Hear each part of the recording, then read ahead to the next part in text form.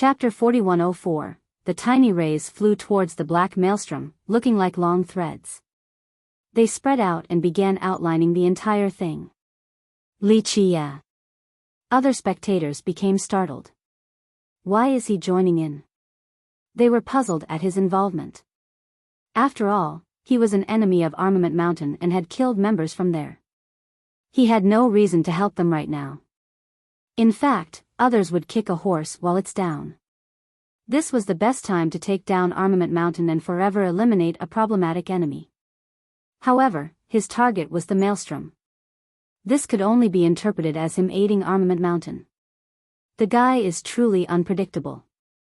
A big shot commented. His peers agreed with him. He was special since he dared to offend the behemoths without any hesitation. Now, no one else wanted to help Armament while he went against the tides. His actions had no logic to them. Eventually, the tiny rays fully outlined the maelstrom.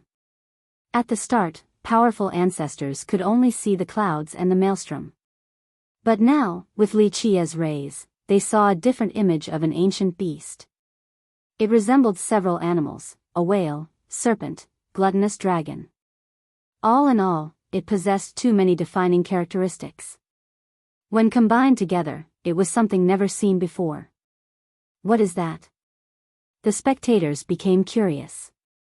The image exuded a primal aura as if it was a real beast, not a painting made out of rays. Could this thing be hiding behind the maelstrom? This is the thing trying to destroy Armament? Someone speculated. Where did it come from? Another wondered. Since this thing was powerful enough to render Armament helpless, it should be extremely famous. However, no one here had a clue. It has to be from a forbidden zone. One more said. People exchanged glances. They had a shallow understanding of the creatures in these forbidden zones. Only Dao Lords were privy to this type of information. Buzz. Space suddenly trembled as if some unknown power was activated. The rays outlining the maelstrom suddenly came together to form a blinding radiance. It looked like a golden badge with complicated Dao runes placed in a particular manner.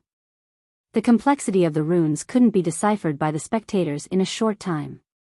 Okay, time for me to get some exercise. Li Qie got up and stretched. I'm counting on you, young noble. Yingxue bowed her head. Li Qie took one step forward and appeared right next to the black maelstrom. What is he doing? One spectator shouted. Is he about to take the maelstrom head-on? Everyone started speculating. Remember, even the intense left behind by two Dao Lords empowered by the foundation of Armament couldn't defeat the maelstrom. No one thought Li Qie had a chance. They saw him touching the badge. His hand crossed through it as if it was a portal. He then disappeared from sight as if he was devoured by the maelstrom. Did you see that? Was he eaten? A frightened soul asked. No, he entered the maelstrom. His senior answered. In my opinion, the formation in the plane is somehow related to this black maelstrom. Li Qie was able to connect with the maelstrom's framework by using those rays. It's not a reckless and unplanned endeavor. One ancestor said. How many more secrets is this plane hiding? Another asked. By this point, they thought that the plane had an even stronger foundation than Armament Mountain. The Tang is an insignificant clan, how does it have so many resources? Someone from the last generation asked. Don't forget about their forefather, the inventor of the money fall method. It's just that this art is lost with time. One ancestor replied. Yes, that art is amazing, but I don't care how rich he used to be, a Dao Lord is still superior, and Armament had too. The first speaker retorted. No one had a response to this due to their respect for Dao Lords. Nonetheless, they were still in awe that this clan was showing its worth thanks to Li Qie. So what's in there? One spectator asked. Who knows, maybe he'll never be able to return. Another would love to gloat about Li Qie's demise. That would be a shame, his wealth would be buried with him. An expert said regarding the preeminent legacy. Chapter 4105. An independent world awaited Li Qia after traveling through the Golden Badge. It was a void expanse, a world that has yet to be excavated. Chaos energy engulfed the area. This was the beginning before the formation of 3,000 worlds. Due to the density of the energy here, it was the best place for cultivation. Just a short session could be quite beneficial. Who are you? A dignified voice came from above. Listeners would immediately prostrate from fear since the voice could shake the Tao heart. This was akin to being banished to an endless domain. In this place, the listeners were mere insects while the voice belonged to a being above the 9 firmaments, a primal god. Of course, this was completely ineffective against Li Qia. Someone who should be here. Li Qia smiled. Prostrate before me. The dignified voice was still imperious and unbearable. I don't think you can handle it. Li Qia smiled. The voice spoke again. Your ancestors worshipped me, so if you wish to enjoy the same blessing, prostrate now and I shall forgive your ignorant insolence. This person thought that Li Qia was a descendant of the Tang. Unfortunately, I am not a member of the Tang. Li Qia shook his head. Who are you then? How do you know their secrets? The voice asked. I'm afraid you'll jump up from fear after finding out. Li Qia smiled. Such shameless boasting, unaware that I am the Lord of the 9 heavens and 10 earths. Gods and devils bow before me. No one has ever dared to disrespect me in the long trek of times. The pressure from the voice intensified. Listeners would feel an immense weight pressing down on their shoulders, capable of crushing their bones. This was an indication of this being's might. Alright, let's stop playing around. Li Qia reached forward and grasped heaven and earth. He shot out an illuminating ray piercing through this world, more than enough to destroy it. There was no suppressive aura nor loud explosions. Nonetheless, the ray seemingly reduced everything in this world into a miniature version compared to the massive Li Qia. You are. The being was frightened after seeing this light, completely caught off guard, and no longer sounded imperious like before since he realized Li Qia's identity. It's just a misunderstanding. The being coughed awkwardly and said timidly, Tao brother, I had no idea that you were coming, my apology. It was as if a young cultivator was apologizing to Li Qia for doing something wrong. Forget it, you're just a greed intent and have limited abilities. I won't be pursuing it. Li Qia smiled then sat down. Tao brother, I must say that you are something else, virtually matchless, just like a true immortal. The voice flattered him right away. You wouldn't be speaking right now if I were a true immortal. I would have devoured you first. Li Qia said. Well, that's true, sigh, true immortals.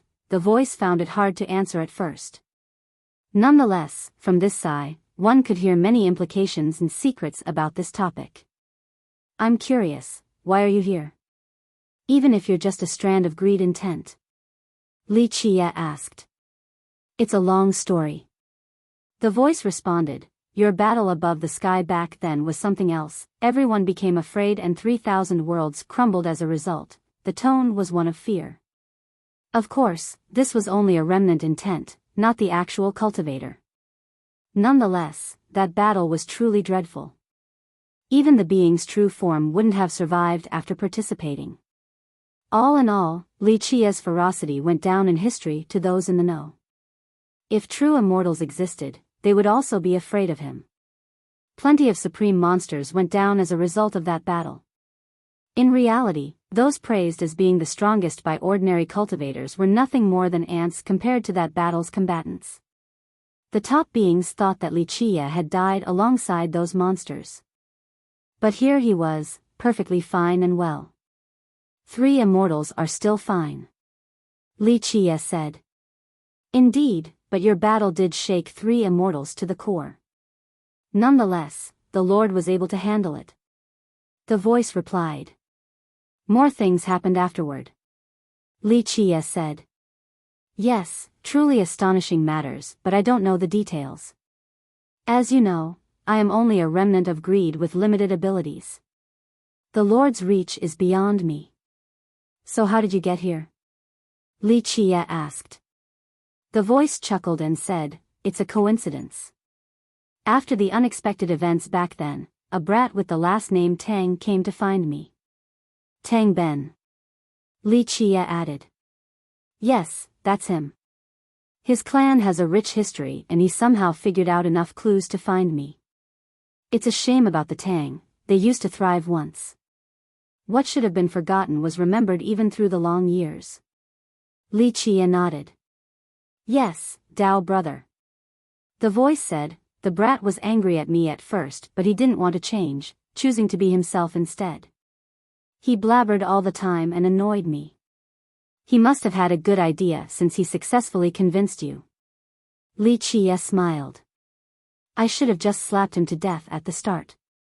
Now, here I am in this crappy place instead of 3 immortals. The voice said with a tinge of regret. It was persuaded by Tang Ben back then and decided to leave 3 immortals. All the right circumstances granted them safe passage. Unexpected matters happened later on and it became stuck in 8 desolaces. How amusing, that brat isn't bad. Li Chia smiled. Yes, he had a few incredible treasures. His problem was timidity, always afraid of being forced to give them back. The issue with the 3 immortals was a long time ago. I'm sure if they cared, he wouldn't have survived for that long. Li Chia said. I told him that too, but he always had a guilty conscience and didn't dare to face it. The voice responded. What happens to him next? He couldn't have died so early. Li Chia asked. Someone came. The voice suddenly became serious. Someone came. Li Chia repeated as his eyes narrowed. The brat was scared out of his mind after finding out. The voice revealed. How did he know? His clan was impressive, but if that person came, he'd be nothing more than an ant. Li Chia asked. There was a big commotion. The brat got so scared and to be honest, Dao brother, I was too. The voice said. Me here is imperious. Chapter 4106, The brat abandoned everything and ran for his life after finding out. As for me, I'm stuck in this crappy place and have no idea where he went. The voice reminisced. Seems unnecessary. Sure, his wealth was considered exceptional to regular people, but it wouldn't be able to attract one glance from that individual. Li Chia shook his head. As I've said, he had a guilty conscience. He inherited a few things that shouldn't see daylight, that's why he fled right away. The voice chuckled. Tang Ben had a special and mysterious background. His wealth was indeed exceptional too. That's why he became one of the richest in 8 desolaces despite being an outsider. However, certain things about him were better forgotten and left hidden. Otherwise, he wouldn't only be one of the richest in 8 desolaces but rather, the richest of all time. It has been long enough for the past to be the past. Otherwise, he wouldn't have been able to get away with it. The various issues would have been settled before the great battle in 3 immortals. Li Chia said. He knew about Tang Ben's past and background. It's just that he didn't care about it since it wasn't any of his business. 3 immortals are no longer the same, that's why the brat dragged me down here with him. The voice said. Despite not being as strong as its master, this greed intent was still a supreme being and knew many things. Then what about you? Why are you here? Li Chia smiled and asked. Tang Ben's persuasion was one thing, but this supreme being naturally had other reasons for coming to 8 desolaces. The voice smiled wryly before answering. The new world has changed beyond recognition, so I decided to take advantage of the rare circumstances to take a look down here. Going from 3 immortals to 8 desolaces was easier said than done. However, the destruction stemming from Li Chia's battle affected the various worlds. He and Tang Ben took advantage of this and successfully descended. Of course, they still paid a heavy price. No longer the same, I see. Li Chia repeated and had a good guess about the changes. Sigh, as ephemeral as smoke. People and things have disappeared from 3 immortals. It's a different place now. The voice sentimentally said.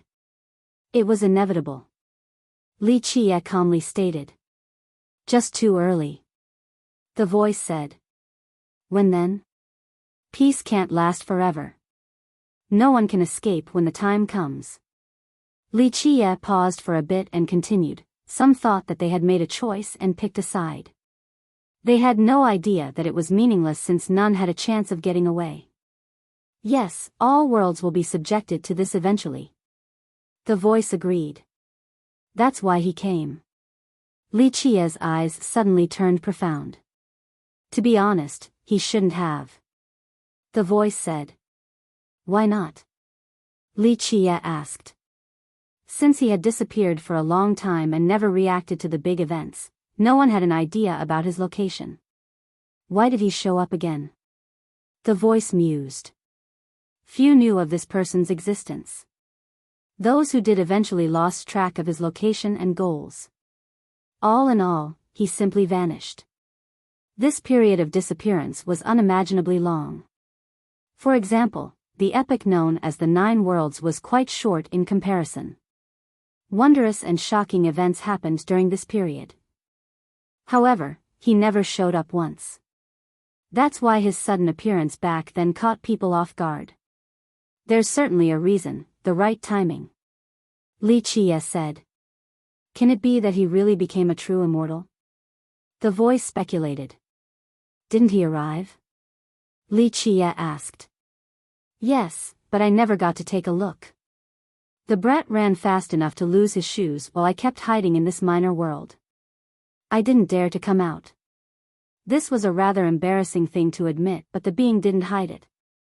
This was rather understandable. Li Qie's battle ended with the death and disappearance of many top beings. This made him even more unstoppable.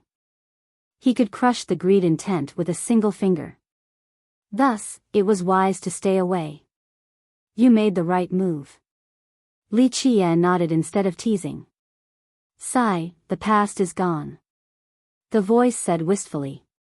It used to be so arrogant and never needed to hide. There's an end to everything.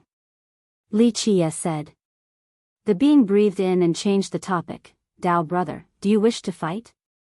Perhaps. Li Qie didn't deny it. Dao brother, what if he is a true immortal now? Are you still confident? The voice asked. Who knows? Who had fought with a true immortal before? Have to fight to know the answer. Li Qie smiled. In the distant ages, some monstrous lords have fought him before. Alas, too many years had passed and he was no longer the same. Even existences like them couldn't come up with a reasonable analysis. Let's assume that he is a true immortal. Shouldn't he visit the final battlefield? The voice contemplated a bit before asking. Challenging the villainous heaven. Li Qie chuckled. Yes, that should have been the logical course of action, but instead, he remained passive and then suddenly appeared in 8 Desolaces. The voice said. It's interesting indeed. Li Qie smiled. He is always seeking perfection, but if everything is perfect, this perfectness will be a fatal weakness. Being perfect is a fatal weakness. The voice mused this comment. Chapter 4107. Eventually, the conversation came to an end. The voice said, the path towards the Grand Tao is endless. Be well, Tao brother. Yes, we'll meet again one day. Li Qie smiled. Though I haven't met him, I heard that he came to a place known as Cloud Dream Lake and was challenged. The voice revealed. Cloud Dream Lake? Looks like there's a reason for going there. Li Qie said seriously. It's impossible to know the details of the battle, but since he went on the move again, the outcome is rather obvious. The voice said. It's just scouting. Li Qie said, people will always be curious and give it a shot. Nothing good can come from it. The voice said, at the very least, I'm unaware of anyone escaping unscathed. Though he rarely took action, he crushed every fight. That's why he is still standing till now. Right, never lost before. Wuxia smiled. Because of this, he keeps on searching on the long path, otherwise, losing is inevitable. Who can do it? The impossible. The voice said. This is the crux of the issue. Defeat is necessary to gain more information. Wuxia said. I don't think more will try, it's a grim endeavor. The outcome is known before the start of the battle. The voice said. There will always be an end for everything, whether good or bad. Wuxia said, even the villainous heaven is no exception, it's only a matter of time. I hope it will be a good end then, or the future shall be very grim. The voice said. The intangible nature of karma didn't matter to mortals. However, the top existences cared about it. With a cause came a reason, with a beginning came an end. Top existences have lived for billions of years, but eventually, there would still be an end for them. It was impossible to calculate regardless of how much time they spent. Occasionally, some of them might try to interfere or even change their karma. Unfortunately, it was difficult to assess the effectiveness. Nonetheless, they all knew that something inevitable was coming, destruction far more terrible than any of the previous. Not to mention the regular living beings, they themselves wouldn't be able to get away. This seemed predestined by a higher power. They chose to bide their time patiently and silently, waiting for the inevitable day. It's all the same. Wuxia smiled and said, it'll just be the final point for everyone. No one will be able to break out of the cocoon. From their end comes the start for the next, this is just an endless cycle. But maybe it's different for a true immortal. The voice said. The world will cease to exist when there is a true immortal around. Karmas will not have any effect on one. Wuxia said. All living beings will die then. The voice said softly. Since when do you care about living beings? I don't think anyone does, only when it affects their karma. Wuxia said. The voice didn't respond. Characters of their level stood at the apex of 3,000 worlds. They looked down at regular people and only saw ants. That's why they continued the cycles with no regard to the loss of lives. Well, let's get back to business. You have caused quite a commotion outside. Wuxia stretched and said. Dao brother, you know what I am, just a bit gluttonous, that's all. The brat did leave me a few things before escaping, but too much time has passed and I'm hungry for anything, even scrap metals in your eyes. The voice became a little awkward. Right, but since I'm somehow involved in this mess. Let them go, I'll be taking a trip later and will bring you along, your appetite won't be a problem then. Wuxia waved his hand. I shall listen to you, Dao brother. The voice responded. Bam. Bam. Bam. Back in Armament Mountain, the disappeared disciples returned and rolled on the ground. They eventually woke up again and looked around. They noticed that they were perfectly fine and became both happy and frightened. Everyone's back. They're doing well too. Others celebrated. The victims had no idea what happened. Everything remained a mystery to them. Their eyes had turned dark and then they couldn't remember what happened afterward. We're saved, Shering Xue was ecstatic, realizing that she had found the right person. Losing the ancestral peak was worth it since she saved the rest of the sect. The black maelstrom gradually dispersed as well. The grand formation and the two Dao Lord images also disappeared. Wuxia landed in Armament Mountain and was greeted by Shering Xue and other disciples. It seems like Wuxia saved them, how bizarre. Outsiders found this astonishing. This is full of mysteries, I'm sure it has something to do with the Tang. One ancestor speculated. What do you mean? Another asked. This whole disaster might have originated from the Tang. Let me elaborate. I believe the foundation of Armament Mountain might be built on top of the Tang's ancestral land. However, both Armament and the descendants of the Tang had no grasp of this ancestral land's mysteries and profundities. This disaster was a side effect. On the other hand, Wuxia knew more than everyone else, including a method to stop the maelstrom. The ancestor explained. Everyone agreed with this since Li Qia had control over the grand formation of the Tang. They also thought that it was interesting how an outsider managed to take over this wondrous land. How did the Tang not have a clue after millions of years? An outsider knew more than them. One expert asked. Who knows, maybe there is a connection here. The progenitor of the Tang used to be really rich, Li Qia is the same way. Maybe the latter obtained his legacy. One big shot said. That might explain why Li Qia has mastery over the plane. Another agreed. They thought that Li Qia was somehow connected to the progenitor of the Tang. That would explain everything. Chapter 4108. Subsequently, Armament Mountain treated Li Qia as an esteemed guest of the highest order. He enjoyed the best treatment and hospitality possible. They never brought up the disciples killed by him either since he had saved their sect. The prior feud seemed insignificant in comparison. As its savior, he could do whatever he wanted right now in the sect. With one word of his, the best genius and prettiest female disciple would come to serve him. Of course, he had no interest in any of this. Shering Xue knew what he wanted.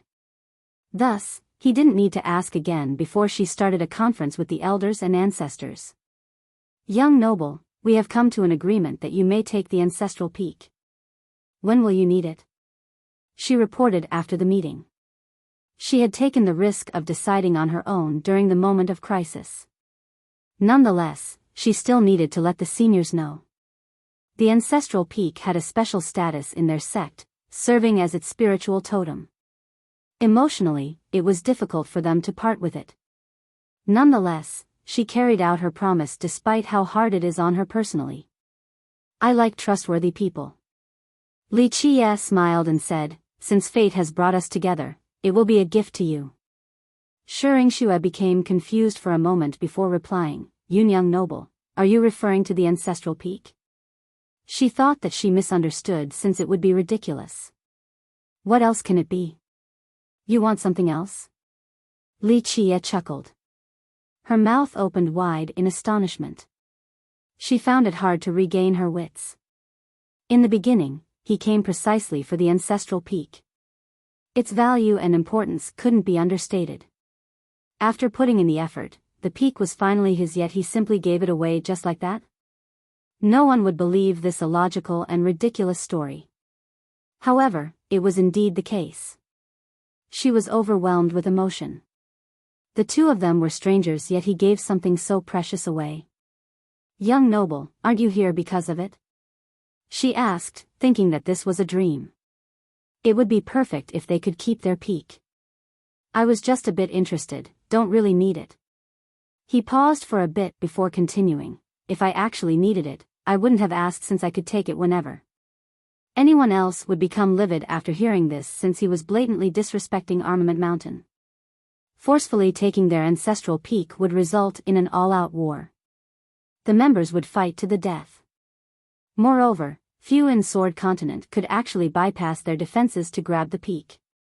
After all, they had 2 Dao Lords and numerous masters. It's just that Li Qia sounded so confident, as if he only needed to reach forward. This could be construed as ludicrous arrogance. Alas, she actually agreed with him. Though he never showed his power and might not be as strong as the 5 overlords, she thought that he would actually be able to take their peak uncontested. It was just like before. He said he could solve the disaster in armament, and he managed to do so. Thank you, young noble. She got on the ground and bowed her head. It is an honor to receive your grace. I will do everything I can to follow your orders, the same with Armament Mountain. Your intelligence is the reason for armament's survival. Li Qia nodded. Thank you for your kind words, young noble. She felt deep gratitude because she knew that Li Qia was doing her a personal favor. He didn't fear her sect at all. Go now. Li Qia said. She kowtowed again before leaving. This became a joyous day for her. The sect was saved and they got to keep their ancestral peak as well. Li Qia stayed as a guest in armament for a while but still received reports from Ningzhu. Miss Su asked, when will you be returning? She wishes to go to Cloud Dream Lake. Ning Zhu said. For what? He asked casually. She said that you have bought some land there, young noble. However, the other party refused to honor the transaction, so she has to go there and recover it with force. Ning Zhu said. Oh. Someone dares to go against me? He smiled, seemingly amused instead of becoming angry. Ning Zhu didn't say anything. This smile of his signaled the death of many people. What a coincidence, I need to go to Cloud Dream as well. Tell Yun that I'll be tagging along. He added. Yes, young noble. Ning Zhu obeyed. She seemed to have something else on her mind but refrained from speaking. Speak. He noticed her expression. Young noble, I wish to return to Wooden Sword. She revealed. Why? He stared at her. She gently bit her lip and said, I've heard the news of Ninth sending a challenge letter to my master and he had agreed. I want to go back and see him. I see, this guy recovered quite fast, not bad at all. He chuckled. Chapter 4109, Note, Changing Cloud Dream Marsh to Lake. Ning Zhu had a heavy heart about the challenge. Ninth was clearly targeting the 6 kings this time. It would be a battle to the death. She saw Ninth's power with her own eyes. Though he lost utterly to Li Qia and had to run, it didn't mean that he was weak. In fact, she was worried about Pine Leaf Sword Lord's life. Go back, it's good to see him one last time.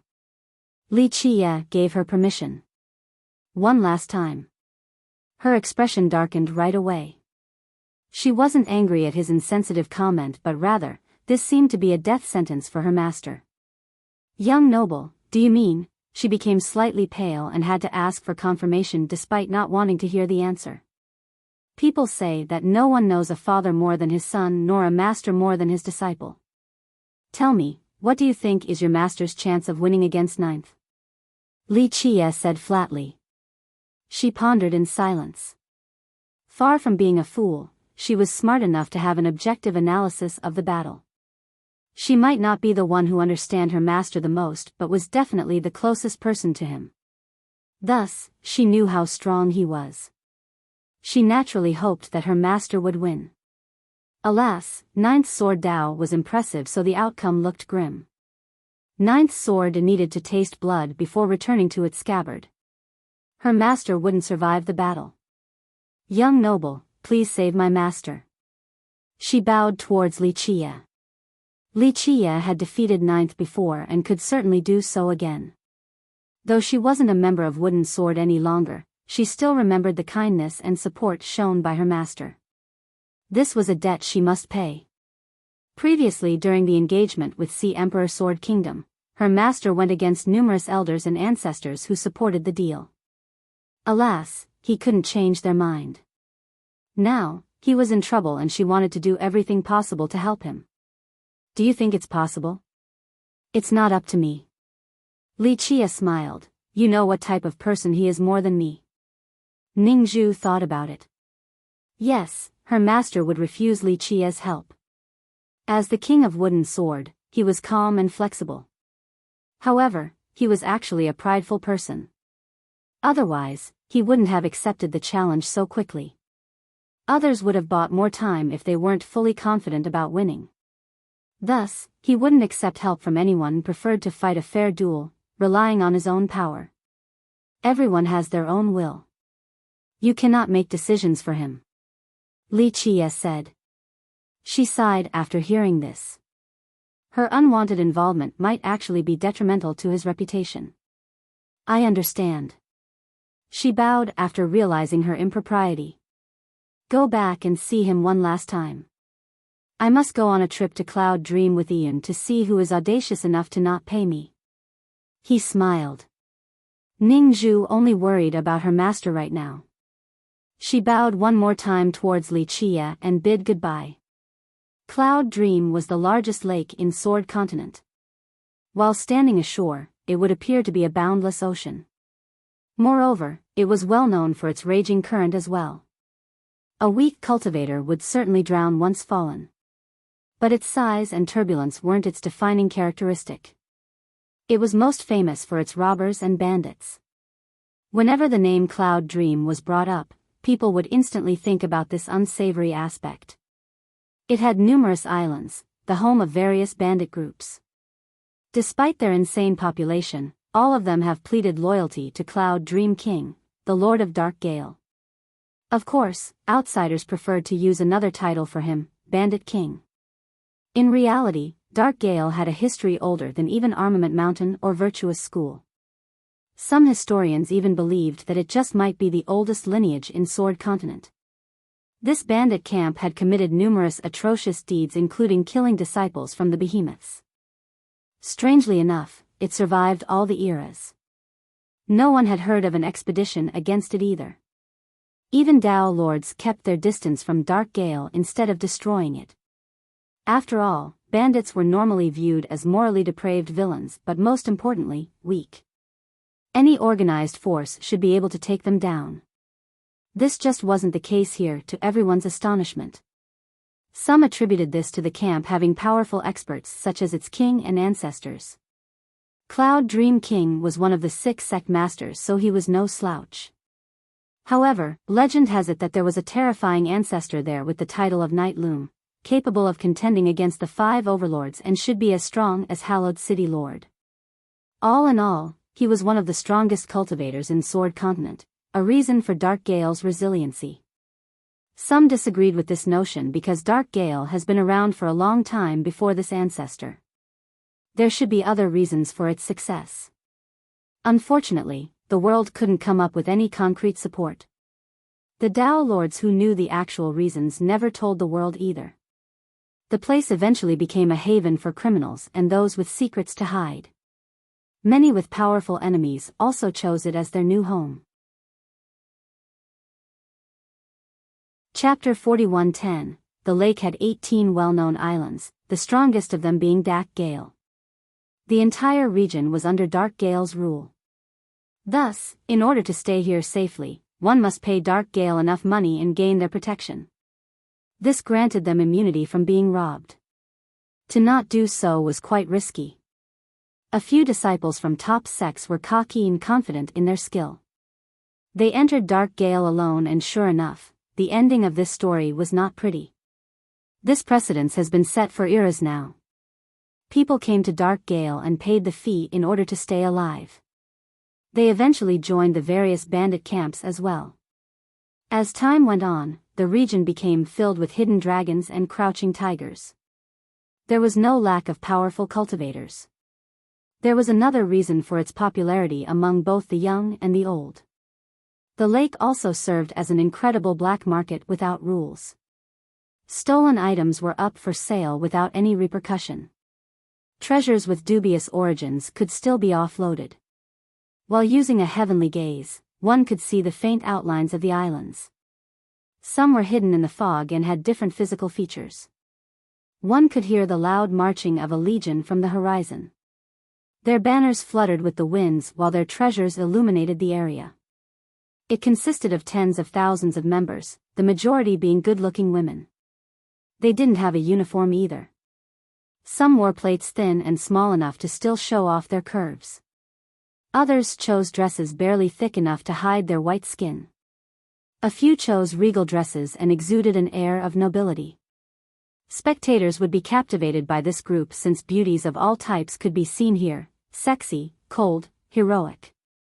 They rode incredible beasts, auspicious breeds, colorful birds, elephants as large as mountains. Their march included loud explosions and earthquakes. Each banner had the character Li engraved on it using golden strings. This resulted in a blinding radiance, making it hard to stare directly at it. On top of them were flying creatures, massive blood eagles, cloud serpents, lightning birds. From a distance, this looked like a supreme lord accompanied by countless fairies. Everyone became slack-jawed because no one in Sword Continent traveled with this level of luxury and extravagance. The most shocking thing was still the flying citadel in the center. Windrider Draconic Carriage. Isn't this the most expensive carriage for sale in archaic style? One expert's mouth was agape. Yes, and that citadel is named Cloud Riding, the most expensive one in the Lee's auction house. It has been for sale for 5,000 years now. Another recognized the flying city. Do you see that radiance? It should be coming from the immortal monarch Palanquin, one of the best treasures from Immortal River Kingdom. Why is it here? An older cultivator took note of a wondrous light coming from the city. That's not all, take a closer look at the throne. An ancestor activated his heavenly gaze and said, that's an auspicious golden lion laying next to it. I remember its price, 1,300,000,000. I see a 9-firmament god hawk perching on that beam too, over there. One keen-eyed old man saw a hawk pulsing with a divine radiance. Its eyes were as sharp as swords. That floating fish around the throne is a 5-element fish, it's extremely strong, one more ancestor reminded. Who is this? Don't tell me it's one of the 5 overlords? A young soul asked. No, it's Wuxia. An older ancestor responded. Once the legion got close enough, they saw the man lazily lying on the throne, Wuxia. Countless treasures were embedded on his robe, a divine eye, the eye of a devil dragon, a jade with a luster only seen in an immortal realm. Each of these treasures exuded immense pressure on the spectators. God damn, isn't that the hallowed jewel robe? I think the Nine-Will City Lord thought about buying it before but gave up due to its outrageous price. One spectator said. They're all nothing compared to what's on top of his head, a sacred lord told the crowd. They finally turned attention to the space right above him and saw floating Tao Lord weapons. Galaxy Shift Truncheon, 5 Mountain Hammer, Trigram Fiery Mirror. Their auras could crush the firmaments and make spectators shudder with fear. Just seeing one in person was difficult and rare enough, let alone so many together in one place. Chapter 41:11. The floating Tao Lord weapons astounded the spectators, causing their eyes to turn red with jealousy. You know, I'm from a big sect and I haven't gotten to touch a Tao Lord weapon yet while he has a bunch. An expert from a first-rate sect complained. Wuxia was displaying the weapons as if he had a vegetable stand. Please, I've been an elder for half of my life and still don't have one. An elder replied. One ancestor chuckled and said, don't be so petty, how many actually get to have Tao Lord weapons? They're always used as defining treasures for the sect. This was indeed the truth. Many great powers had 1 or 7 several Tao Lord weapons. As for behemoths like Sea Emperor, they had many more. However, few members were qualified to bring one with them. They didn't belong to a single individual, not even an ancestor or the sect master. Taking one out required the permission of the upper echelon. As for Wuxia, he alone had a dozen or so Tao Lord weapons and they all belonged to him. Thus, the crowd's jealousy was well warranted in this case. Is he afraid that people don't know he's rich? How shallow. Someone said bitterly. Wuxia's traveling crew was not inferior to the legendary Tao Lords in the slightest. No one else in the world right now could come up with something similar. Let him be, he's the richest in the world now. We would all do the same if we were in his shoes. Another cultivator in a good mood smiled and said. What's there to brag about, so gaudy and ostentatious? One jealous soul expressed. I wouldn't mind being called gaudy and ostentatious like Wuxia. At the very least, it means I'm rich. A young cultivator murmured. Others chuckled after hearing this young man. The brat is too bold, he's going to Cloud Dream with so much fanfare, is he not afraid of the bandits? I'm seeing a fat sheep marching into his demise. A last-gen cultivator said. I think the bandits should be afraid of him, didn't you see what happened to the legions from Armament and Starshooter? He took care of them without batting an eye. Another said. Is he really that capable? I thought he relied on the ancient formation. Some still questioned Wuxia's ability to this day. You can slap someone to death with enough money. Look at his items and treasures, they'll obliterate anyone who dares to try. An old cultivator said. No one could refute this comment. Li Chia might not be strong, but since he was the richest, he could do whatever he wanted. It's clear what he can do by just looking at the entourage. Those pretty girls didn't come out of thin air. I heard he spent a lot of money inviting pretty and young cultivators, and they all came running. Even some princesses accepted his invitation. A high elder elaborated. 7 knights immortal, utterly incomparable. They suddenly heard a loud and uniform shout. 7 knights immortal, utterly incomparable. 7 knights immortal, utterly incomparable. 7 knights immortal, utterly incomparable. The shouts resembled waves shooting through Cloud Dream. Cultivators exchanged glances after hearing the majestic chants, speechless. This was both ridiculous yet somehow intimidating. They felt that Li Chia was as arrogant as can be. He wanted to show the world just how rich he was. Young noble, this is a little. Sui Yin standing behind him didn't know whether to laugh or to cry. Though she was the one who organized the entourage, this chant was added later by Li Chia. What about it? He lazily leaned on his chair while eating a fruit handed to him by another beautiful cultivator. This slogan is a bit much, she smiled wryly. Don't concern yourself with what the world thinks, broaden your horizon. This is just a little game. Li Chia said. The beauties next to him were left without words. Young noble, your traveling arrangement is absolutely the number one right now. Even the 5 overlords don't have anything similar. One maid said. Yes, an ant can't be as great as a giant. To which he responded. The girls were stunned again. He was calling the best cultivators in Sword Continent ants? Of course, they kept their mouths shut because he was the one paying them. Just getting a tip from him was more money than they had ever seen before. Their sects couldn't compare to him in the slightest. Therefore, it was imperative to keep him happy. As for Sui Yun, she was at a loss for Li Chia's plan. Taking back some territories wasn't a big deal because Li Chia had many experts under his payroll. However, he still wished to come here in person. She has been perplexed for a while now because from what she had seen, he wasn't that interested in his wealth, never bothering to check twice.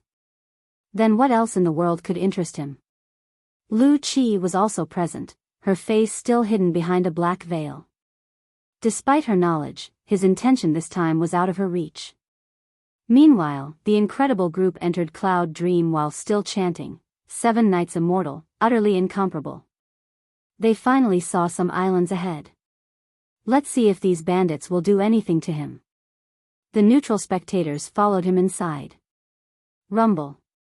The sea started splitting and massive waves formed. In just a short time, gigantic battleships rushed out of the islands. 1. Chia is 7 knights. Using English here works better than Immortal Chia. Chapter 41:12, Rumble. A large tsunami emerged as a mighty group rushed closer. Damn! The bandits are coming! An expert shouted. The neutral spectators hurriedly ran back because the bandits here weren't a joke. They never cared for morality or lives. Some didn't bother moving away because they had paid the protection fee to Dark Gale. Thus, they were absolutely safe in Cloud Dream. At the very least, no bandits would target them. Boom! One group stopped before Li Chia and it seemed as if a colossal creature was coming out of the ocean. A maelstrom formed and blotted out the sky. Members finally emerged, consisting primarily of demons. Shrimp soldiers and crab generals, serpent kings and tiger demons, treants other plant-based monsters. Thousands of them immediately surrounded Li Chia's entourage. They're from Dark Dragon Island. Someone recognized this group right away. This was one of the 18 main islands of Cloud Dream, inhabited by primarily demon cultivators. It had considerable influence in this region. Boom! A large figure appeared in one of the wave pillars. Once the wave subsided, a great demon could be seen standing on top of the water. He had a human head and a snake body. He wielded a long serpent blade. His eyes were dark blue and pulsed brightly. His aura was oppressive, capable of splitting the ocean in two. Dark Dragon Monarch, their island lord. One expert shouted after seeing the gigantic demon. He has been here for 5,000 years with permission from Cloud Dream King to reside in Dark Dragon Island. He has 100,000 demons under him. An older cultivator revealed. I built this road and planted these trees. The monarch spewed a rather common line for bandits. However, Li Qie waved his hand and interrupted him. There's no road and trees here. Stand aside. Brat, do not interrupt me when I'm talking. The monarch turned red and became angry. Su Yun stepped forward and cupped her fist. Dark Dragon Monarch, our young noble is passing through this area. If you have no business with us, please give way and we will show you our appreciation later.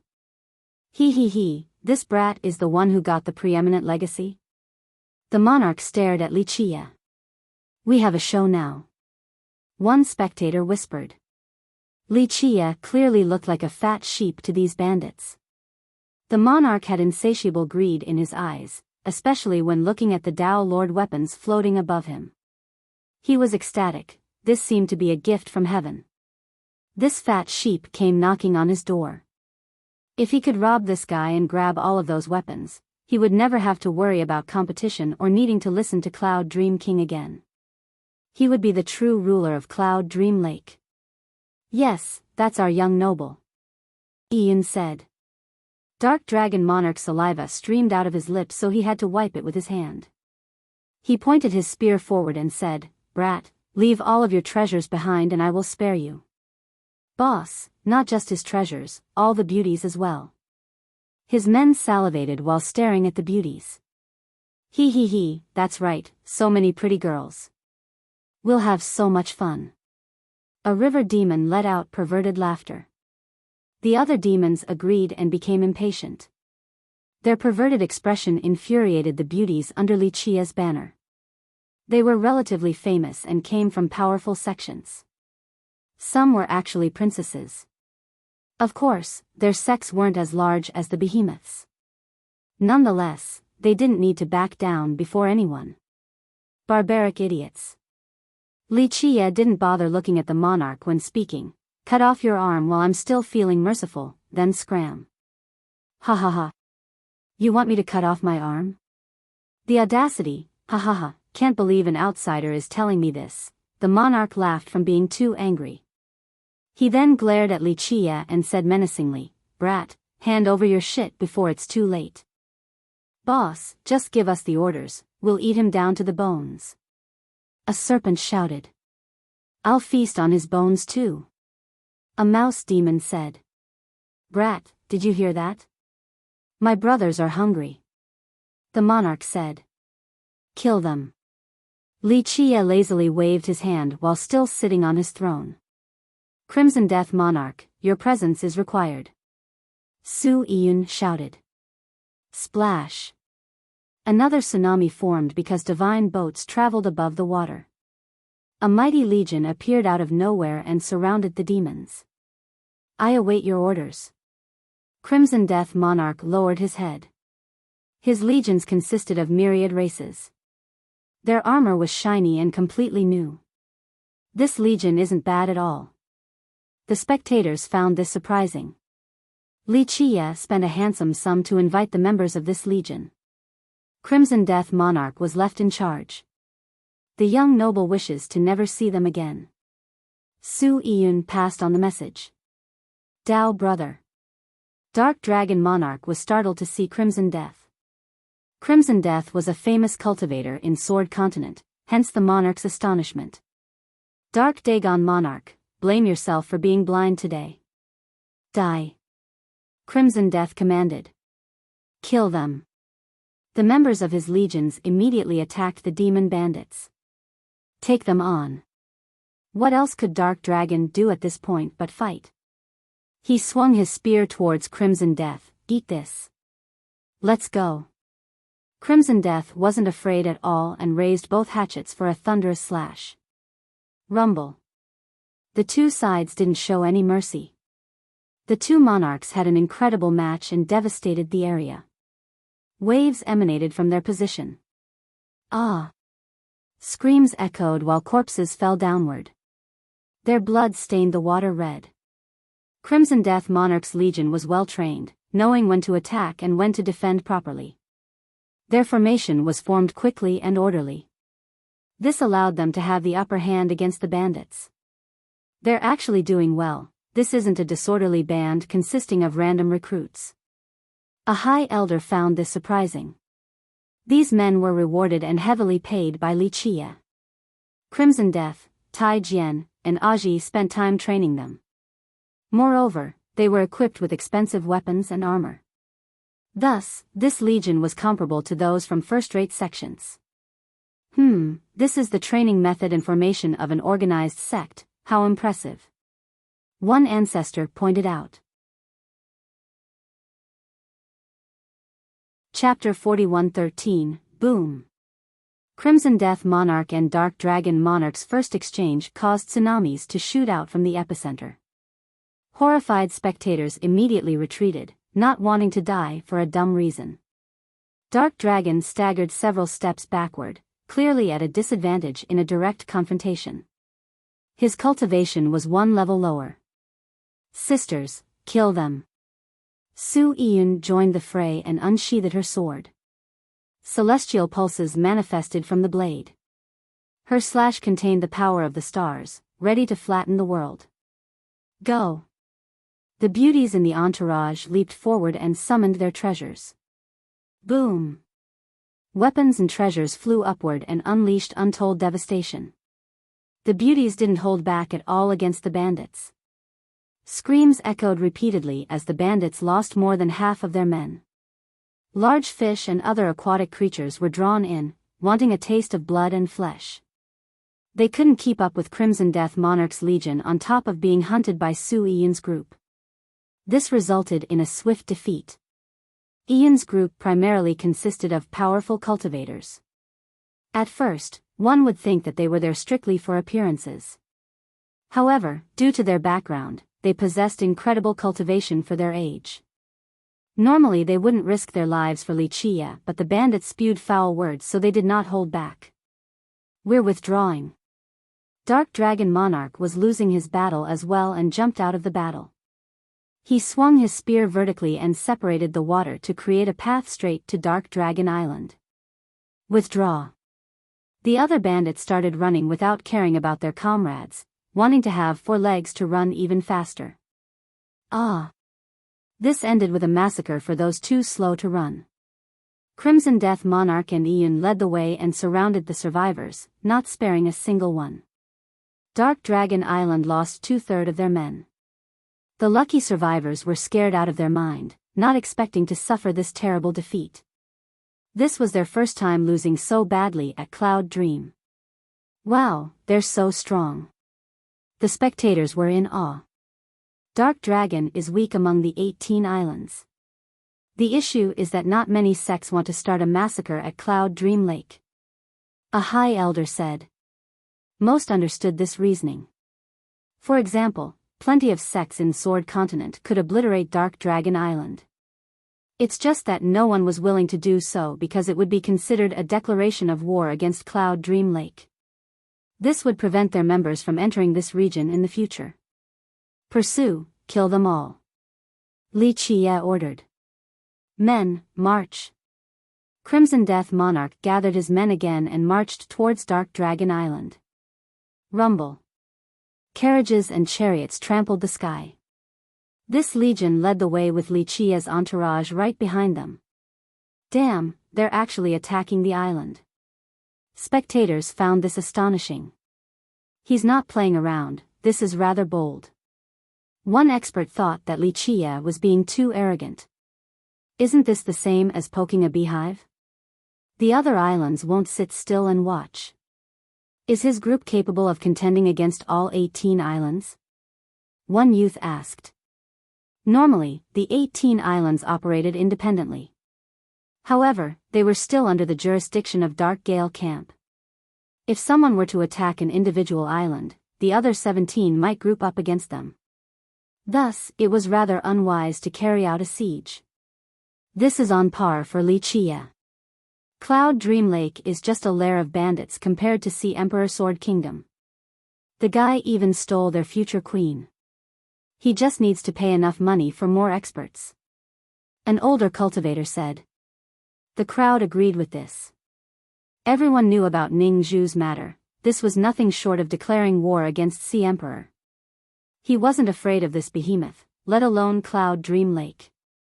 The loud marching alarmed both neutral spectators and the bandits among the 18 islands. They're still coming, how dare they?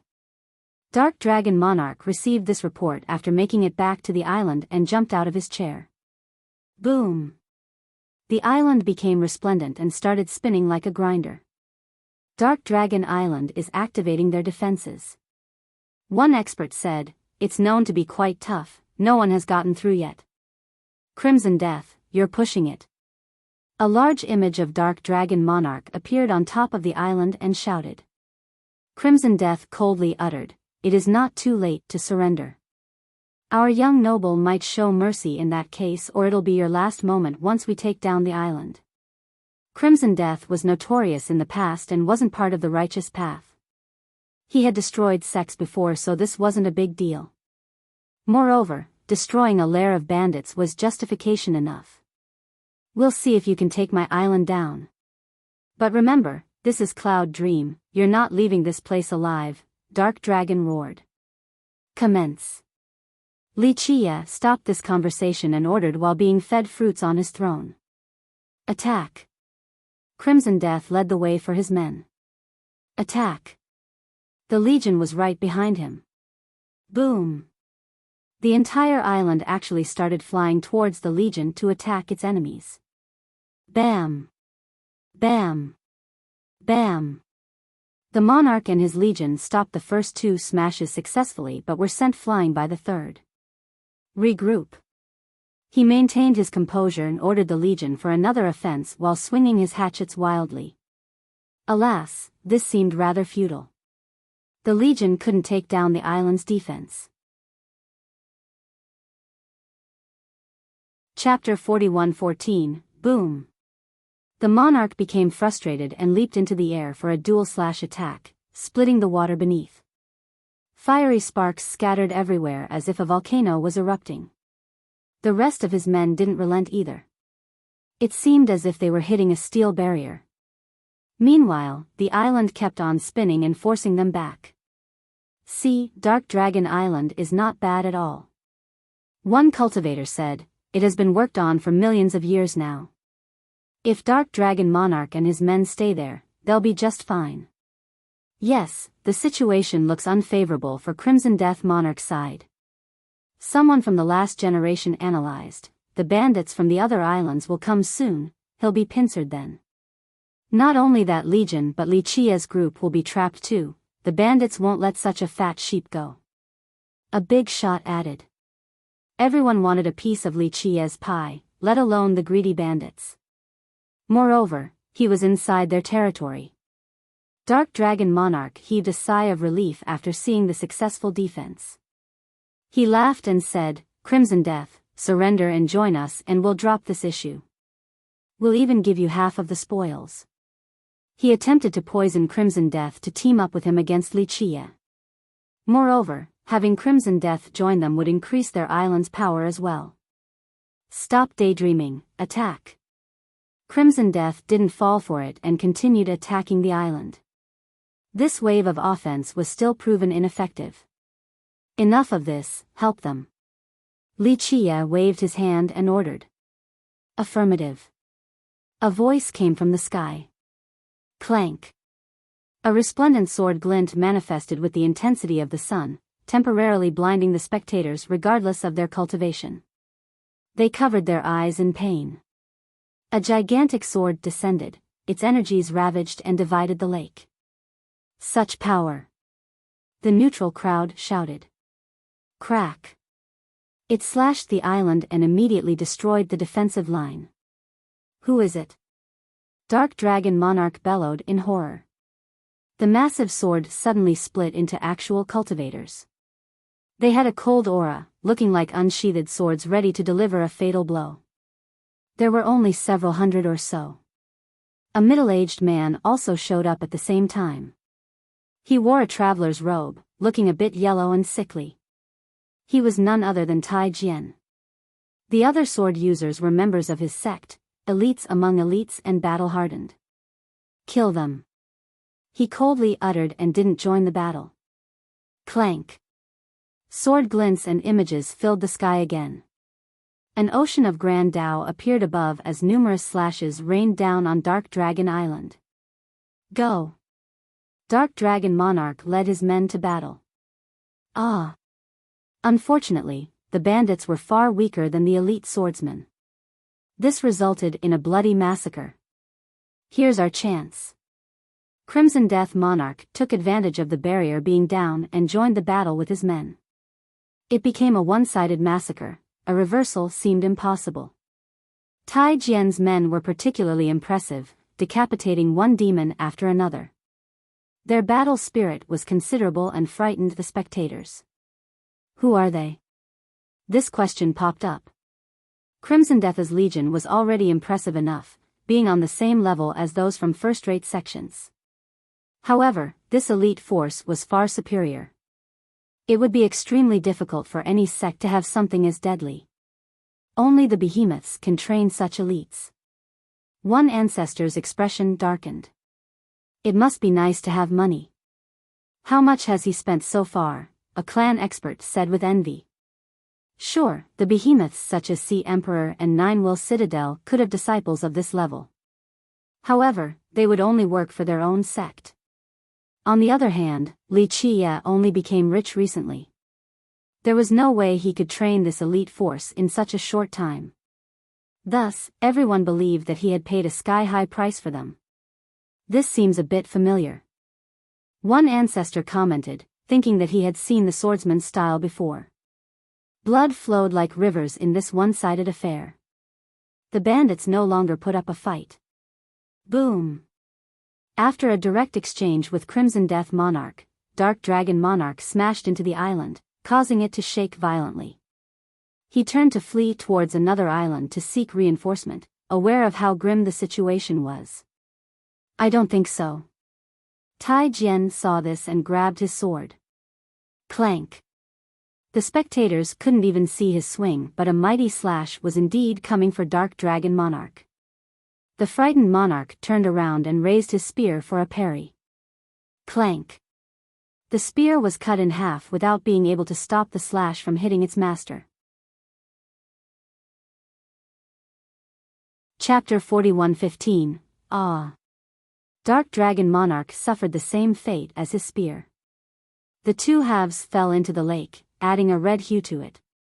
The mighty cultivator couldn't stop a single slash. Of course, it should be noted that he was amidst running away and had little time to react. Nonetheless, it wouldn't be easy to duplicate this feat. This showed that the man's cultivation far exceeded both Dark Dragon and Crimson Death Monarch. Others took a deep breath after witnessing the murder. Such ability was rare in Sword Continent. He should be someone famous. Who is he? Many experts murmured. Some carefully observed Tai Jian but didn't recognize him or his background. A master like this shouldn't be unknown. Another said. He should be a big shot ruling an entire region. Alas, no one from their memory matched this sword user. He seems so familiar, as if I've met him before. One ancestor said. Some of his peers also felt the same way, but they couldn't recall. He has to be from a big sect. Another important figure mused. Tai Jian didn't reveal any merit law and sword technique. However, people thought that his style and temperament matched someone from a powerful sect. Having money is so nice, he gets to hire so many experts. Someone expressed their jealousy and envy. Most in the crowd still felt deep contempt towards Li Qia since he had no redeemable characteristics outside of being rich. Alas, this rich guy had a force rivaling any great power under his control. This was a case of a nobody suddenly turning into a supreme existence. Nonetheless, the stench of a nouveau riche and dirty money remained with him. He had no elegance and grace like others from the large sections. It's over for Dark Dragon Island. There will only be 17 now. A spectator murmured after seeing the bandits completely wiped out after the death of Dark Dragon Monarch. Why didn't the other islands come to help? Aren't they on the same side? Another found this rather strange. Others exchanged glances after hearing this. There were no signs of other islands coming to help ever since the siege. Is it because Dark Dragon Monarch couldn't call for reinforcement on time? The island went down too fast. Someone else said. No, Cloud Dream Lake might not be that united. They'll band together when there are enough benefits, but normally, they operate independently unless there's a command from Dark Gale. An old expert understood the region. Don't forget, the people are dead but the island is still there. Li Chia's group won't stay here forever. Once they leave, the other islands can divide Dark Dragon Island. A clan elder said. Most agreed with this. The other bandits probably didn't mind seeing Dark Dragon Island go down. There would be more room for them in the future. Rumble. Crimson Death Monarch and his men found the treasury of the island and started excavating it. Spectators' eyes lit up after seeing this. Dark Dragon Island has been operating for several thousand years. I'm sure they have many treasures and metals. One of them said. No wonder why Li Chia pursued the matter. An old cultivator commented. Young noble, we have found Dark Dragon Island's treasury. Someone reported to Li Chia. Li Chia glanced at it and nonchalantly said, open it. Rumble. Crimson Death and the others used all their might and successfully opened it. Buzz. Bright rays rushed out of the treasury. It certainly had some good stuff, refined jades and metals neatly arranged. Colorful lights impressed the spectators. This was not a supreme treasury or anything, but it had plenty of resources, a monstrous sum to a regular cultivator. Allocate them in accordance to contribution. Li Chia didn't bother looking at the treasury again. The content was no different than scrap metals to him. Thank you, young noble. The members of the Legion bowed towards him, looking quite excited for the handsome rewards. Normally, after a successful takedown of an enemy sect, the spoils would go to the treasury. Only a minor portion was allocated to the contributors. In this case, Li Chia gave everything to them. Such generosity was well appreciated, the morale of his followers improved. Sigh, I should have accepted the invitation. One expert regretted. During his previous recruitment, many worried about damaging their status and reputation, so they didn't join him. In retrospect, this seemed to be the wrong decision. The salary was good on top of extra rewards, probably more money than they would get after a lifetime of toiling for their sect.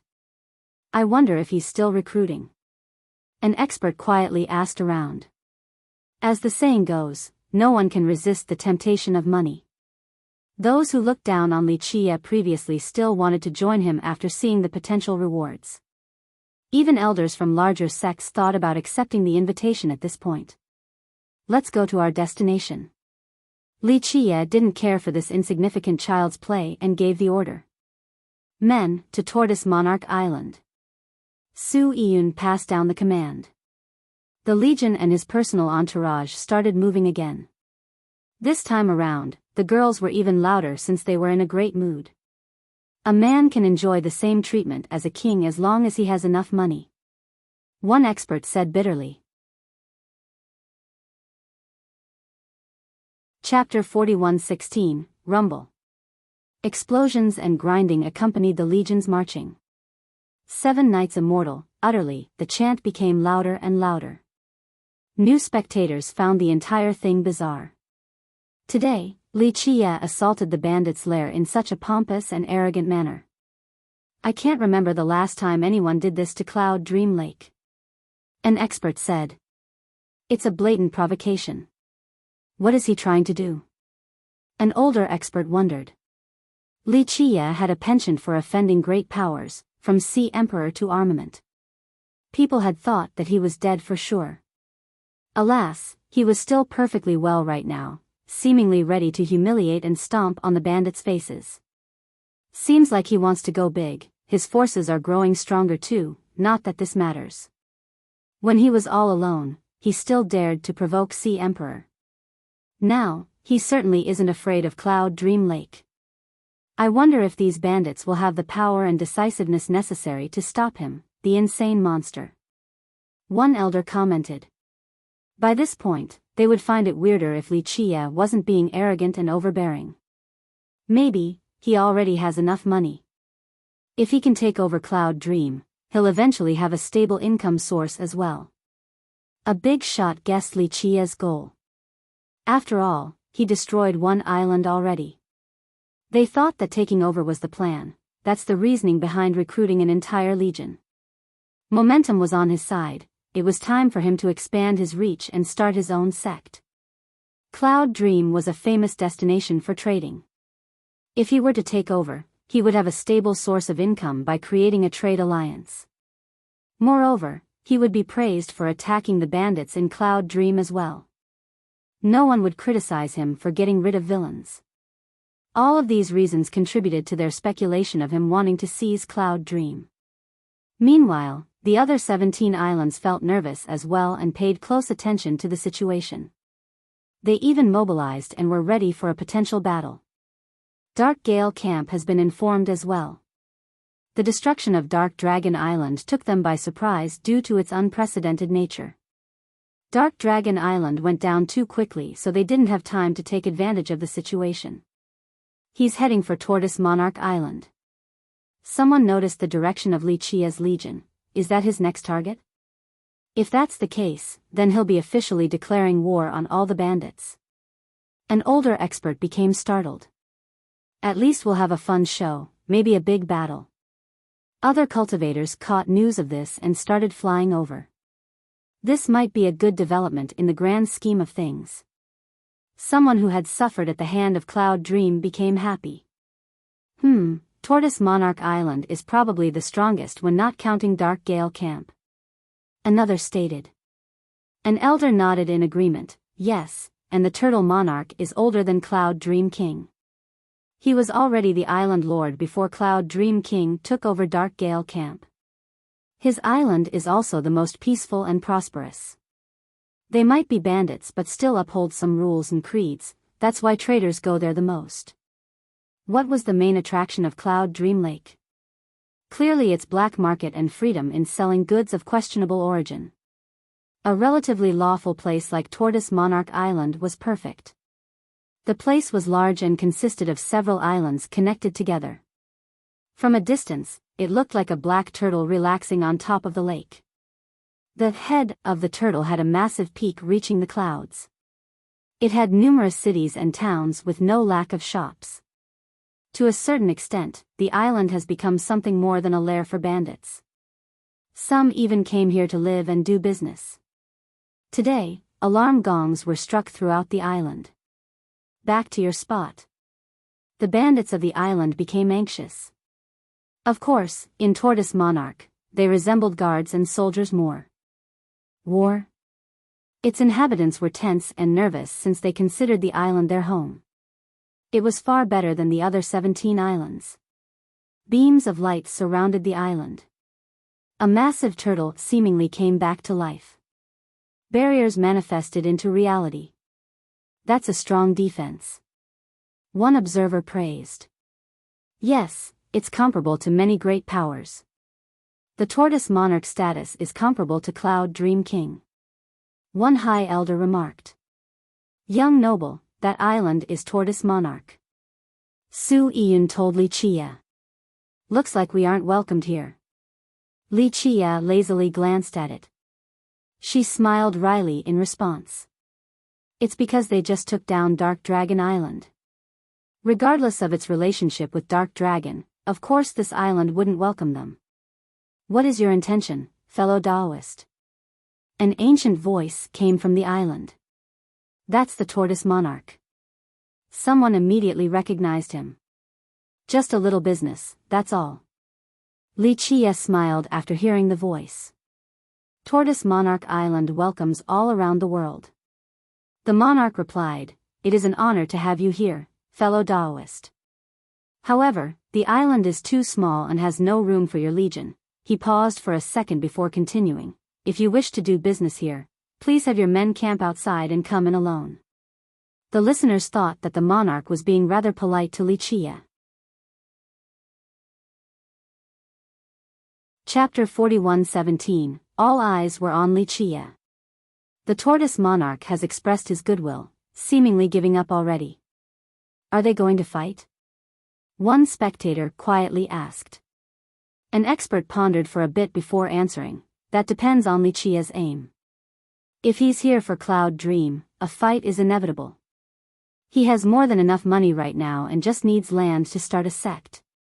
This location is absolutely a good choice. Someone from the last generation said. His legion is already here. If it were me, I would absolutely go all the way since I've spent the money on recruiting already. A clan elder added. Many agreed.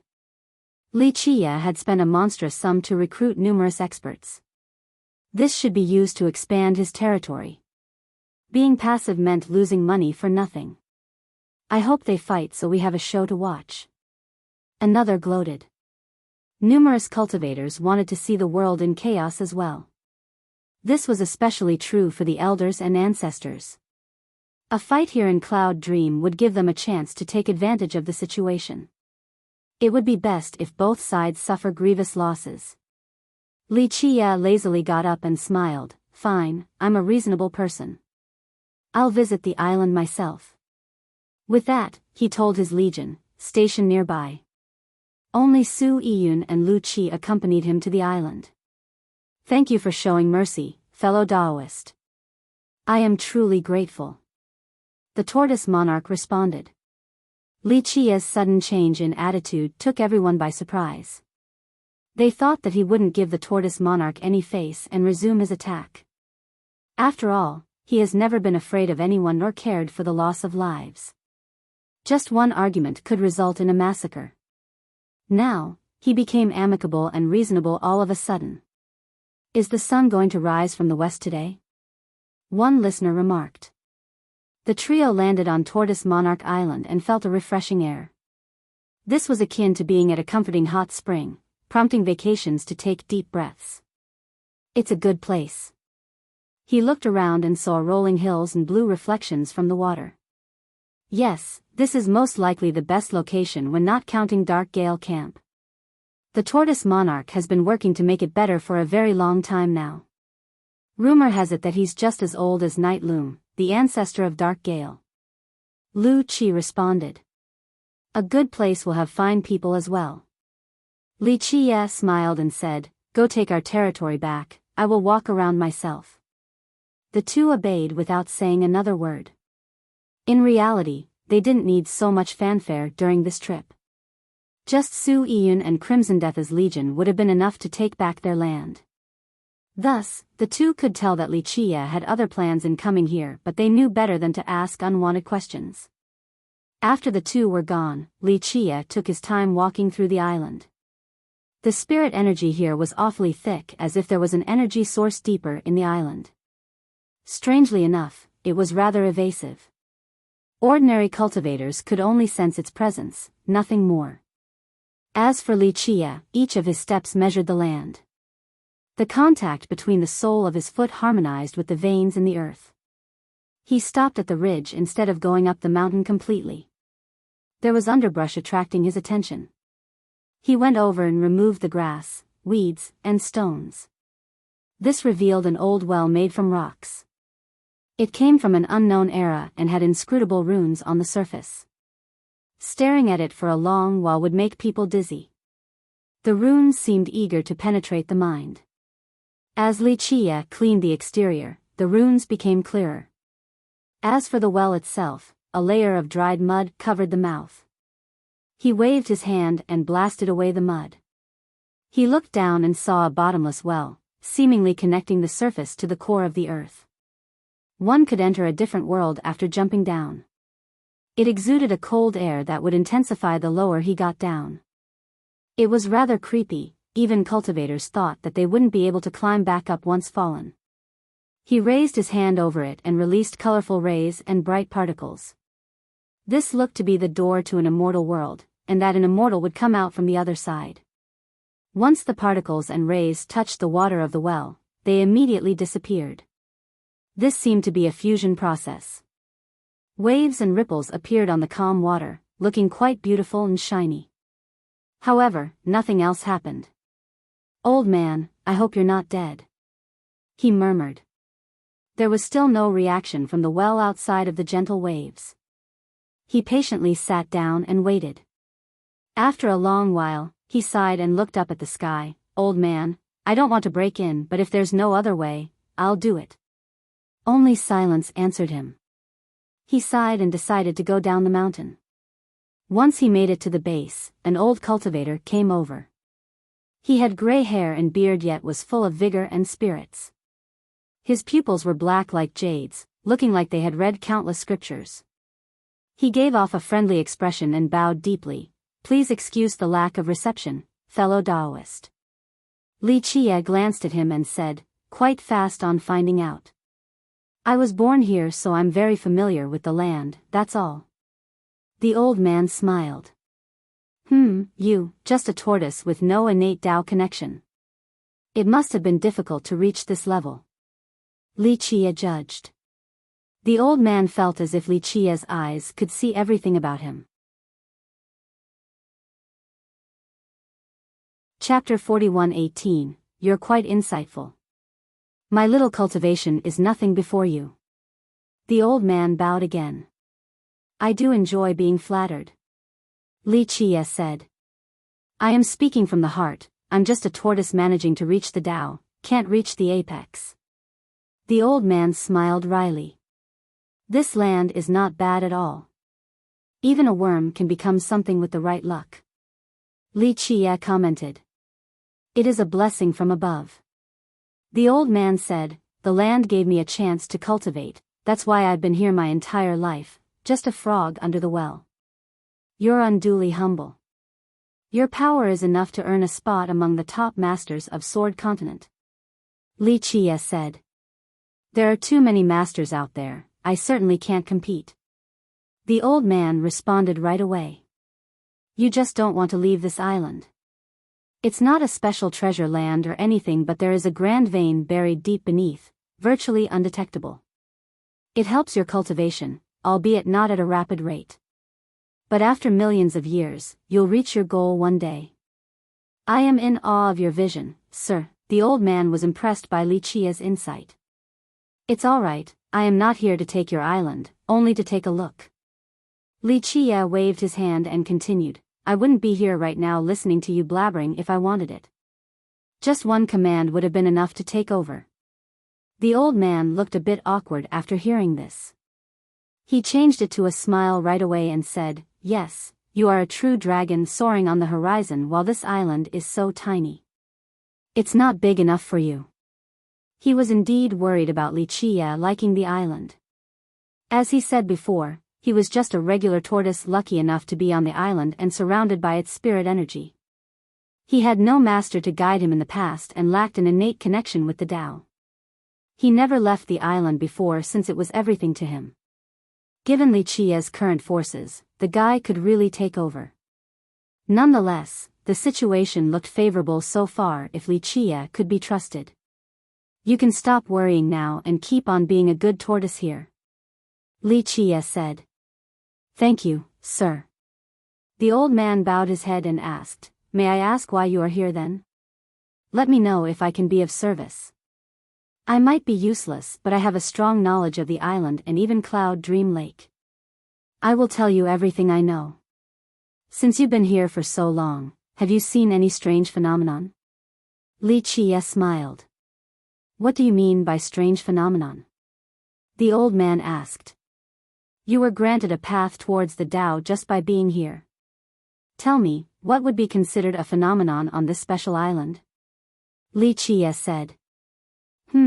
The old man pondered for a while before answering. "My inability restricts my vision. I'm sure I don't notice all the mysteries, but if I must bring something up, I'm sure I've heard the roars of a true dragon during my youth." "A true dragon's roar?" Li Qie stroked his chin. "Of course, I have never met a true dragon or heard its cries before. It's just that the sound was completely different from those of regular dragons, not similar to the roars from techniques either. I really thought that it came from a true dragon back then. The old man answered earnestly. That is indeed what you heard. Li Qie nodded. Really? The old man shuddered because this was a creature only existing in the legends. He took a deep breath and said, I only heard it occasionally during my youth, it stopped later. I see. Li Qie pondered. Are you looking for something, sir? It might be on the other islands. The old man noticed Li Qie's expression. It's here at the lake. Li Qie said. Maybe you should go take a look at Dark Gale Camp, it could be there. The old man said. Trying to kill with a borrowed knife? Li Qie smiled. Of course not, sir, that is absolutely not my intention. The old man's expression soured as he waved his hands repeatedly to deny the accusation. Really? Li Qie smirked at him. Yes, I have no ambition or plan to speak of, the only thing I want is to stay here, heaven is my witness. The old man anxiously said, clearly feeling afraid of Li Qie. Seems like you're afraid of Dark Gale Camp. Li Qie asked. The old man put on a smile and said, Dark Gale is the leader of Cloud Dream Lake, the pillar upholding everything. This region only exists because of it, otherwise, other great powers would have divided us. Stop, I'm not a member of Dark Gale, no need to express your loyalty in front of me. Li Qie interrupted him and smiled, tell me, how strong is Dark Gale? The old man hesitated for a bit before speaking. Dark Gale is older than the majority of great powers in Sword Continent and has countless elites. Cloud Dream King is a capable ruler as well, and their ancestor is also quite unstoppable. This sounded like flattery, but it was indeed the truth. People looked down on Cloud Dream Lake, thinking that it was a bunch of ruffians banding together. If this was the case, how could it have survived for millions of years? The answer had nothing to do with the 18 islands. The masters of these islands have changed numerous times in history. The only constant and the only thing that mattered was Dark Gale Camp. It prevented other great powers from taking over and dividing the pie. Villains and monsters gathered here in Cloud Dream Lake. Alas, no one had ever thought about rebelling against Dark Gale Camp. All of the above was a testament to its power. Have you been there before? Li Qie asked. I have, it's a blessed place with plenty of talents, so much better than my island. It's unfathomable as well.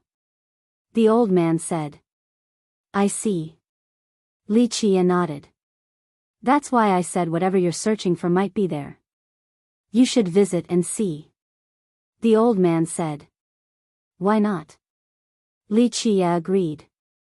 Sir, I have ties with Cloud Dream King, so if you wish to go there, I can lead the way. The old man suggested. Chapter 41:19, No rush, I'll go when it's time. Li Qie responded. I understand. The old man bowed. Do you need a guide right now for the island? No, take your leave if there's nothing else. Li Qie said flatly. I will leave then, sir. If you need anything, just give the command and I'll do everything I can. The old man didn't linger around and bowed one more time before leaving. He didn't know why Li Qie was here, but one thing was certain, the guy didn't come with malice or greed. This made him heave a sigh of relief. It was tough to read Li Qie's personality, so it was best to just stay away. He had lived long, starting from being a helpless tortoise. Putting his cultivation aside, this was thanks to his awareness and lack of arrogance. He built good relationships everywhere and the island prospered under his rule. After the old man left, Li Qie began walking around the island. This was one of the largest islands, so regardless of the direction he was looking at, he still saw rolling mountains as if this was a continent. He continued his steps in harmony with heaven and earth.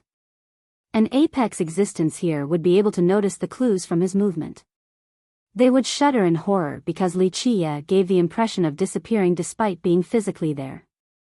He was becoming one with the world. The stars have moved and the land has changed. Both this island and the entire lake didn't used to be like this.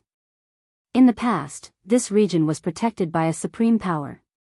Alas, the great calamity broke the balance and changed what used to be unchangeable. Nonetheless, the region's foundation and core remained, so Li Qie kept on measuring and calculating them. It's better to live a borrowed life than die a good death. Li Qie sighed while walking. Old man, it's still too early for you to die. His stroll lasted a while before he made it to a gulf with surrounding hills and a beautiful reef. The current was rather strong, so few people came here. There was one exception. He heard the clank of a saber and saw saber energies slashing in the air. He stopped and watched this youth leaping upward with fluttering long hair. The youth's saber was majestically radiant. As he roared, he unleashed slashes splitting apart the water deep enough to see the reef at the bottom. He repeated this process as part of his training. After another slash, the energy suddenly dissipated and he disappeared from sight. In the next moment, he appeared in front of Li Qie, pointing his blade straight at Li Qie's neck. He wore a cloak that didn't hide his bulging muscles. He exuded ferocity and raw power. His eyes were stern with a tinge of melancholy within them. Who are you? How dare you try to steal my wave-splitter saber art? He uttered coldly. People are free to travel wherever they want, just as you are free to train here in public. Li Qie smiled and said. The youth realized that this was indeed the case. He scowled and pulled his blade back, wanting to leave. Decent saber skill. Li Qie smiled and said, I actually have a spot for a follower, do you want it? Do you know who I am? The youth stopped and turned around. Don't know and don't need to know. Li Qie shook his head. Everything has an innate value and a price. Name the price and you will find that money isn't a problem for me. You're that guy, Li Qie. The youth's eyes narrowed. Indeed, so anything will only be a small sum for me. Li Qie said. Don't think you're all that just because of dirty money. The youth didn't like Li Qie's pompous attitude. It can't buy my wave-splitter art. I don't want your dirty money. Others would be startled after hearing his title since he was one of the 4 weapon heroes, Wave-Splitter Young Lord. The others were 8-armed prince, Lu Yushang, an illusory princess. It's because no one has given you a sky-high price before. They simply didn't have enough money. Li Qie chuckled. Clank. Wave-Splitter unsheathed his saber and pointed it at Li Qie's neck again with murderous intent. Tell me, do you think your money can buy your life right now? I just need 1 slash to send you to the other side. He threatened. Yes, I just need 1 word to let your head roll on the ground. Do you wish to try? Li Qie calmly said. Wave-Splitter scouted the area but didn't notice anything. There was no one else around. Just try and you'll see that not only is my dirty money capable of killing you, it can also reduce your clan to ashes as well. Li Qie added. Are you threatening me? Wave-Splitter's murderous intent soared. No, I'm merely telling the truth. You're not worthy of a threat. I can easily pay enough experts to end your clan. Li Qie waved his hand. Wave-Splitter wasn't stupid. He knew that Li Qie was indeed telling the truth. A monstrous sum could invite enough experts to destroy his clan. No one could resist the right reward. In fact, even the behemoths like Sea Emperor and Nine-Will Citadel would join in. They would be able to take his clan's wealth afterward as well. You won't live to see that day. I just need to thrust my blade forward and end you first. Wave-Splitter's expression kept on changing until he made up his mind. I'll stand still, you win if you can kill me. However, I can't guarantee that you won't die in the process. Li Qie smiled. Wave-Splitter waved, unable to tell if Li Qie was bluffing. He thought that this was rather likely, but the guy could have a powerful protector in the shadow as well. It would be idiotic for the richest man in the world to travel without bodyguards. Alas, he had scanned the area earlier without noticing anyone. This meant that whoever was in hiding would be far more powerful than him. He decided to pull his saber back and said, I don't desire your wealth, richest man. Then what do you desire? Li Chia asked.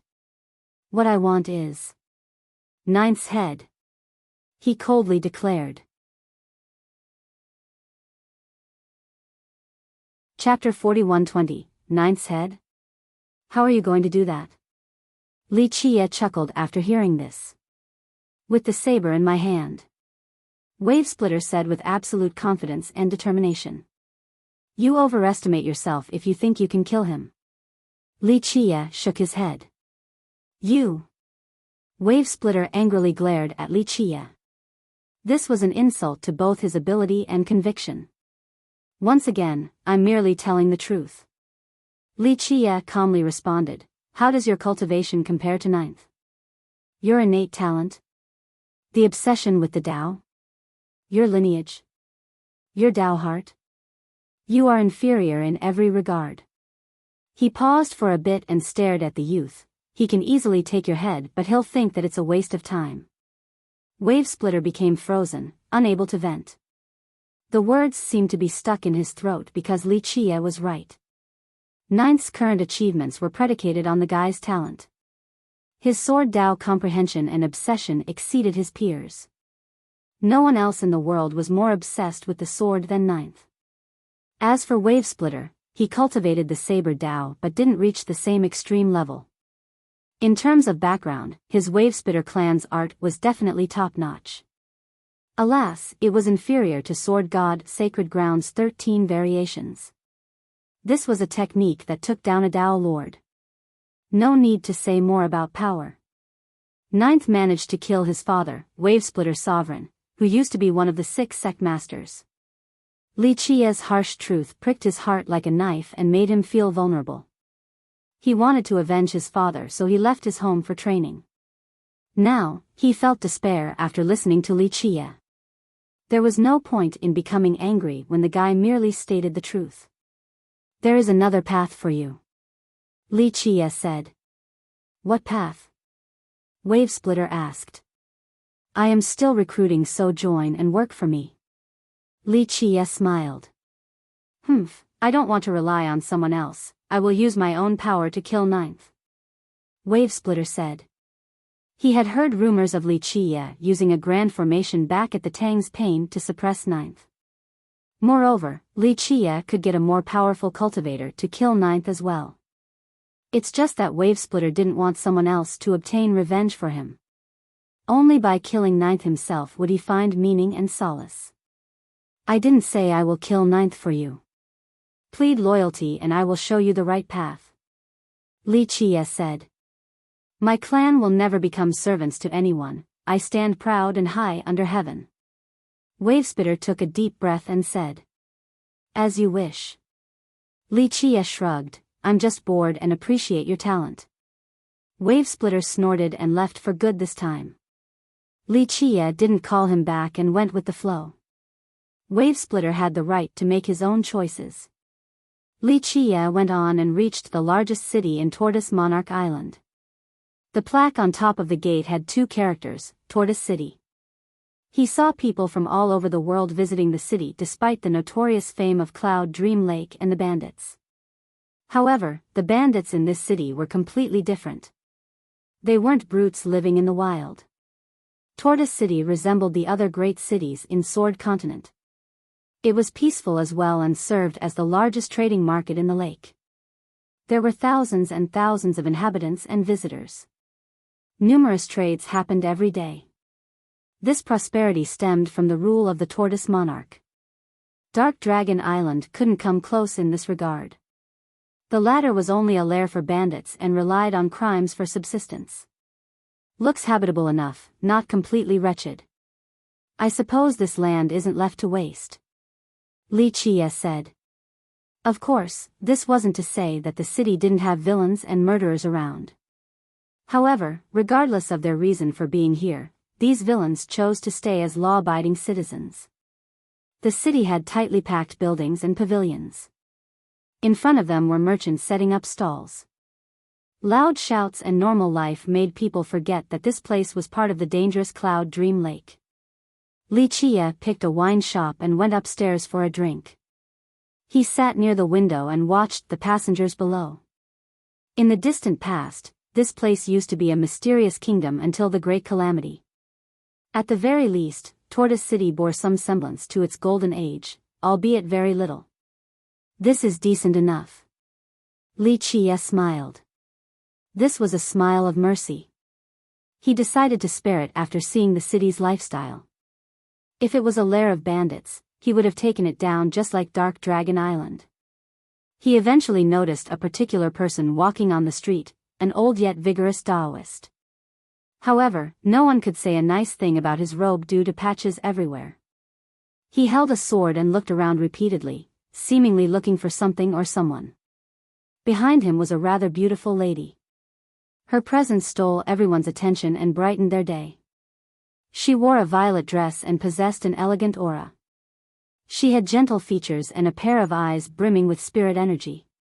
Sword energies pulsed around her but didn't alarm or harm anyone. The rhythm of the Tao moved with her. Her hair was rather interesting, primarily jet black with the occasional snow-white strands. This was aesthetically pleasing on top of making her unique. Chapter 41-21. Despite her beauty, Li Qie only gave her a passing glance before focusing on the old Taoist again. Why is this guy here?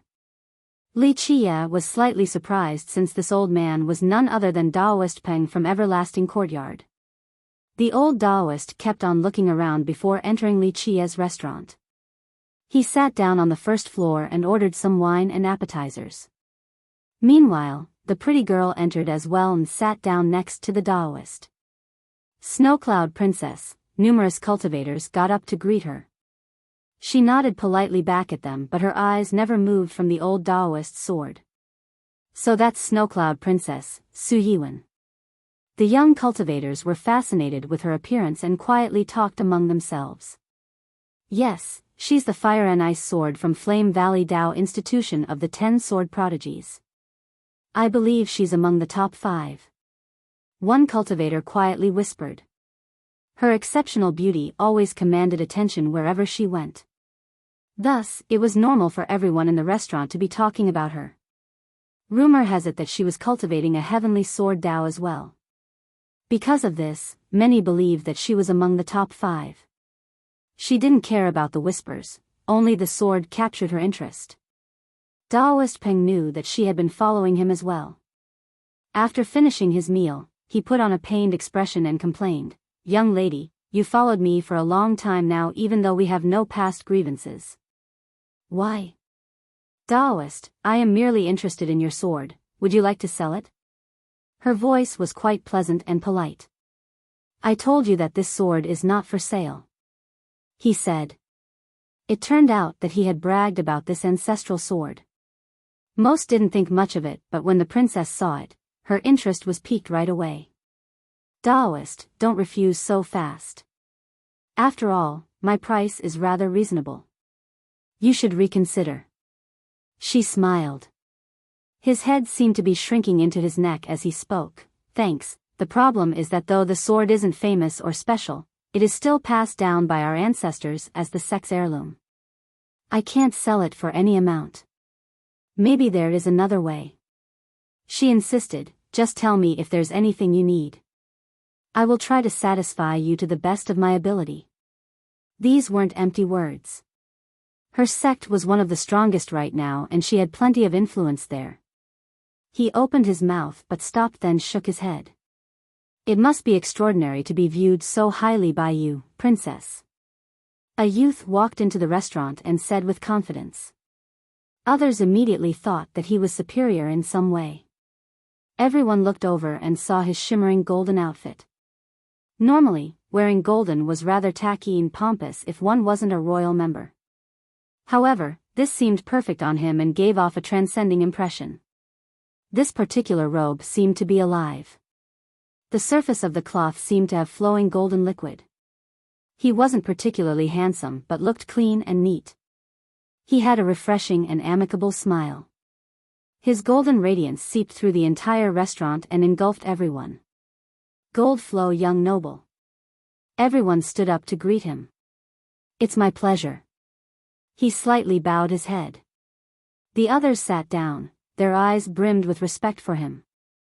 He was none other than Goldflow Young Noble, one of the 10 prodigies. Some even considered him to be in the number 1 spot. The 10 have never fought before, but he was still listed at the top, even above Abyss Scion of Sea Emperor. There were several reasons for his high evaluation. Of course, not everyone agreed to this. The first reason was due to Virtuous School's good relationship with everyone. Since people liked him, they were more prone to giving him a generous evaluation. Virtuous School, founded by Sword Emperor, had a total of 3 Dao Lords.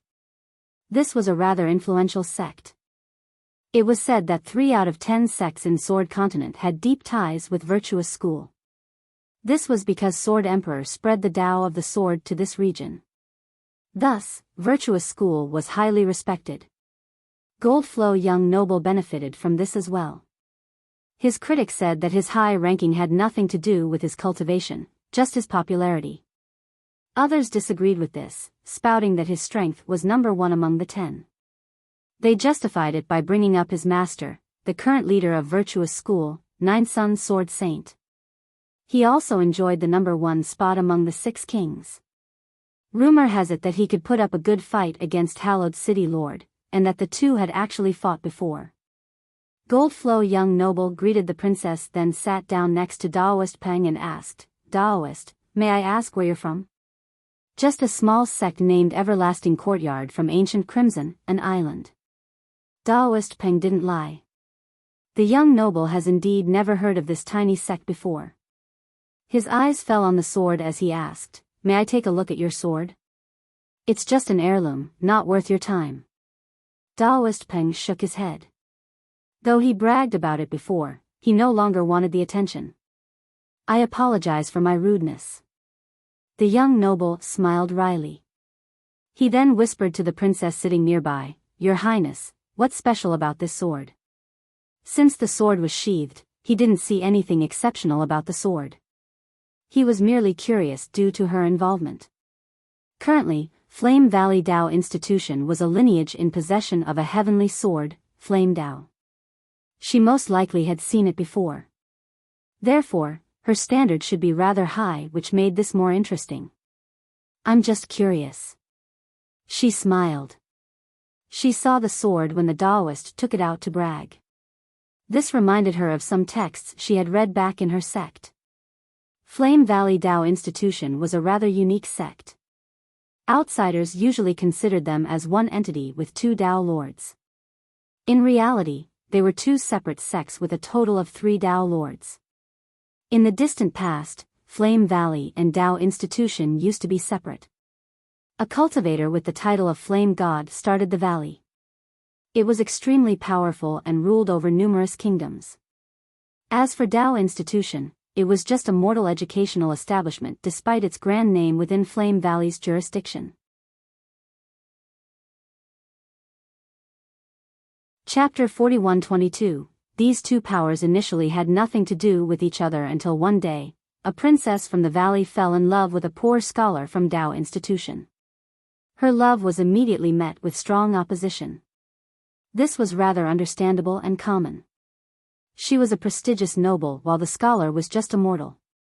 He had a lowly upbringing with only a few decades worth of life. All of his knowledge and education were useless. They weren't a good match regardless of the place and time due to a disparity in status. No sect would agree to this. Flame Valley planned to break them apart by preparing a different marriage for the princess. This plan backfired because the princess showed unprecedented courage and determination, choosing to elope with her lover. Of course, the valley pursued them right away. This left the couple in a precarious situation. Fortunately, heaven showed mercy during their most desperate moment. They came back from death's door and gained a fortune, the legendary Dark Flame Sword Dao, one of the 9. Dark Flame was a double sword Dao, divided into the Dark Sword Dao and Flame Sword Dao. There were 2 heavenly swords to match this Dao. The princess chose the Flame Sword Dao while the poor scholar cultivated the Dark Sword Dao. They became Dao companions and appeared again in the cultivation world, sweeping through all opponents. Both reached the peak and became Dao Lords, something rarely seen in history. Their title was Dao Flame Dual Lords. Despite not possessing the matching heavenly swords, they still proved themselves as mighty. Rumor has it that they could defeat other heavenly sword-wielding Dao Lords as well. Later on, many experts agreed with this notion. After all, it would be a 2-on-1 fight. However, since this could be construed as unfair, the couple wasn't listed among the top 10 Dao Lords despite potentially being strong enough to qualify. Flame Valley and Dao Institution officially became one entity later. However, they maintained their independence and operated as an alliance instead. Because they had always helped each other, outsiders viewed them as a single sect. The two Dao Lords never managed to find the right celestial swords. Later on, a youth from Dao Institution came across the Flame Dao sword and learned its technique. He became the next user of the Dark Flame Sword Dao, but unlike his predecessors, he learned a dual-wielding style. This was a miraculous feat, shifting a double sword Dao into something usable by a single person. Surprisingly enough, this wasn't the most shocking thing about this Dao Lord. He actually married a regular female disciple from Flame Valley despite being a Dao Lord. Remember, a Dao Lord was essentially the Lord of 8 Desolaces. He could have married anyone, Saintess, Empress, Princess. It wouldn't be an exaggeration to say that he had a chance with any woman during that period, yet he ultimately chose a common cultivator. Moreover, he even gave his heavenly sword to her while teaching her the equivalent sword Dao. Eventually, she didn't let him down and obtained great mastery with the sword Dao. From then on, he swapped back to using a single sword. The two of them could finally use the double sword style together. Many believed that they might not be weaker than Dao Flame Dual Lords. Their romance became a legend in 8 Desolaces. Darkfrost Dao Lord wasn't the strongest among his peers, but he was certainly popular. Their love also bolstered the relationship between Flame Valley and Dao Institution. Currently, Snowcloud Princess was a disciple of both powers, having access to the top techniques from both places. "Why did you come to Cloud Dream Lake, Dao brother?" She smiled and asked. Goldflow Young Noble always had a mysterious air around him, as if he was a hidden master. It might be due to his prestigious background on top of his humility, never praising himself or revealing his true power. "I heard there's a top sword fight happening, so I'm here to watch," the young noble revealed. "Oh, your information network is quite fast," she praised. "What about you, Your Highness?" he asked. "I've heard of it too, but that's not why I'm here. My main purpose is still this sword." She glanced at Daoist Peng. The young noble did the same, aware of the princess' insight. He thought that this sword must be truly special, but unfortunately, the old man didn't let him take a look. "Daoist, why are you here at Cloud Dream?" he inquired. "To find someone." Daoist Peng paused for a moment before answering. "Who is it?" He smiled. "Maybe I can help you find them." "Yes, the young noble has friends everywhere. I'm sure he'll be very helpful," the princess added. The old Daoist shook his head, not wanting to speak. "Are you afraid that we'll ask for an unreasonable payment?" the princess smilingly joked. The old Daoist scratched his head and said, "What would the price be if you two were to help? Do you mind if I make a decision, Dao brother?" she asked the young noble before turning towards the old Daoist. "I just want to take a look at your sword, I'll return it right away." Goldflow nodded in response. "Don't worry, Daoist, I assure you that she'll give it back." Daoist Peng became slightly tempted after hearing the two. After all, she only wanted to take a look. "Your Highness, I'm surprised to see you so invested in something." A melodious voice sounded. It was a lucky day for the patrons of this restaurant. They saw another girl wearing a regal dress, looking as royal as can be. Her eyes, in particular, were mesmerizing. She and Snowcloud Princess were both gorgeous. However, the latter had an elegant and gentle style while she possessed a dignified and noble demeanor. Waves of light emanated from her, making her look rather ethereal and pulsing in and out of existence. Illusory Princess. The patrons had to stand up again to greet her. Unlike the other two geniuses, she appeared more prideful and only nodded once. The top disciple from Ninewell Citadel. A spectator quietly said. Right, one of the 4 weapon heroes. His friend nodded. Many were shaken after Ninewell Citadel was brought up. This was a sect with 4 Dao lords. Most importantly, it still dominated Sword Continent without relying on the Sword Dao. Chapter 41-23, Ninewell Citadel stood second only to Sea Emperor on this continent. In fact, for a long period of time, it was stronger than its rival and ruled over the region. The most unmatched thing about Sea Emperor was its possession of 2 heavenly sword Daos. How did Ninewell Citadel manage to overcome this in the past? Of course, this was due to them producing waves of talents, but the primary reason was that they possessed 3 parts of one of the 9 heavenly scriptures, 6 wheels of the myriad realms. They had 3 wheels out of the 6, void, diamond, and earth. This made it easy for them to train top cultivators, culminating in 4 Dao lords. Its progenitor was Ninewell Dao Lord, a member of the Sky Spirit race and their very first Dao Lord.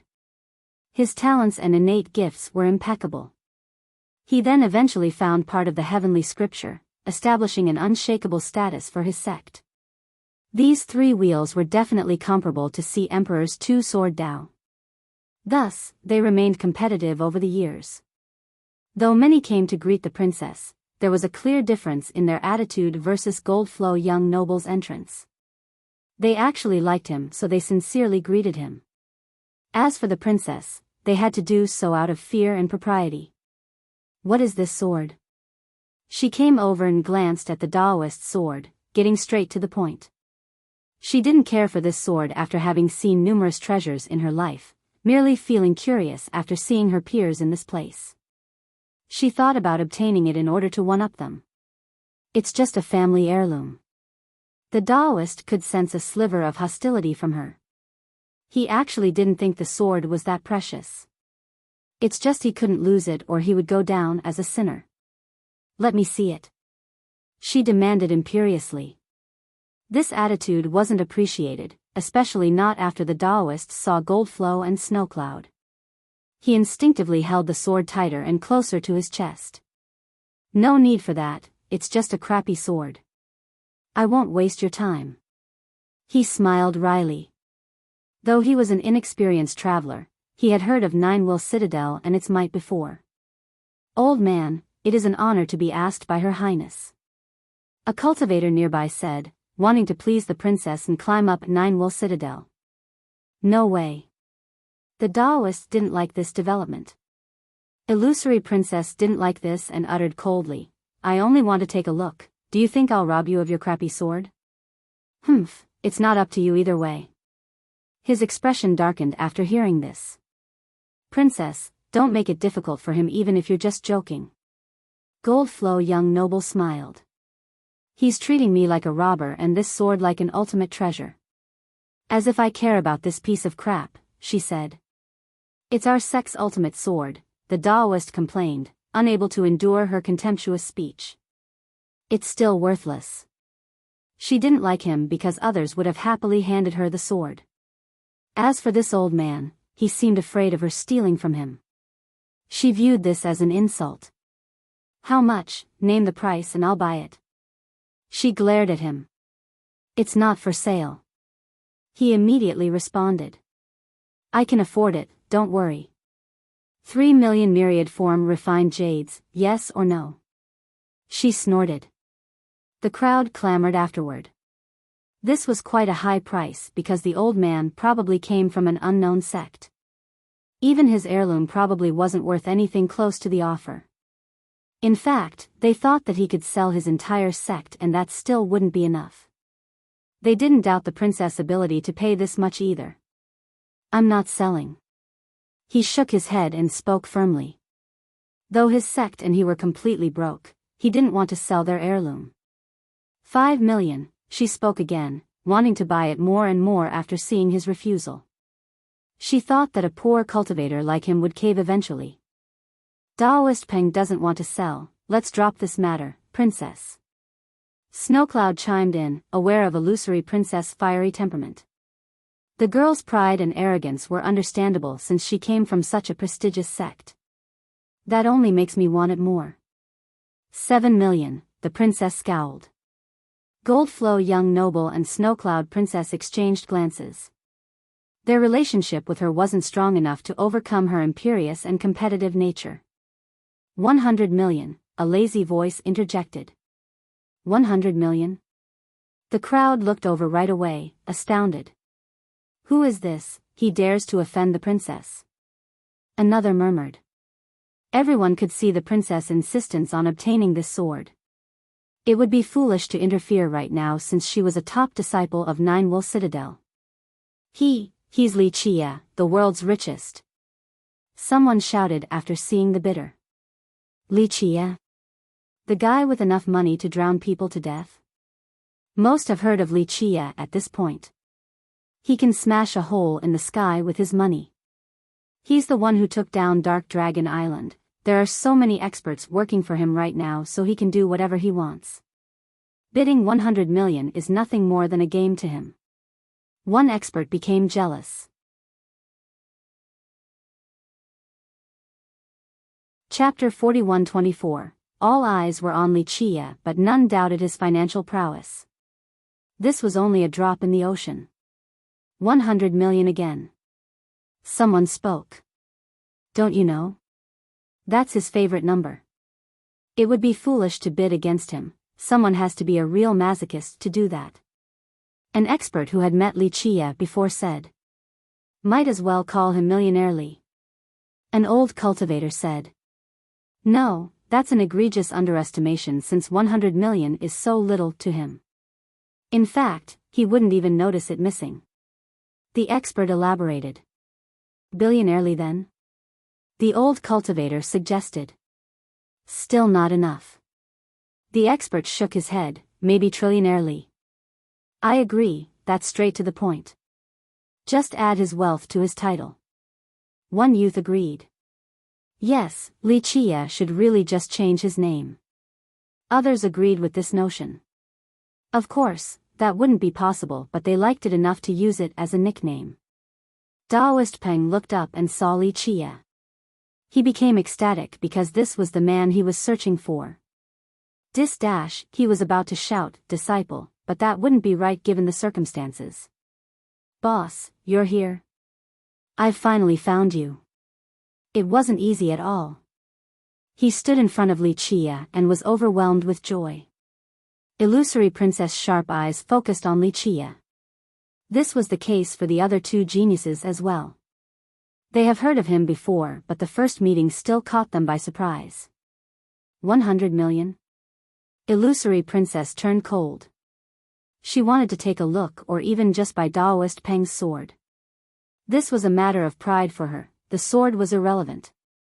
No one dared to interfere or bid against her, lest they want to antagonize her sect as well. Moreover, Daoist Peng was a nobody. There was no reason to stand up for a stranger. On the other hand, this seemed on course for Li Chia given his aggressive personality. Ninewell Citadel was never part of his consideration. The princess has been used to special treatments. Even ancestors from large sects spoke politely to her. Thus, his bid was nothing short of provocation, akin to a slap on the cheek. You bidding against me? She glared at him. Indeed, got a problem with it? I'll make it 500 million then.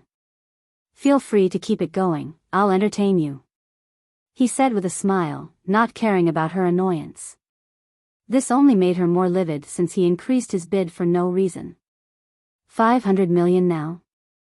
I can't imagine how rich he is. One listener said.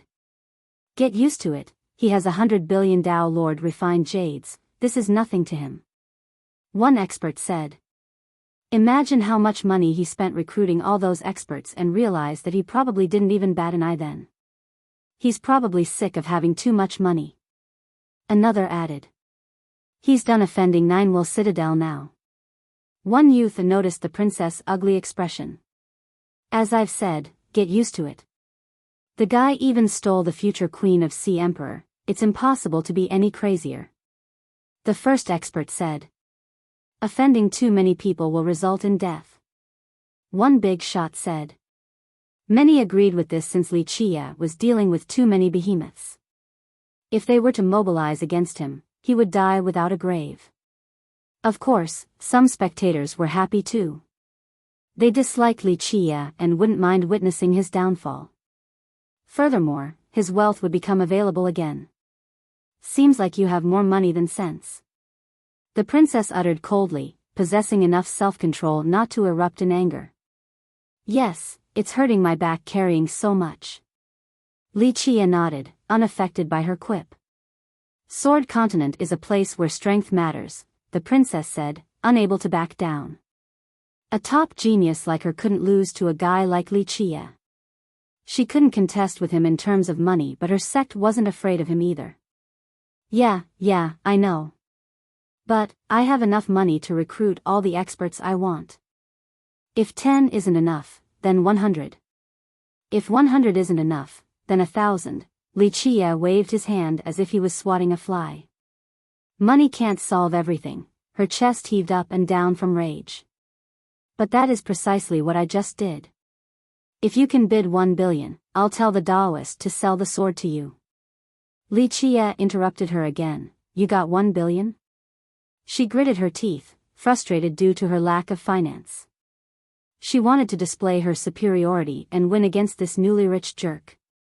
Alas, he stopped her every time. You have no idea how strong Ninewell Citadel is, know your place. One youth interjected to help her. Can Ninewell Citadel take things without paying? No, bandits from Cloud Dream Lake do that, not a prestigious sect. Wait a minute, this is Tortoise Monarch City, gotta pay here too. Li Qia had nothing else to do and decided to kill time, ready to retort against anyone. 1. The raw is 100 millionairely, but this doesn't work in English. Chinese has a word for 100 million which fits better too.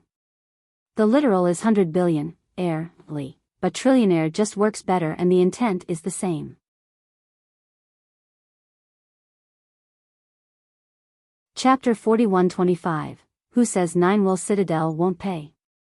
The youth helping the princess barked back. That's perfect then, just bid 500 million and I'll give up the sword. Li Qia reached out his hand, telling them to go ahead. You. The youth turned red. It's just 500 million, pay the Daoist and the sword is yours. Li Qia continued. The youth turned as red as a pig's liver. He obviously couldn't muster this monstrous sum and left himself in an embarrassing situation. Plus, even if he actually had 500 million, he wouldn't buy the sword with it anyway. I don't want to buy it. The princess said, unable to keep up the farce of saving face. Though she was pampered by the seniors, this amount was still outrageous. Thus, she changed the narrative. Oh. Your Highness, you were so imposing earlier when you demanded the sword, and here I thought you would be more than willing to pay a meager 500 million for it. The princess trembled with rage but restrained herself from killing Li Qia in order to maintain her image. She took a deep breath and said, I've changed my mind.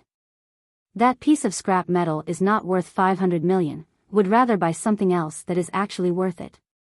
She spewed acrimonious words towards someone's heirloom. This was rather distasteful, but Daoist Peng remained calm. He himself didn't think the sword was worth the price. Nonetheless, no price was enough to buy it since it has been passed down for generations. He wouldn't be the one to lose it. A poor excuse from a poor person.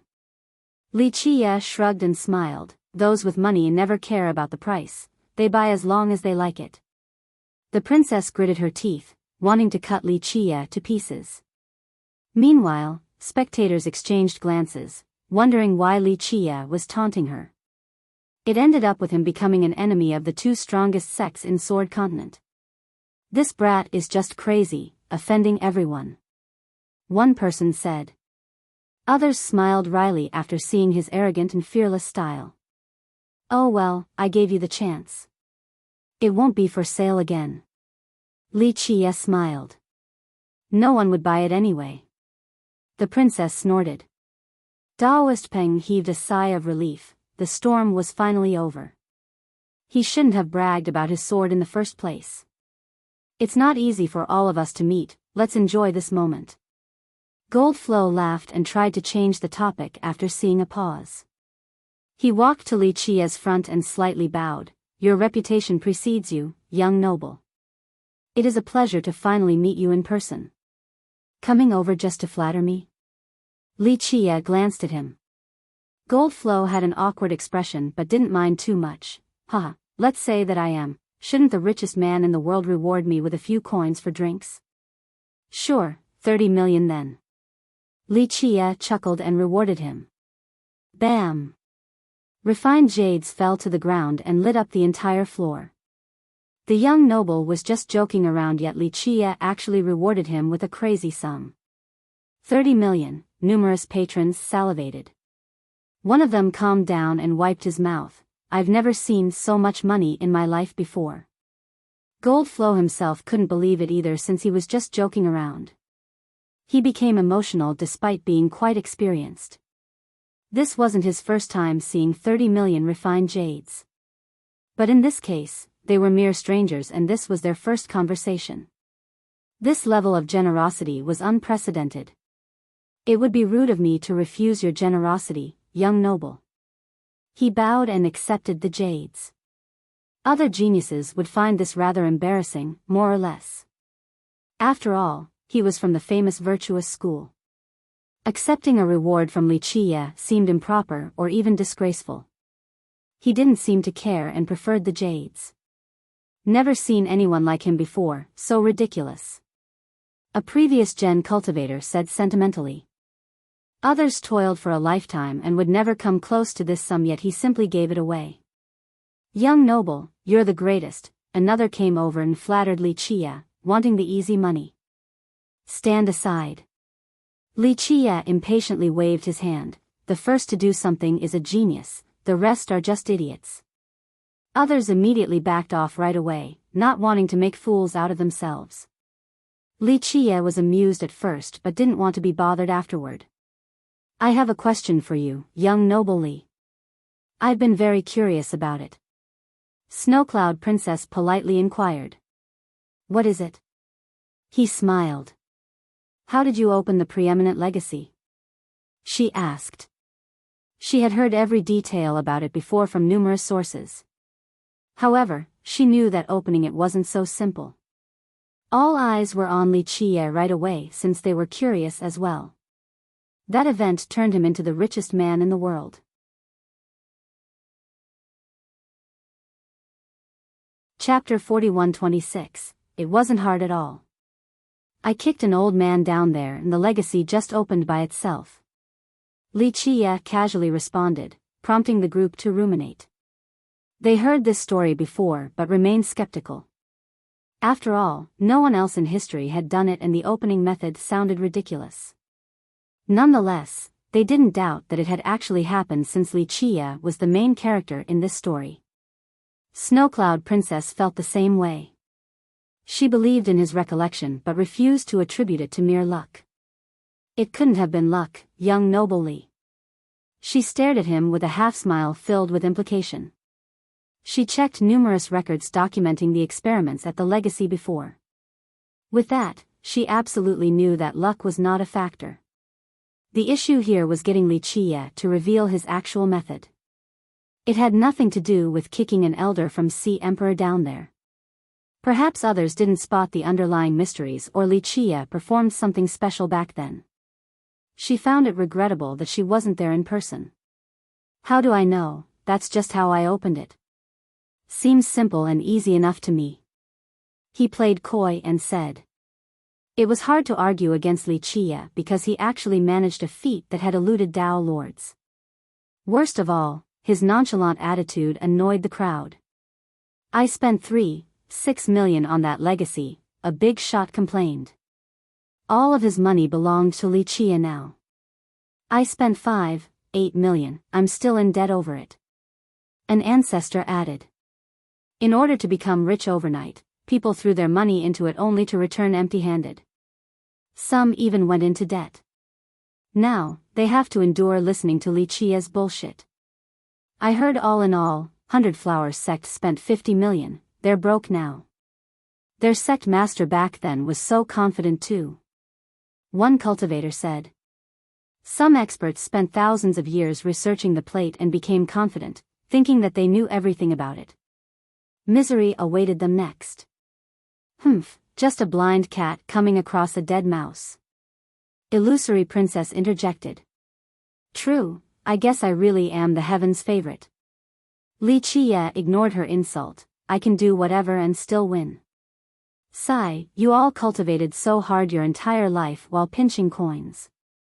All of that only to still be poor. As for me, I have no cultivation to speak or and virtually zero Tao comprehension, but my luck alone turned me into the richest in the world. Life is truly unfair. He seemed to be asking for it. The crowd glared at him with both jealousy and hatred. His words struck them where it hurts. In their mind, Li Qia wasn't worthy of the preeminent legacy.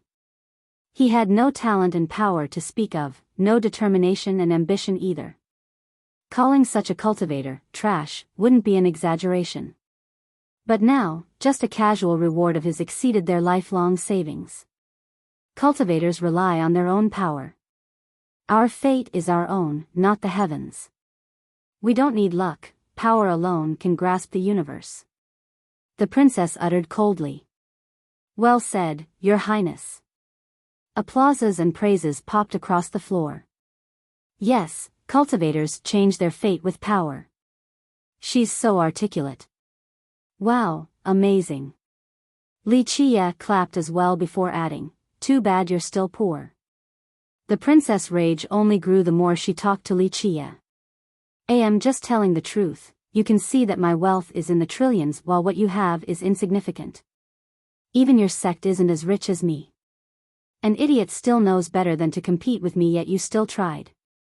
Know your place and stop seeking further embarrassment. Li Qia suddenly became sharp. Cultivators usually underestimated the power of wealth. However, Li Qia's case was extreme. His own power was nothing, but his legion right now was comparable to any great sects. Why were people afraid of Sea Emperor and Nine Wheel while feeling disdain towards Li Qia? The guy had beaten Ninth and taken down Dark Dragon Island not long ago. This should have been enough to prove his capabilities. Nonetheless, the princess still disagreed. External items don't matter to cultivators. Stop lying to yourself. Is it that hard to admit that you're poor? He interrupted her with a hand wave. You. Being the junior sister of Void Saintess of Nine Wheel, she has grown accustomed to praises and love. Therefore, she couldn't tolerate Li Qia's insults.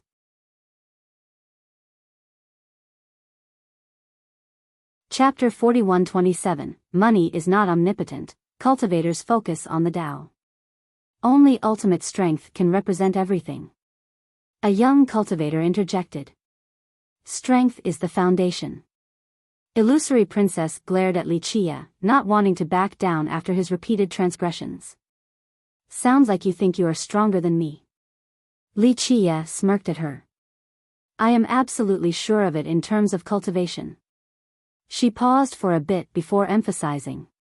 Of course, the majority here agreed with her since they could see Li Qia's cultivation. There was nothing profound to speak of since he was below average.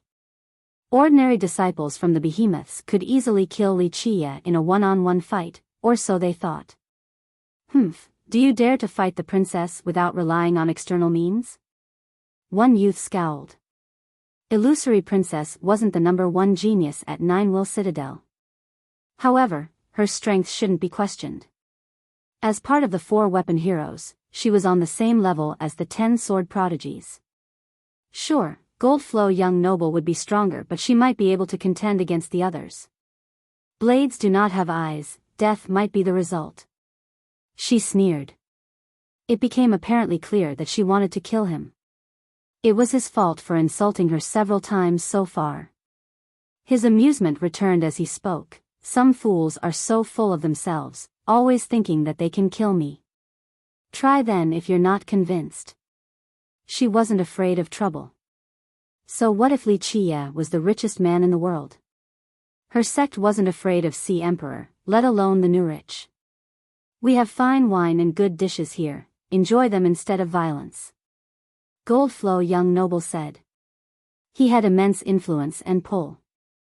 After his smoothing attempt, the crowd scowled but chose to drop the issue. The princess did the same.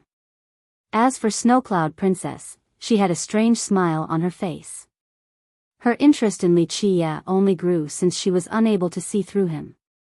Calling him ignorant and arrogant wasn't quite right. It was more so confidence and boldness. Thus, the atmosphere calmed down, but this didn't last. Bam! A middle-aged man rushed in and accidentally slammed one of the tables. He kept on looking out the entrance, looking quite sorry as if under pursuit. He saw many patrons and became happy. This doubled the moment he saw Illusory Princess. Your Highness, please save me. He rushed over and prostrated before her. You are? The princess didn't recognize him. I am Liangpa, a member of the side branch. I was there during your coronation. The middle-aged man hurriedly responded. She nodded and recalled someone like that. He must have been a descendant of a powerful ancestor from the sect who decided to branch out later on.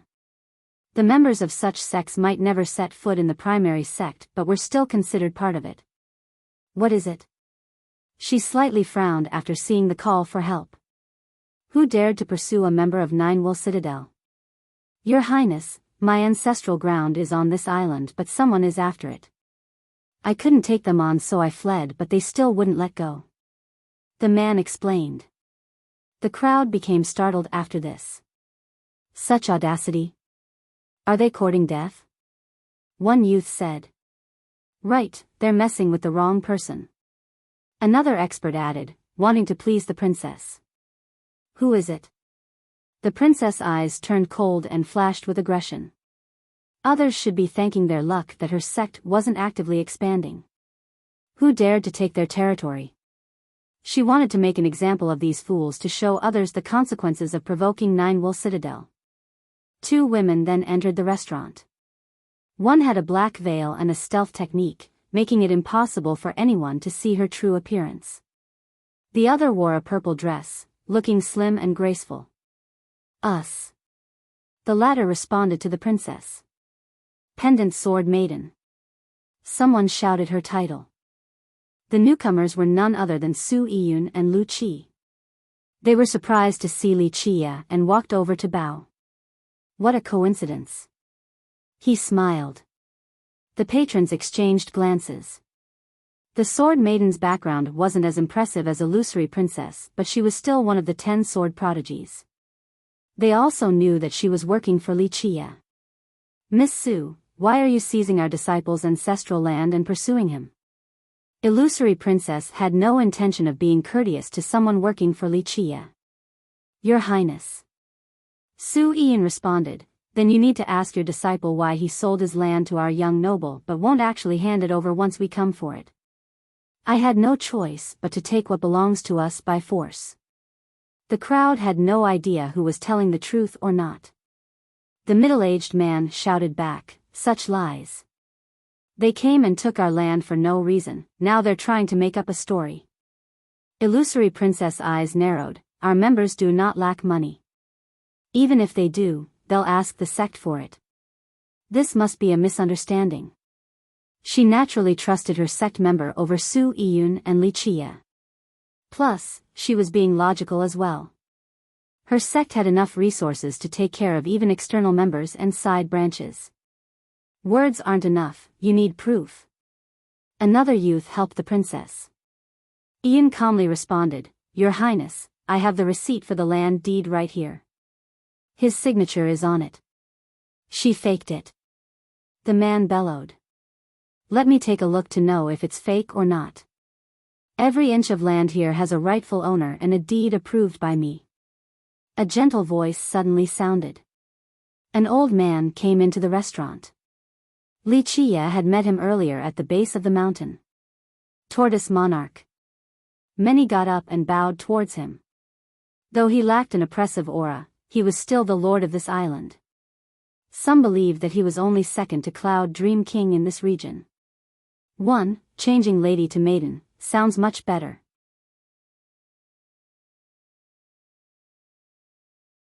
Chapter 41-28. Moreover, his power was comparable to any sect master. He controlled everything on this island as well.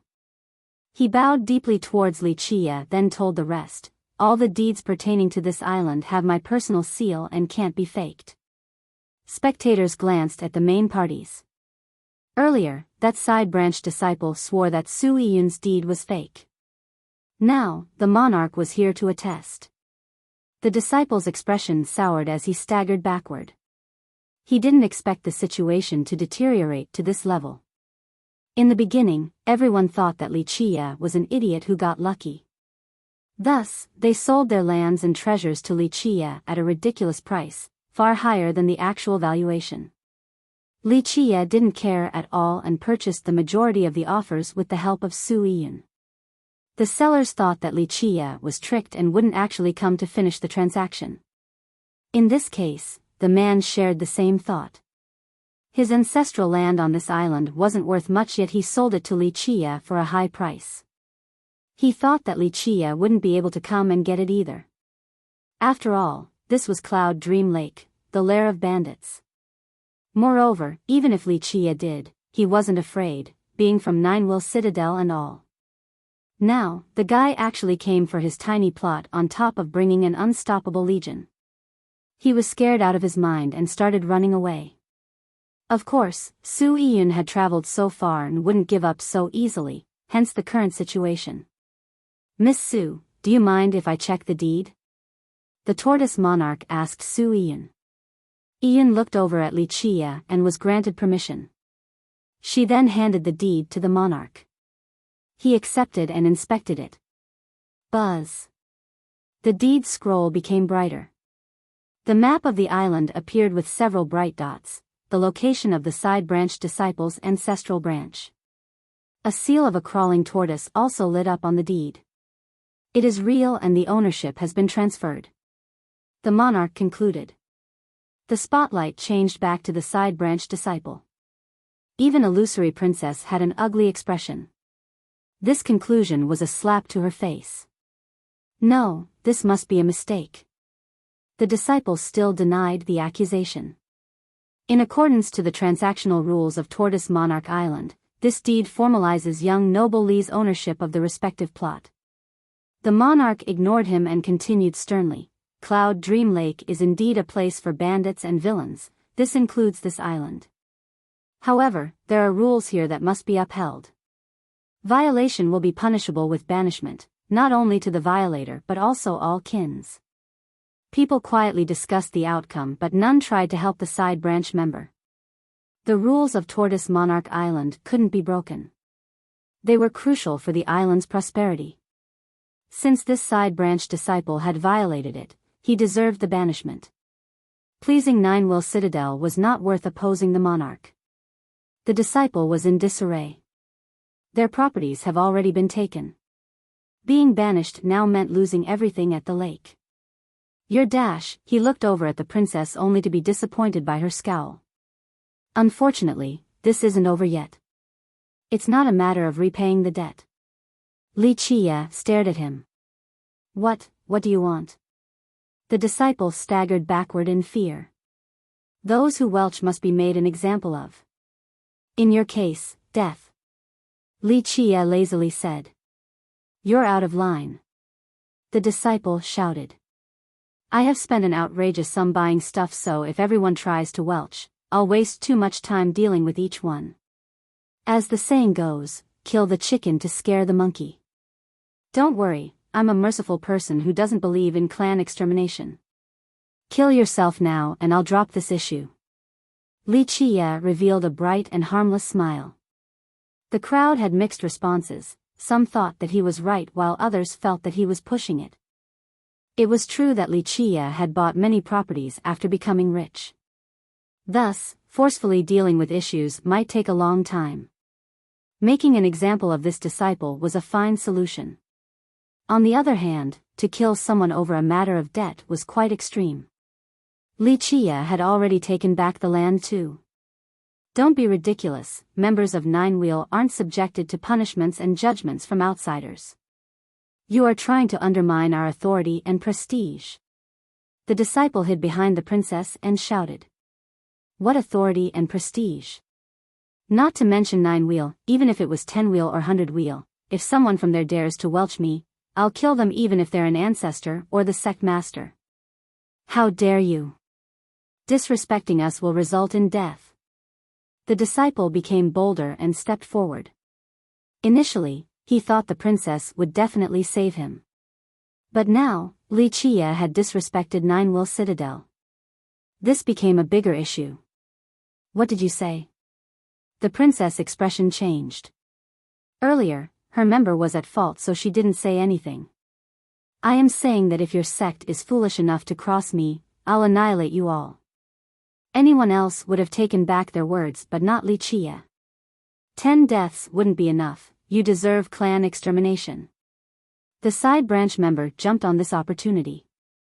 This brat has balls of steel to make this claim. One expert whispered. To say such words in public meant starting an irreconcilable feud with 9 Wheel Citadel. Such impudence. The princes could have dropped the issue with the side branch member, but this was unforgivable.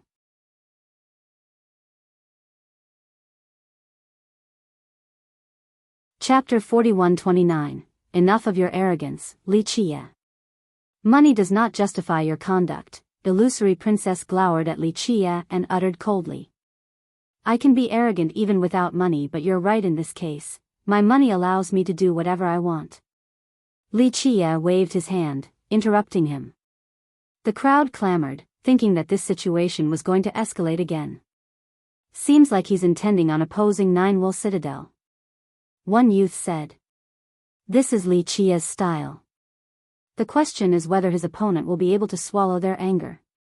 An older expert commented. No way they'll be able to. Would you be able to endure such insults towards your sect? An elder asked.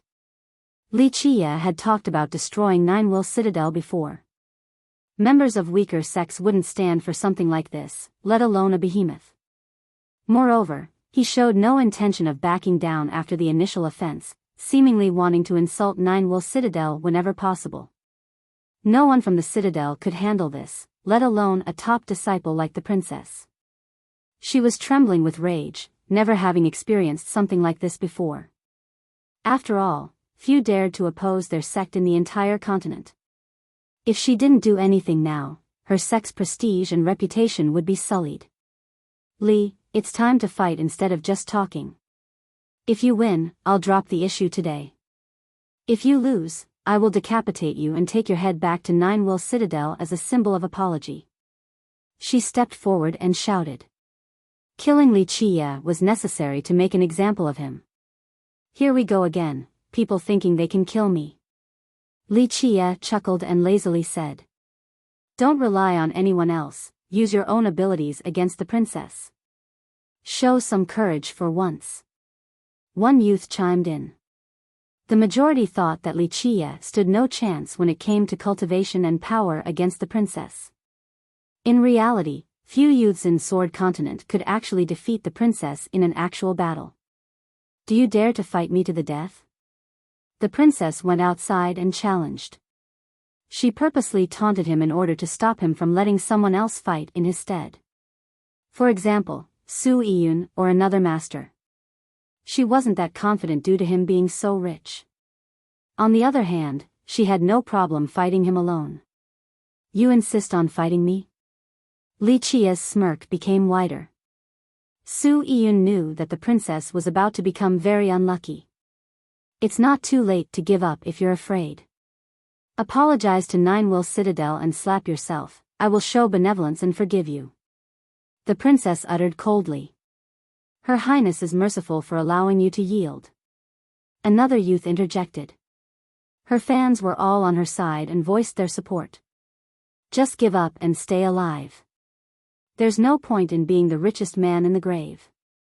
Plus, it's not embarrassing yielding to 9 Wheel Citadel. One expert commented.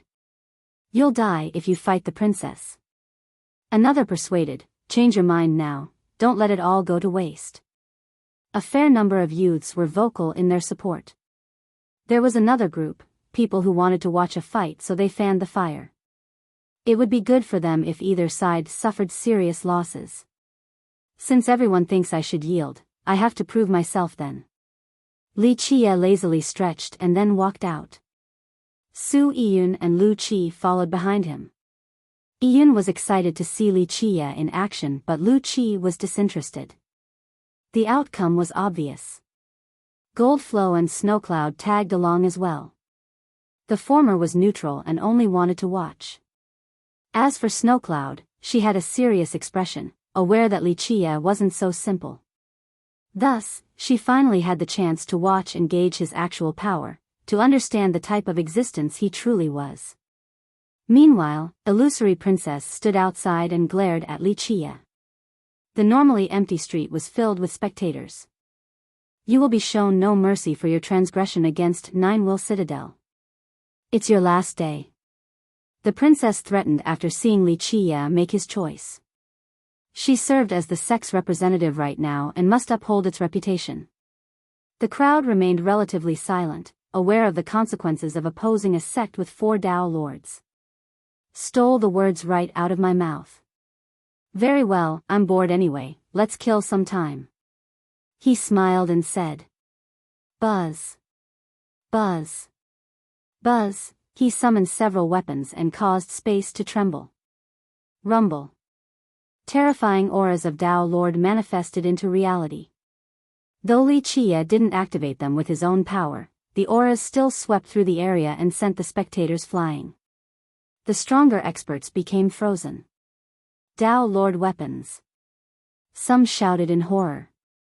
The weapons seemed to be resonating and woke each other up. Li Qie didn't need to do anything himself. The waves of energy eventually turned into tsunamis, making it unbearable for the crowd. I don't think Ninewell Citadel can muster this many Dao Lord weapons at one time. One jealous soul said. I hate rich people so much right now.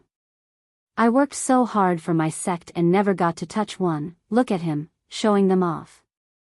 Another whispered. Behemoths such as Ninewell Citadel and Sea Emperor probably had just as many Dao Lord weapons. However, they were scattered and divided among their ancestors and regions. In this case, Li Qie had all of them in one place. Are they resonating with each other? One spectator asked because there was nothing empowering the Dao Lord weapons right now. I think so. His friend answered.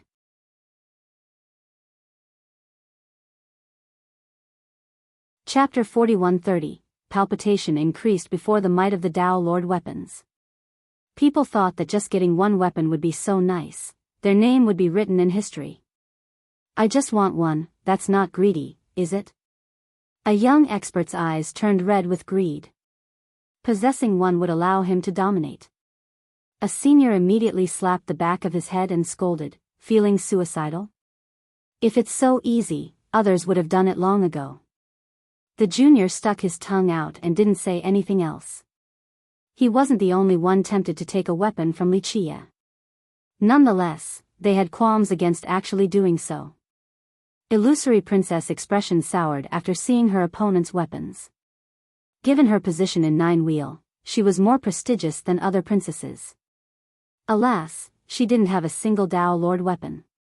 Among their young generation, only Void Saint Child was qualified to have one. On the other hand, the guy she deemed as lowly and despicable had too many. This disparity left her in an awkward state. Okay, take out your weapons, broaden our horizon. Li Qie said lazily, looking bored. Normally, this statement would sound ignorant and out of place when addressing Illusory Princess. Her weapons would obviously be incredible given her background. Unfortunately, Li Qie had what it took to make fun of her given his arsenal, whether it was on purpose or not. Humph. She snorted and raised both hands. Ripples appeared and a treasure appeared. It resembled a lotus-shaped badge or pagoda made out of bronze. As time passed, it lost its golden luster. Space break badge. Many experts became startled after seeing the spatial ripples. A weapon left behind by a top immortal sovereign.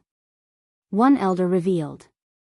Wow, others were moved because immortal sovereigns were arguably comparable to Dao lords. She would certainly have the weapon advantage in most situations. This just wasn't the case this time because Wuxia had the number advantage. I have to admit, Wuxia can back up his arrogance. One expert said. Yes, that's the power of wealth. An elder said. Wuxia completely dominated the princess in terms of weapons. Regardless of how he got it, the reality was that he had more Dao Lord weapons than anyone. Looks like I'm taking advantage of you when I have all the Dao Lord weapons while you only have one thing. Wuxia smiled. She turned pale after hearing this. It was rare for her to have a feeling of inferiority, akin to a beggar standing before a baron. The competition towards the Dao doesn't only rely on weapons and treasures. The foundation is still one's own strength. She said, but deep inside, she was going crazy from jealousy and cursing the heaven for being unfair. You're completely right, Your Highness. Cultivators need to be aware of this, relying on their cultivation instead of ephemeral and pompous wealth. He should be a merchant instead of a cultivator. One young expert shouted. The majority of youths were on her side. Some naturally had a crush on her or wanted to build a relationship with the prestigious princess. However, a few merely hated Wuxia's ostentatious style. He had no abilities and virtues, unworthy of those Dao Lord weapons. Though they weren't as rich as him, this didn't stop them from looking down on him in the slightest. Wow, making poverty sound so grand and lofty, this is truly an impressive skill. I am lost in admiration. Wuxia chuckled, I hope I can act as noble and virtuous as you all when I'm poor, saying that money and treasures are just external and insignificant. Unfortunately, you all can say this but won't be able to stick to this principle. Look, your eyes are red and you're salivating while staring at these Dao Lord treasures, no different from hungry dogs spotting a bone, wanting nothing more than to take a bite. His harsh statement infuriated the crowd. Brat, watch your words. One genius roared. I'm just telling the truth. How about this, do you want this Dao Lord weapon? Wuxia asked. Yes. The youth blurted out without thinking and turned red right away. It was obvious that no one here would refuse a Dao Lord weapon. Downplaying the value of treasures and weapons was mere rhetoric, nothing more.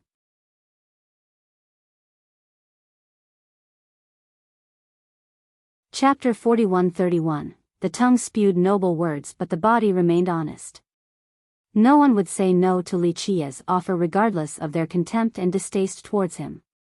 Plenty of top sects didn't have a single Dao Lord weapon. Possessing one meant having a mighty foundation for the future. As for a single cultivator, they might not be able to utilize the Dao Lord weapon to its fullest potential for many reasons. There were risks involved in having one as well. Nonetheless, they could offer it to their sect and bask in the incredible rewards, a better position and other resources. Are you sure you want to go against me with just that? I don't want to bully you. Wuxia repeated while staring at the princess. She nearly vomited blood from anger for being looked down upon, akin to a phoenix temporarily fallen and suffering misfortunes. One is more than enough to kill you. She uttered coldly. Plenty of bravado but forget it, I feel bad using these weapons against your scrap metal. Wuxia shook his head. The princess turned red, nearly breaking her teeth from gritting too hard. He recalled his Dao Lord weapon and clapped his hand once. Okay, I'm sure you wouldn't be convinced if I win with them. The crowd was astonished. He actually had a chance of winning by using all of those Dao Lord weapons at the same time. This was absolutely the wrong decision. What is he doing? One expert wondered. Now his chance of winning is 0. An elder added. They knew that he had strange yet magical methods up his sleeve. However, fighting barehanded was suicidal. Remember, outside of treasures, I have plenty of money, more than enough to smash you to death. Wuxia smiled. You can have trillions and still won't be able to touch me. She snorted. Don't need trillions for someone like you, just 30 million is ample. Li Qie rubbed his chin and mused. Having said that, he summoned 30 million 6 Dao sovereign refined jades. They loudly fell on the ground. Eyes lit up after seeing the large pile of refined jades. Each piece exuded 10-colored radiance, looking like a perfect work of art. How is he going to smash her with these jades? Throw them at her one by one? One youth said skeptically. He might throw one with all of his strength, but that's not even enough to touch her hair, let alone injure her. There is one method. A high elder thought of one possibility while looking at the pile. Is this a joke? The princess had an annoyed expression. Given her power, she could withstand blows from powerful weapons, let alone refined jades. This was akin to a serious battle between two masters, yet one suddenly put away their weapon and started throwing bricks. She thought that Li Qie wasn't taking this seriously in the slightest. This is the first time I've heard of this. One cultivator found this ridiculous. No one has heard of another cultivator being killed by refined jades before. Snowcloud Princess ruminated while observing the situation. She heard of a particular legend from long ago. However, this method was lost with time. Sigh, it must have been hard on your sect to train such an idiotic disciple to this level. I should show mercy out of consideration. Li Qie shrugged and said. I've changed my mind, I will let you taste a fate worse than death. Illusory Princess trembled with rage, wanting to tear off his tendons and drink his blood. Make your move while you still can. Li Qie said. Die. Her face twisted with anger, no longer looking as gorgeous as before. The treasure in front of her exuded 5 different colored lights. Pop. The space around it peeled off and started rippling forward. Careful, she's refining space. An ancestor immediately retreated while telling his juniors. That's the power of an immortal sovereign treasure. Others took a deep breath after seeing space melting down. This meant that Li Qie, the main target, would be reduced to nothingness as well. Buzz. The princess herself became ethereal, on the verge of disappearing. Pop. Pop. Pop. Circular wheels with metal teeth on the edge suddenly emanated from her, sharp enough to cut through everything. This turned her offense into a destructive 2-pronged attack.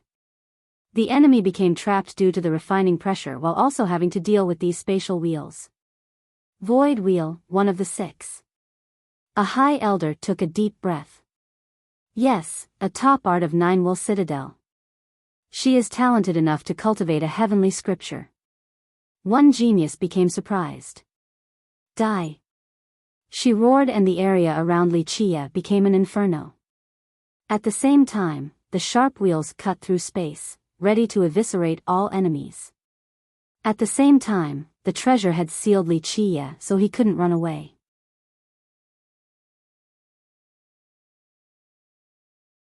Chapter 4132, Clank. Clank. Clank. The teeth on the wheels made noises as if there were millions of blades cutting everything on their path. Everything happened in a split second. Some cultivators had a hard time keeping up. Even the ancestors were impressed after seeing this move. They wouldn't have enough time to evade it completely and would have to withstand the strike. Watch out! A neutral spectator shouted. On the other hand, the target of the strike simply smiled and took one step forward, then shouted, "Activate." Once his foot stomped the ground, runic lines appeared on the surface and became resplendent. They traveled to the pile of refined jades and entered the individual jades. Buzz. Space trembled once as the jades lit up and released chaos light and energy. The energy was awfully dense and tempestuous, looking like flowing liquid mercury. Inside this expanse of energy was the start of a new world. The stars and celestials came first and created a gigantic entity made of chaos. This figure seemingly contained an entire cosmos. The chaotic being roared and deafened the listeners. They dropped to the ground, paralyzed. It raised its palm to deliver an ultimate strike. Boom! The fabrics of space instantly crumbled along with the seal of the princess. This saved Li Qie from his perilous situation, but the figure didn't stop there. Its palm continued aiming straight for the princess' chest while crossing through space. Her void will was considered one of the best techniques for controlling space. However, the spatial stability around her crumbled and she lost control. She was shocked since the palm made it in front of her. She swung her treasure straight at it for a last-ditch attempt. Boom! Alas, the immortal sovereign treasure was still not enough to stop the destructive palm. Crack! The princess bellowed painfully and was sent flying. Blood splashed everywhere and the bones all over her body shattered. Ah! She flew out of Tortoise Monarch Island just like a shooting star. Her screams continued to echo until she was long gone from the horizon. This left the crowd speechless. She had access to a heavenly scripture on top of an immortal sovereign weapon. This should be enough for her to defeat members of the previous generation. Alas, the chaos figure easily took her down. Her fate remained unknown. This silenced the crowd. Earlier, many thought that victory was hers for the taking. However, Li Qie changed this the moment he took out a dozen Dao Lord weapons or so. Afterward, he changed his mind and took out refined jades instead.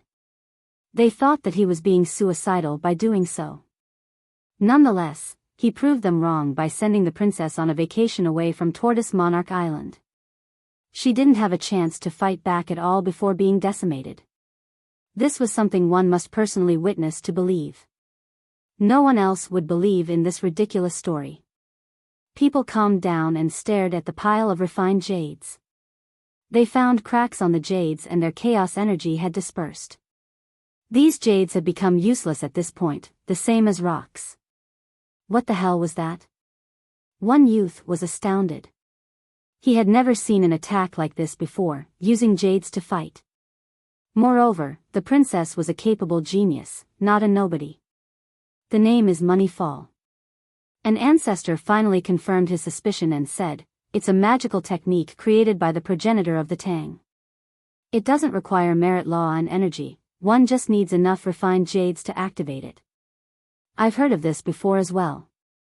Another expert nodded, that progenitor relied on this method to defeat numerous masters. Rumor has it that he was really rich while having no cultivation to speak of. What's Li Qie's relation to the Tang? Someone else asked. Right, didn't he buy their ancestral ground? An elder said. More than that, he managed to use an ancient formation left behind by their ancestors to defeat Ninth. So they have to be related. One big shot said, that's how he knows their secret technique. Everyone became curious. First, Li Qie bought the plane and activated the Tang's formation. This was something the Tang's descendants couldn't do. Now, he even used their ancient method, Money Fall. Furthermore, both the progenitor and Li Qie were insanely wealthy. Was this just a coincidence? The crowd thought that they were from the same branch. The only thing different was Li Qie's last name. Otherwise, they would consider him to be a member of the Tang who has obtained their progenitor's legacy. Money Fall is truly magical. Snowcloud Princess murmured. Only a few have read about this technique before. They thought that it was only a legend since the premise was ridiculous. How could one win using refined jades alone? Moreover, no one else inherited this technique afterwards, so it didn't seem real. Today, Li Qie showed them that it was an actual technique.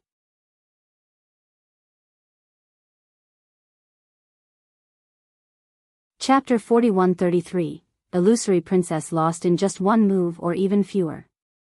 After all, Li Qie simply tossed out some refined jades, proving to everyone that his dirty money was quite effective. Most fantasized about teaching Li Qie a lesson.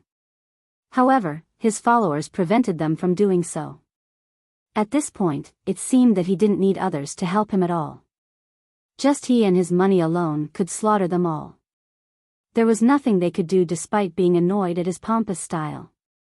This exacerbated their foul mood, feeling helpless against someone they deemed inferior. This dawning realization silenced them. I'm sure everyone has eaten enough, it's time to leave. Li Qia's eyes swept through the room and said. They hurriedly left without any complaints. This was especially true for those who supported the princess earlier. They had an awkward expression and just wanted to leave as soon as possible. However, some lingered around, Goldflow young noble and Snowcloud princess. What, still got some business? Li Qia stared at the thick-skinned duo sitting at his table. Due to my lack of ability, I have some questions to ask you, young noble. Goldflow showed no sign of embarrassment, only a bright smile. He didn't let his reputation as the #1 ranker of the 10 sword prodigies stop him from seeking answers. Very well, since I'm in a good mood. Ask. Li Qia yawned and agreed. I heard that you have a supreme sword art. He pondered for a bit before revealing his intent. Go on. Li Qia said. Goldflow knew that this was a sensitive topic since it pertained to someone else's cultivation. He said, your great technique defeated the disciples of Sea Emperor right away.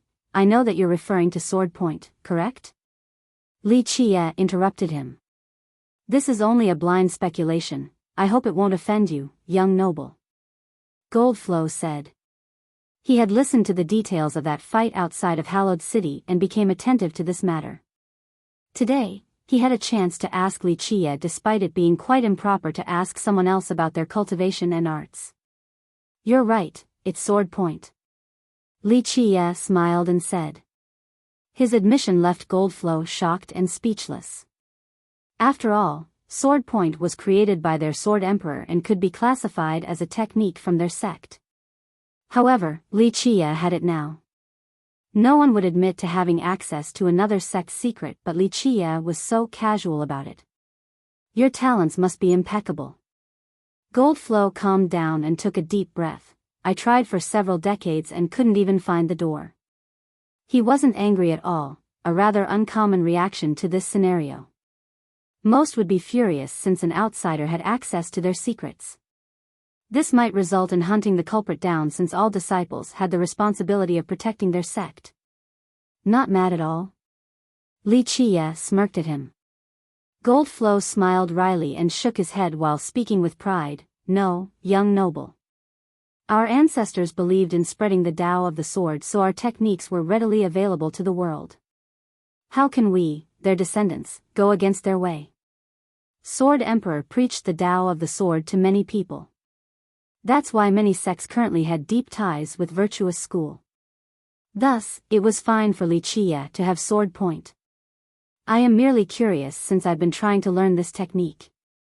This shows just how amazing you are, so I humbly ask you for guidance. Goldflow said. It's not that I don't want to teach you, it would only be a waste of time on your part to learn it. Li Qia shook his head. Could you elaborate, young noble? Goldflow didn't expect this answer. You cultivate the 9-sun sword Tao, so don't worry about sword point. The difference between the two is too great. Li Qia said, both your ancestors' 9-sun sword Tao and the Mad Sun heavenly sword focus on uncontrollable ferocity, while sword point is the opposite. Thus, there is no need for you to seek sword point.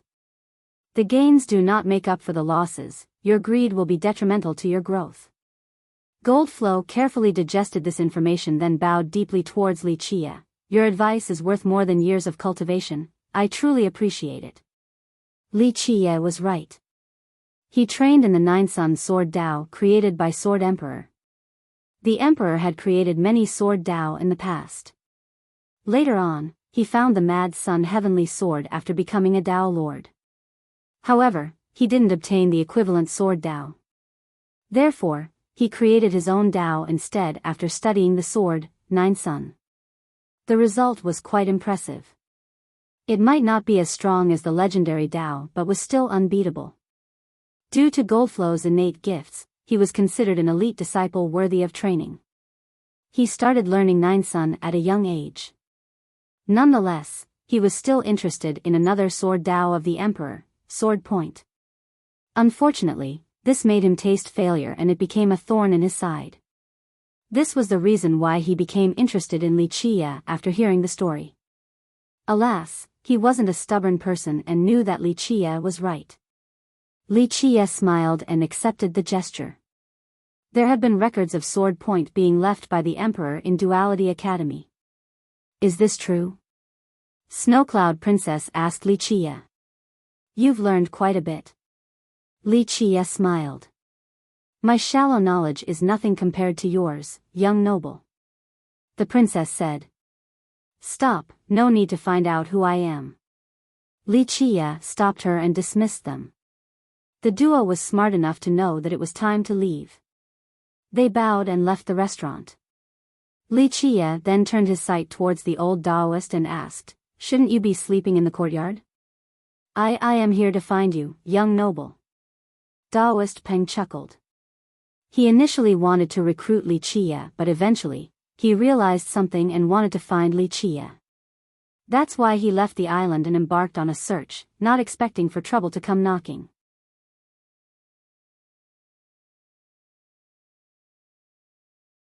Chapter 41-34, Why are you looking for me? Li Qia smiled. Well. Young noble, the old Taoist rubbed his palms and let out a hollow laugh. I improved after just a little pointer from you, so I'm seeking for more. His eyes were full of sincerity and eagerness as he stared at Li Qia. Back at the island, Li Qia casually helped the guy and his cultivation soared like the wind. His comprehension of the Tao greatly improved as well. He suddenly felt a resonating connection with the ancestral sword that he has been carrying around for years. It seemed to be awakening. This made him ecstatic and aware of Li Qia's involvement. Moreover, what Li Qia gave him didn't conflict with the merit laws of the sect. The two seemed to have the same source and work together in unison. His cultivation increase was smooth and unhindered, akin to an ocean accepting all rivers. He underwent a substantial change, so he woke up from his slumber. Because of this, he didn't mind traveling the long distance to find Li Qia for more help. Nonetheless, this was rather awkward for him since he tried to recruit Li Qia to be his disciple. He even swore that he would pass the courtyard down to Li Qia. Now, the latter has become the richest man in the world, not to mention the guy possessing more knowledge of the Tao than him. Alas, he ignored all of this and still wanted more guidance. I have nothing to teach you. Li Qia shook his head. I merely pushed the boat with the current, nothing more. The Taoist didn't understand. What Li Qia did was better than him spending thousands and thousands of years in training. Your improvement is from your previous accumulation and hard work. Li Qia smiled. Imagine a boat stuck on the shore of an ocean with a strong current. What I did was push you back into the water and let the waves take you. These waves were strengthened by your past effort, hence the high level of effectiveness. The Taoist fell into silence as he thought about it. Yes, the process was indeed smooth and perfect. He had no problem at all despite gaining guidance from an outsider. Was Li Qia telling the truth? Was it just a simple push? What should I do then? The Taoist rubbed his head, confused. Don't try to force the issue, just go with the flow exactly like before. Eat when it's time to eat, sleep when it's time to sleep. Be free from worries, that's how a cultivator should be. Li Qia said. I see, the Taoist murmured while memorizing Li Qia's words. He had indeed done all of this in the past, living a simple life and not worrying about anything. He found satisfaction in this. The sect merit laws never required swift improvement. They lived just like mortals without the fear of early death. Thank you, young noble. You've enlightened me. Taoist Peng bowed. Li Qia waved his hand and said, Stay, the team needs a lazy and unmotivated person such as yourself. You may ask me whatever questions you have later. He clearly favored this Taoist, allowing him to stay without any demand. Thank you. The Taoist had no plan of a return trip yet, so this was perfect. Now, he got to stay with the world's richest. Their conversation stopped here since a beauty entered the restaurant. Young noble. She bowed her head towards Li Qia. It was none other than Ning Zhu who has been away. Did you meet? He nodded at her. Her expression was sad only for a moment before she answered, yes, I've met my master. They will fight during the next full moon at Lakeshine Peak. It's near, we'll go watch. Li Chia said. She quietly nodded while feeling sentimental inside. The last meeting might have been the last. The battle was unavoidable since Ninth would never give up. There were methods of defeating Ninth. For example, asking Li Chia for help. However, her master was a prideful cultivator and wanted to have a fair fight against Ninth. This was a way to maintain his dignity and the reputation of wooden sword. In reality, he wasn't confident at all, but dodging the challenge was not an option. She understood her master and never tried to persuade him. She bid farewell, knowing that it could be their last conversation. The battlefield was actually at Cloud Dream Lake. She came in order to witness the battle. This was her responsibility as his direct disciple, despite how hard it would be. Lakeshine Peak didn't belong to any other 18 islands. There were no bandits here either. It was a peak surrounded by water, looking like a sword piercing the sky. The perilous cliffs were steep and virtually impossible to climb. The news of their battle had spread, so many cultivators came to watch. Pineleaf Sword Lord was one of the 6 sect masters, well respected and known for his sword Dao. On the other hand, Ninth didn't need a long introduction. Everyone knew about his Dao pursuit and the murderous nature of his sword. Ninth is improving rapidly. A spectator took a deep breath and felt dread. He killed Wavesplitter clan master recently, now he's challenging Pineleaf Sword Lord who, in my opinion, should be second place among the 6, only behind Terra Sword Saint. Wavesplitter clan master was also one of the 6 sect masters. His saber art was also famous. That fight had no observers. This was the request of Wavesplitter clan master. Perhaps he didn't want others to see his defeat. Ultimately, Ninth did indeed kill him and instantly issued a new challenge. This should be a sign of his growing power.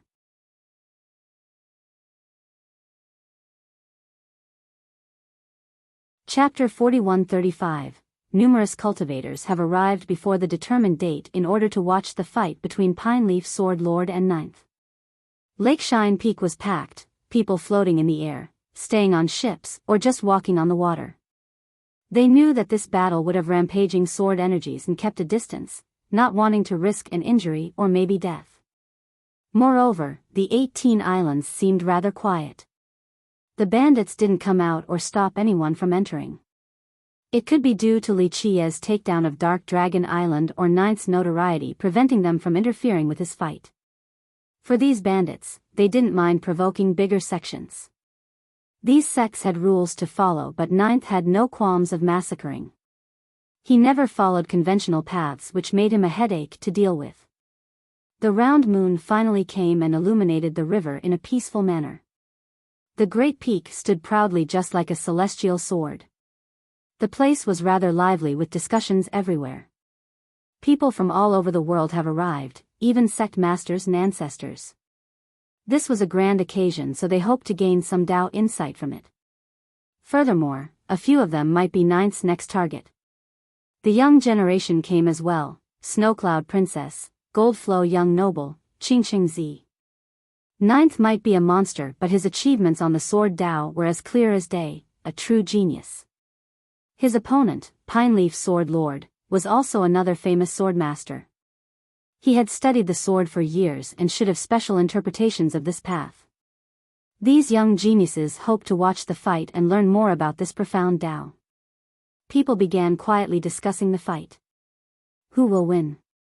One youth asked. Ninth has a higher chance of winning. His senior said seriously, his Dao probably improved after killing Wavesplitter clan master. Maybe Pineleaf Dao Lord can rely on having more internal force and raw power. One expert said, he has an advantage there and should avoid direct competition. Prolonging the fight works better for him. You don't know about a swordmaster's pride then. One of the 6 sect masters will not fight like a cowardly turtle. He definitely looks down on that type of tactic. A sect master disagreed. Discussions became heated. Some thought that ninth would win for sure, while others believed that the Sword Lord still had a chance. Clank. Clank. Clank. Suddenly, their swords started shaking, so they immediately looked over towards the source of the disturbance. They saw a youth walking in the air with many old men accompanying him. He wore a gray robe while embracing a sword, looking imposing and experienced beyond his age. He didn't need to activate his aura to become the center of attention. In fact, he was purposely hiding his aura and sword energy. Nonetheless, this ended up giving the impression that he was a boundless ocean or a bottomless abyss. On the contrary, the sword in his embrace was exuding terrifying sword energies. Just one strand could crush any of the crowd members present. A Tao Lord sword. The crowd took a deep breath after realizing the level of the sword and trembled with fear. Abyss Scion, a supreme sword genius, the number one of the 10 sword prodigies. Someone shouted after seeing. So that's Abyss Scion. Others became shaken. Starshooter Prince, 100-Blade Noble, and he were all from Sea Emperor. However, he was far stronger than the other two. He has the Abyss Sword Tao. Someone else said. Wait, I thought Goldflow Young Noble is the leader of the 10. One youth curiously asked. Well, in my opinion, Abyss Scion is the number one because his Tao is actually one of the 9. 9 Sun Sword Tao is not the real thing. I'm sure there's a considerable gap. His friend answered. There were plenty of geniuses from Sea Emperor, but he was the only one who had access to Abyss Sword Tao. This spoke plenty regarding his talent. He's already so strong with the Abyss Sword Tao. One youth murmured, then how strong would Peace Ocean Sword King be since he has the Vast Sea Sword Tao too? That's why he's in the top 3 out of the 6 despite his young age. A senior explained. Sea Emperor was the only sect in Sword Continent possessing 2 heavenly Sword Tao, Vast Sea and Abyss. Vast Sea Sword Tao came from the branch of their progenitor, Sword Sea Tao Lord. Abyss Sword Tao belonged to their 3rd Tao Lord, Violet Abyss Tao Lord. Violet Abyss Tao Lord was initially a mortal living under the jurisdiction of Sea Emperor. She wasn't actually a member of this sect but eventually became its ruler. This was a rather interesting story. This had a lot to do with her fiancé. This engagement was agreed upon by the 2 families even before their birth. Both came from a small village in Sea Emperor, but he was lucky enough to be chosen as a disciple. Due to his immense innate gifts, he became a supreme genius there. A disparity in status became apparent, a villager versus a genius from a great sect. The girl would only become a farmer later on, an existence perceived to be lowly. As for the genius, he had a chance of taking over Sea Emperor, a dragon among men.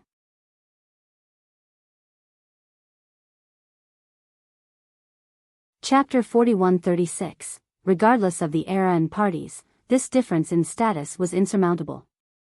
Such a pair had no chance of staying together. Thus, the genius of Sea Emperor broke off the engagement and gained freedom again. The girl became furious as a result and ran away from home in order to seek a master for cultivation. Unfortunately, she gained nothing and became a middle-aged woman in no time at all. This still wasn't enough to deter her, and she insisted on walking down this path. Eventually, her tenacity and perseverance were rewarded once she came across the Abyss Sword Tao and the Abyss Heavenly Sword. These 2 things made her unstoppable. By this point, her ex-fiancé was now the ruler of Sea Emperor. She returned to the kingdom and defeated him, forcing him to abdicate and taking his spot. Later on, she became a Tao Lord, the 3rd of Sea Emperor. Her contribution made the sect the only one in the continent with 2 heavenly Grand Tao, an unshakable foundation. Her influence remained to the present day. It wouldn't be an exaggeration to say that her status there was not inferior to Sword Sea Tao Lord. She was rather popular to outsiders as well due to her interesting origin and rise. Nonetheless, one thing of note was that no one knew how and where she obtained the Abyss Sword Tao and the actual sword. She never told the descendants before. Legend has it that during her hopeless Tao search, she took the risk of entering the sword burial zone. She barely survived and eventually found the sword and its Tao. Of course, this was only an unverified rumor since the Tao Lord never talked about this issue. All in all, Sea Emperor became dominant the moment it had access to two sword Tao. Just the arts alone were incredible. The consensus was that a heavenly sword Tao was stronger than a Tao Lord sword Tao. All geniuses coveted any of the 9 since it would virtually guarantee a bright future. They would definitely become lords later on. Several behemoths in Sword Continent had these heavenly Tao. Alas, very few of its members were qualified to study them. Thus, Abyss Scion was special and blessed. His status far exceeded Hundred-Blade Noble and Starshooter Prince. Who's gonna stop a heavenly Tao? He's number 1, no question about it. Another said. Though there was no ranking determined by battle, most believed that the first spot belonged to either Abyss Scion or Goldflow Young Noble. The supporters of the Scion always repeated their belief of the Abyss Sword Tao being stronger than the Nine Sun Sword Tao. Moreover, they stated that Goldflow Young Noble's social prowess played a large factor in his ranking, not his actual power. A bit later, the crowd began looking at the old men behind the Scion. They all wore simple robes and hid their auras. Nonetheless, the big shots still recognized them. These were influential characters from the capital of Sea Emperor, protectors and elders. I don't think the Scion is here just to watch. One expert said. Yes, this might be a scouting mission to see how strong Ninth is for their king. Another said. Others agreed with this because Peace Ocean Sword King might be a target eventually. The Scion's group might be here to observe Ninth's sword arts and gauge his power in preparation for the future battle. The Scion came over and greeted Goldflow Young Noble and Snowcloud Princess. This level of formality and courtesy was necessary since they were in the same group. Many paid attention to their expression, especially when he spoke to Goldflow Young Noble. They thought that a fierce competition between these two was inevitable. Unfortunately, they were disappointed because there was no sign of rivalry and animosity at all. Both remained polite and friendly. Clank. A sword flash suddenly manifested and made everyone tremble. Their own swords became uncommunicative in this split second. Once the flash disappeared, a middle-aged man appeared before everyone. He had an impressive stature, standing straight and proud just like an uncrossable mountain. Brows shaped like swords and eyes as bright as the stars, he must have been a popular man during his youth. A unique symbol was embedded on his forehead, looking like a pair of flashing wings. Terra Sword Saint. A sect master bowed and greeted him. His title struck the crowd thunderously. The leader of the 6 sect masters. One of the 2 saints, someone took a deep breath. Thus, the majority bowed to greet him regardless of whether they knew him or not. He bowed back in response. He was the Lord of Sword Temple and a member of the previous generation. Currently, the 6 sect masters and 6 kings wielded great authority and influence in Sword Continent. He was also part of another group, the 2 saints of Sword Continent, the other being Nine Sun Sword Saint who was the Lord of Virtuous School. Terra Sword Saint was the leader of the 6 sect masters while Nine Sun Sword Saint was the leader of the 6 kings. The top existences in the continent were naturally the 5 overlords. However, they rarely showed themselves and rumor has it that 1 or 2 had died already. The next big shots were top ancestors such as Hallowed City Lord, Night Loom of Cloud Dream Lake. These characters were just as reclusive as the first group. As for the 6 sect masters and the 6 kings, they were in public more often since they had an active role in administration. Being the Lord of Sword Temple certainly propelled Terra Sword Saint's status. Of course, he was extremely powerful as well.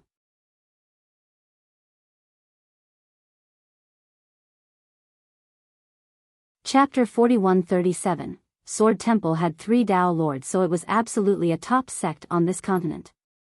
Its peers included Virtuous School and Daoist Sword Ground. As for Ninewell Citadel, it had a total of 4 Tao Lords. Sword Temple was different from its peers. Virtuous School had ties and relationships everywhere. Daoist sword ground started by war god Dao lore focused on fighting and battles, becoming quite famous in the process. On the other hand, Sword Temple kept a low profile and rarely interacted with outsiders. Nonetheless, this didn't diminish their prestige due to their number of Dao lords and innate powers. Its founder was Sword Queen. Some might connect this title to Sword Emperor of Virtuous School. In reality, the two had nothing to do with each other. Moreover, Sword Queen's era was far earlier during the Chaotic Era. She suddenly appeared and swept through the forbidden zones to make a name for herself. Amusingly enough, the reason for her title was due to her renowned statement, "I lead, swords follow." That era didn't have the peace currently enjoyed in the modern era. The forbidden zones were on the move and strange things happened quite often to the detriment of all living beings. Even top cultivators were mere insects during that period. Sword Queen came out of nowhere and swept through the chaos with her sword, killing her way deep into Sword Burial Zone. She kept her words and did indeed lead the world away from chaos, forcing everyone else into submission. Later on, there were other Dao lords versed in the sword. For example, Sword Emperor, Hallowed Dao Lord, Starshooter Dao Lord. Alas, they paled in comparison. That's why Sword Emperor disagreed with his title, not wanting to call himself Emperor and preferring Sword Saint instead. All in all, her slogan truly captured the zeitgeist of her era: Sword Queen leads, swords follow. Rumor has it that during her youth, she obtained Terra Sword Dao and Terra Heavenly Sword. This astonishing fortune wasn't her ceiling. Later on, she crafted a sword named Everlasting and an equivalent Dao with the same name. This sword Dao was considered to be the best out of all Dao Lord Sword Dao. It was infinitely close to being on the same level as the 9. Thus, some believe that to a certain extent, Sword Temple had a second heavenly Dao just like Sea Emperor Sword Kingdom. Therefore, Terra Sword Saint commanded respect from the crowd even though he was younger than the other 5 and rarely showed himself. A sky spirit. Someone whispered while looking at the unique symbol on his forehead. However, his rather large frame looked out of place for a sky spirit. Not completely, he's a mixed blood with a strong sky spirit bloodline. A big shot from the last generation shook her head. No one was really surprised to see him here together. He was in the same boat as the others, potentially being Ninth's next target. When facing such a powerful foe, he had no choice but to exercise prudence. Preparation was necessary. Who will win between him and Ninth? A similar question popped up. Terra Sword Saint ranked first out of the 6 sect masters, but Ninth was a monster. If the Sword Saint loses, then no one from the last generation can take Ninth on. His true opponents will be the reclusive monsters such as the 5 overlords. A clan master stated. Everyone became startled. It seemed that Ninth's growth was going out of control. Rumble. Suddenly, a carriage as expensive as can be appeared on the horizon. It crushed the space beneath as it came closer while exuding a blinding radiance. Whoa! Whose carriage is that? The crowd was amazed. Luminosity carriage, who actually bought it? Someone wondered because the listing price was 1 billion. Who else has this pompous style outside of the world's richest? Another said bitterly. The brat changed carriage again, just how much good stuff did he purchase? Another expert said. Li Qia's previous carriage was extremely expensive as well, but he switched it out after just a few days. Who knows how many more carriages he had available? Sigh, don't be surprised if he swaps them every day, it's not a big deal for him. One sect master said with a tinge of jealousy. After all, expensive carriages were also powerful treasures that could be used on the battlefield. In this case, Li Qia was only using them for show. Normally, only top existences were qualified to ride them. Li Qia broke this mold completely. He'll go broke eventually if he keeps spending like this. One youth snorted while secretly lamenting how unfair the world was. Once the carriage got close enough, they saw Li Qia lazily resting with 3 girls next to him, Ning Zhu, Lu Qi, and Su Ian. He became the topic of many conversations right away. Of course, the majority was negative towards him. Some glanced over at Abyss Scion because of the feud between Wuxia and Sea Emperor Sword Kingdom. Though he didn't directly kill Starshooter Prince and Hundred Blade Noble, he still played a considerable part. Moreover, he humiliated them by taking their future queen. This was even more unforgivable. However, Abyss Scion only had a cold expression and didn't directly come to seek revenge, unlike his fallen peers. Goldflow Young Nobles Group, on the other hand, had no problem coming to greet Wuxia. Good, I'm not late for the show. Wuxia lazily lay there, looking like an unmannered young master in the eyes of others. Most hated his style but couldn't do a damn thing about it. Where is his legion? Someone questioned because previously, Wuxia had a legion and numerous maids. I think they're camping at Black Tortoise Island. A well-informed cultivator responded. Is he trying to take over this area? Another asked a question looming on many people's mind. First, he destroyed Dark Dragon Monarch. Now, his army was outside of Black Tortoise Island. This made people think about his intention here at the lake. Okay, little ninth, it's time for the two of you to fight. I don't want to miss my nap. Wuxia yawned then shouted. Others exchanged glances after hearing this. They were all afraid of Ninth due to his murderous nature. Here, Wuxia didn't give a damn at all. Is he suicidal? One youth asked. No, he suppressed Ninth before. A senior replied. He borrowed the power of the land then. His friend disagreed right away. 1. Is the character here with several meanings, queen, behind, later, descendant.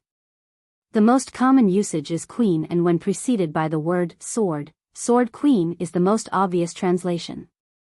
It has a different actual meaning here, but queen still works, as long as the readers keep in mind the other meanings.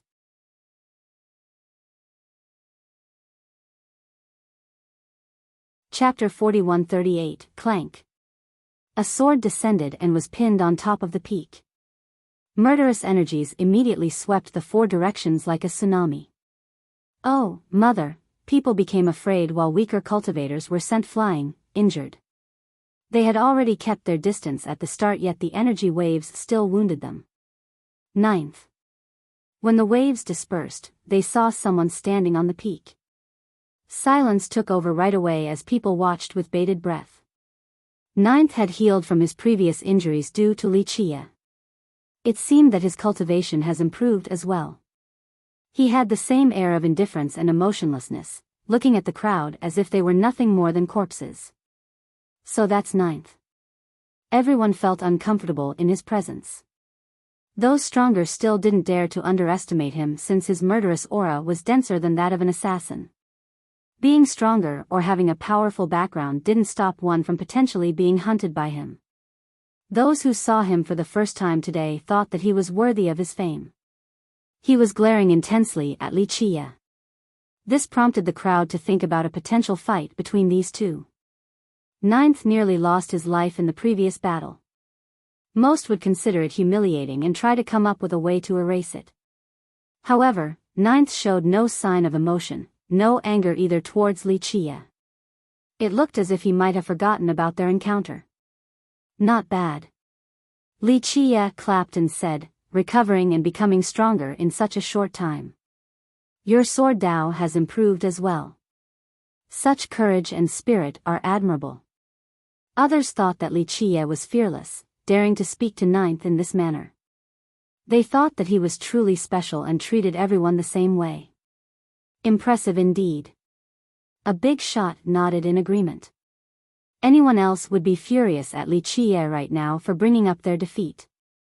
It would be difficult to hide this emotion, but 9th had no fluctuations at all. Such mental control made him special. Has he improved more? Others became afraid of 9th's incredible development. Even the 6 sect masters and 6 kings were afraid of him now. For example, Terra Sword Saint observed 9th carefully with a serious expression, not daring to underestimate the enemy. No wonder why he managed to kill Wavesplitter Sovereign. One ancestor said softly, "Few from the last generation can take him on in a one-on-one fight. If he makes it to the 10th variation, the 5 overlords will have no choice but to fight." Really? His 10th variation is enough to fight them? A junior became alarmed. For the common cultivators, the 5 overlords stood at the apex in Sword Continent. Maybe, or at least it'll be very close. The ancestor responded, 10th is enough for him to do whatever he wants. Remember, the 13th killed a Dao Lord before. So Pineleaf Sword Lord can't win? Friends of Wooden Sword became worried. 9th had proved his power to everyone. However, people feared him more than other experts such as the 2 saints. They felt as if he was death incarnate despite the fact that he wasn't a mass murderer. There was just something about him that instilled a deep fear into everyone. They knew that the situation was terrible for Pineleaf Sword Lord. The Sword Lord will fight no matter what. An expert in the know sighed softly. Pineleaf Sword Lord naturally wouldn't run or refuse the challenge due to his reputation. Ning Zhu quietly watched despite knowing the inevitable result. Alas, there was nothing she could do. Her master had the right to make his own decision. The round moon was up high at this point. It was time. It's starting soon. Where is Pineleaf Sword Lord though? Some looked up at the moon. Buzz. A majestic force answered them. It wasn't unbearable and didn't send anyone flying. On the contrary, it was brimming with life force. This comfortable affinity seeped into the very core, causing the spectators to become entranced. This life force had an unyielding nature just like a boulder at the bottom of the lake. Nothing could ever move it. He's here. People recognized the Sword Lord's aura. Splash. Water splashed violently. People looked over and saw something moving at an incredible rate. From the reflection in the water, it resembled a green dragon crossing through Cloud Dream Lake.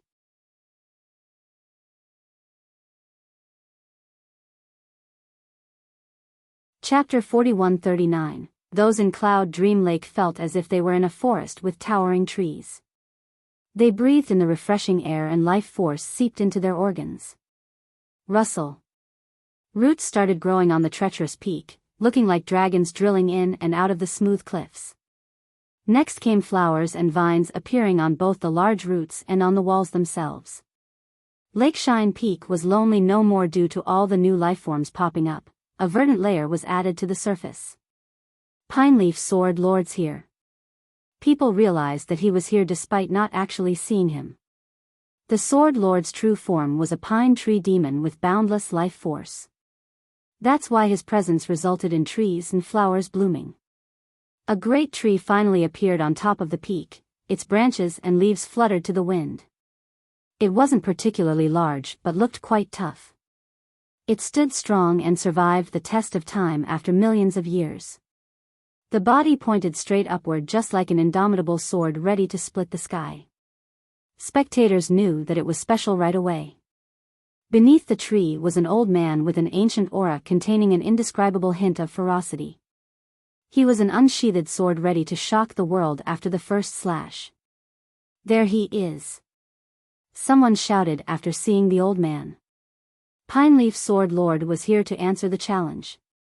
He might not be the strongest out of the 6 sect masters, but he was the oldest and has been one of the longest tenured kings in Wooden Sword. Conversations about him always had a respectful tone. Today, the situation was grim for him, so the crowd was quieter than usual. It's time. An older expert looked at the full moon. 9th changed his focus back on his opponent, still having the same gaze of indifference. It seemed as if the only thing he cared about in this world was his sword. You're here. He coldly uttered. There was no aggression in his voice, yet listeners felt like there was an invisible sword cutting their heart. Each word resembled 2 swords grinding together and made them uncomfortable. Yes. The Sword Lord had fully prepared for this fight and was ready to face anything. Got everything settled? 9th asked, certain of victory. This might greatly pressure the Sword Lord since his opponent seemed rather confident. Thanks for asking, I have arranged everything. This will be a fight to the death, everything will end here. No feud and grievances. The Sword Lord smiled. He appeared ready for death. Even in the case of his defeat, Wooden Sword would not pursue this any further. Of course, Ninth has never been afraid of retributions and others seeking revenge. The Sword Lord's mentality is exceptional. I can't compare to him. Terra Sword Saint sentimentally sighed. Though he looked to be at a significant disadvantage, the crowd still respected him. Very well, till death. Ninth said. The Sword Lord focused on his opponent and sword energies manifested in his eyes. The visible rays signaled the crowd that he was about to start. He lives up to his reputation. One expert said after sensing his energy. Till death. The Sword Lord said. Clank. A hymn could be heard before he unsheathed his sword. Other swords started harmonizing and vibrating as well. His sword energy began engulfing the region in an all-encompassing manner, reaching every crook and crevice and allowing him to be dominant. He seemed to have complete control of this battlefield. The sentiment started becoming more positive for him. He has the initiative right now. An expert commented, he's stronger than expected. The Sword Lord made the first move and surrounded the battlefield with his all-encompassing energy. Clank. A sharp clank could be heard and assaulted the Sword Lord's domain, easily tearing it apart. Ninth had unsheathed his sword, releasing a cold air accompanied with murderous intent to the horror of the crowd. Though he was merely holding it, some crowd members groaned in pain as if they were pricked. Ninth's sword is just too sharp. One sect master praised after regaining his composure. His chest was still throbbing. That's a good sword. Pineleaf Sword Lord praised while looking at the weapon. Indeed, it prefers killing the worthy. Ninth coldly responded.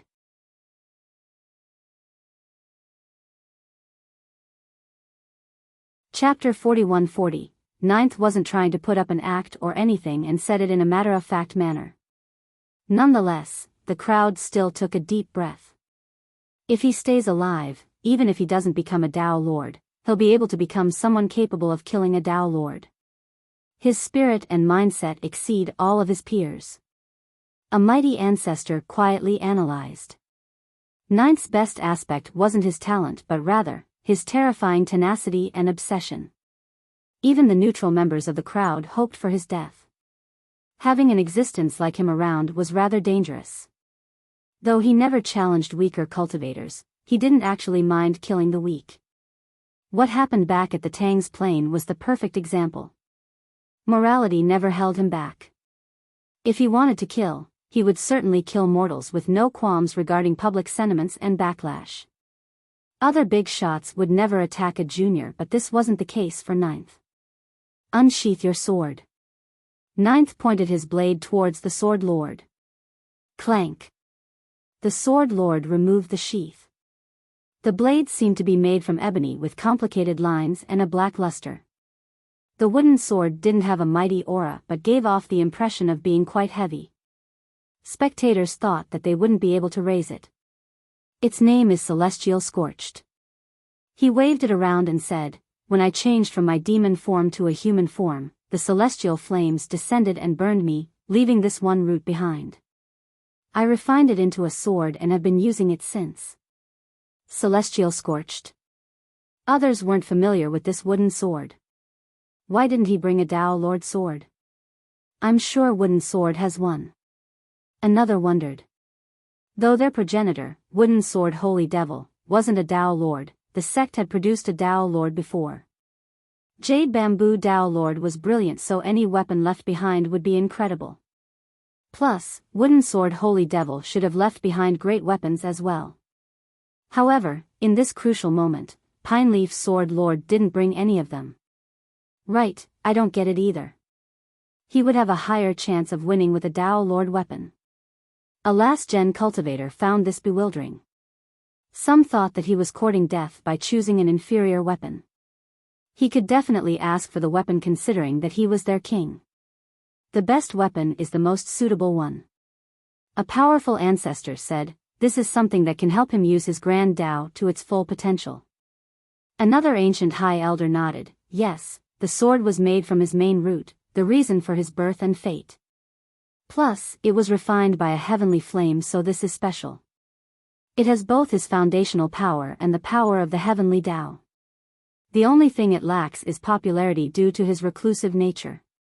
In the broader sense, the sword was no match for a Tao Lord weapon. However, it was perfect for the Sword Lord. Shedding his original form caused flames from above to come down and reduced the tree to ashes. However, the main root remained, albeit scorched. This was a testament to its toughness. Thus, he refined it into a personal weapon. It's a good sword, a good companion after death. Ninth said, once again reiterating his confidence. It began with it, also ending with it isn't bad either. Let us start. The Sword Lord didn't become angry at all.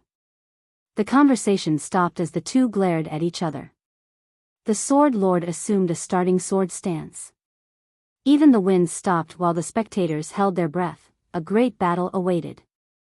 Ninth's eyes were as cold as flowing water with an ice affinity. Their sword energies rampaged and began a fierce contest. If anyone were to be caught in their battle, they would be reduced to a bloody mist by the overwhelming energies. Die! Ninth's shout echoed in everyone's ears. He leaped into the air while holding his sword behind his back. The next swing unleashed a torrent of slashes, tearing apart the sky vault. Everyone beneath seemed rather tiny in comparison. The 10,000 slashes could massacre millions and millions of lives, turning them into lost souls. The fourth variation, lifeless. People saw the illusion of them being decapitated, their head flying in the air while blood gushed out. This terrifying scene of carnage and death left them screaming in horror. Mountains of corpses and oceans of blood would be a common denominator in the 3,000 worlds after being subjected to these slashes. Ninth skipped the first three variations to start the battle. There was no need for him to hold back against this rather capable opponent. Meanwhile, the Sword Lord still stood beneath the pine tree. Clank! The countless leaves turned into swords and gathered in front to protect him.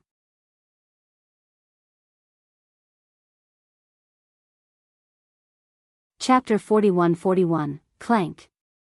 A curtain made out of swords poured down and protected the Sword Lord. He swung his sword once and the curtain fully surrounded him, once more to fortify his domain. One layer became 2, 3, and more. The sword domain seemed to be unbreakable as it filled up space. Curtain of blades, this is his proudest defensive technique. One ancestor who recognized the move said. Boom! Ninth slashes came in an apocalyptic manner, ready to annihilate the entire peak. Rumble. Fiery sparks scattered everywhere, resulting in something akin to an erupting volcano. They shined the night sky just like gorgeous fireworks. Rumble. Though 10,000 slashes struck at the same time, the curtains stood strong like an impregnable fortress. The crowd clicked their tongue after seeing the Sword Lord's calm expression after the first exchange. His internal force is incredible, this must have been accumulated after millions of years. One expert praised.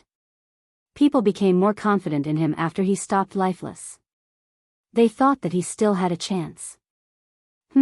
He can rely on his ample internal power and keep on defending, it might be enough until Ninth is out of strength. That's a winning strategy. One youth said. He's right to be proud of this defensive technique. Few contemporaries can break it. A sect master sighed and commented. Clank. Ninth immediately unleashed another variation. He became resplendent and appeared to be holy, just like a saint looking down on the world. He could grasp the stars and push the celestials. He seemed to be freed from the three worlds and the reincarnation cycle. The holy aura simply wouldn't disperse. Whoosh! The slash came without showing any mercy, proving the saints were emotionless and all other living beings were mere sacrificial offerings. Being a saint meant transcending into a greater being and abandoning previous mortal constraints. Spectators saw their own death as a result despite not being struck by it. Bam! The thrust traveled through several layers but still stopped eventually. It was still not enough to take down the Sword Lord's defense. What a move! Many felt their palms moistened with sweat. Others were drenched from top to bottom. That's only the 6th slash, holy. He has 3 more. One ancestor said. Only the 6th slash? Youths shuddered in fear, especially those who were seeing 9th for the first time. They couldn't possibly fathom the power of the 9th slash and didn't dare to imagine it. Holy was already unstoppable and could easily kill them. The 6th slash was nearly enough to break the barrier. The 9th should be able to kill the Sword Lord. Those who felt confident earlier about the Sword Lord quickly lost their optimism. Clank. The Sword Lord painted with his sword again. The broken spots on the layers returned to normal. Though some layers were broken, fixing them didn't seem like it took too much energy from him. Activate. 9th roared and his hair suddenly fluttered even though there was no wind. A massive sword with rampaging rays emerged, tearing apart the spatial fabrics. Its boundless energy could devour even the gods. The spectators became injured as they felt a sharp pain on their chest, seemingly being pierced by thousands of swords. That's terrifying, they immediately retreated, unable to withstand the energy and the sword intent. If they were to forcefully resist, they might actually be grievously injured. 7th variation, godless. 9th slashed forward. Even gods would wail in lamentation. A heavenly kingdom and all of its inhabitants would go down before this attack. Their divine corpses would pile up high. Spectators bellowed, thinking that they had been killed by the move. It could even slay the gods, let alone regular cultivators like them. Boom! The first layer of swords couldn't stop it, the same with the second layer and the next. It became abundantly clear that the proud defense of the Sword Lord wouldn't be able to stop the 7th variation. In the past, he had relied on this technique to stop many powerful enemies, even ancestors stronger than him. Today, it finally tasted defeat. Be careful. Ningzhu shouted while worrying about her master. In this crucial moment, the pine tree became bright and the Sword Lord swung his blade with lightning speed, releasing a fiery torrent.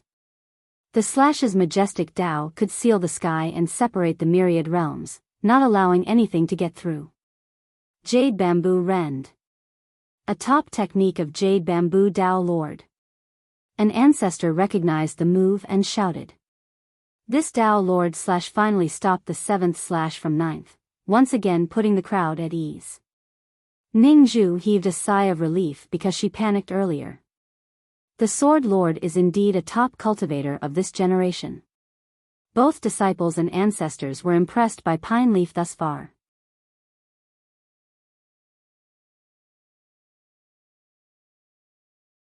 Chapter 41-42, 9th-7th slash was incredibly powerful. Some ancestors believed that they might even die to it, but Pine Leaf's Sword Lord successfully stopped it. The Sword Lord was putting up a great fight and lived up to his reputation. In terms of sword technique, he was inferior to 9th. However, he made this up by having ample inner force and cultivation. There's still hope, just 2 more variations, earthless and skyless. A high elder said softly. Right, maybe it's possible to stop skyless. A different ancestor mused. No one has been able to stop 9th's titular attack, but they thought the Sword Lord had a good chance. After all, he still looked perfectly fine and composed after stopping the 7th slash. Clank. Pine Leaf's sword vibrated slightly as he went on the offensive. This wasn't surprising since he seemed to have ample energy still. This attack severed all the existing affinities, karma, the temporal trinity, and various cycles. Sever, a sure kill move from Wooden Sword Holy Devil. An ancient ancestor shouted. I've never seen anything like this before. The top masters of the Sword Tao were astounded. I see, the sect master is versed in 2 different schools. Someone else praised since the Sword Lord had used techniques from both Jade Bamboo Tao Lord and Wooden Sword Holy Devil so far. 9th used the 7th slash again to stop this incoming attack. Both were exceptional and truly dangerous. A devastating blast was the result, capable of destroying numerous eras. The countless slashes from Ninth crumbled right away. Pineleaf's sword made from his main root seemed sharper than anything else in existence. Though the slash didn't sever Ninth's sword, it still defeated his seventh slash. Yes. Some started cheering loudly since the Sword Lord currently had the upper hand thanks to his counterattack. This attack is invincible. He got this. One ancestor became red with excitement while clenching his fists. The reversal stirred the crowd. Sever still had enough momentum to fly straight for Ninth's head. The user of this move needed to go all out, concentrating everything on this slash without holding back. They couldn't think about the consequences, only the present until blood is drawn. The technique itself was impeccable on top of being elevated by the Sword Lord's ample energy. This was the move Wooden Sword Holy Devil relied on to defeat War God Dao Lord. Activate. However, Ninth showed no fear despite the slash coming for his head. His sword became resplendent and chasms formed beneath his feet. Swords rushed out from below like an ocean of lava. They came together to form a fortress capable of both offense and defense. Earthless. One spectator shouted. This technique was rather versatile. It could kill millions or simply act as an unbreakable barrier. Nonetheless, the formation of this technique didn't stop the Sword Lord from pressing forward. He kept on severing the sword standing in his way, but sure enough, his momentum was weakening. Sever got this. A genius shouted, "Kill him." The members from Wooden Sword in the audience became ecstatic. Even the ancestors were shouting. The Sword Lord will win. The young ones applauded. Severing seemed to be overpowering Earthless. Not long ago, the majority considered Pineleaf to be a clear underdog. Ninth's sword techniques were just too terrifying, but Pineleaf was proving them wrong. The tides are reversed now. Another young one became emotional. Many watched closely, hoping that the slash would be able to decapitate Ninth. This is the end of Ninth's era.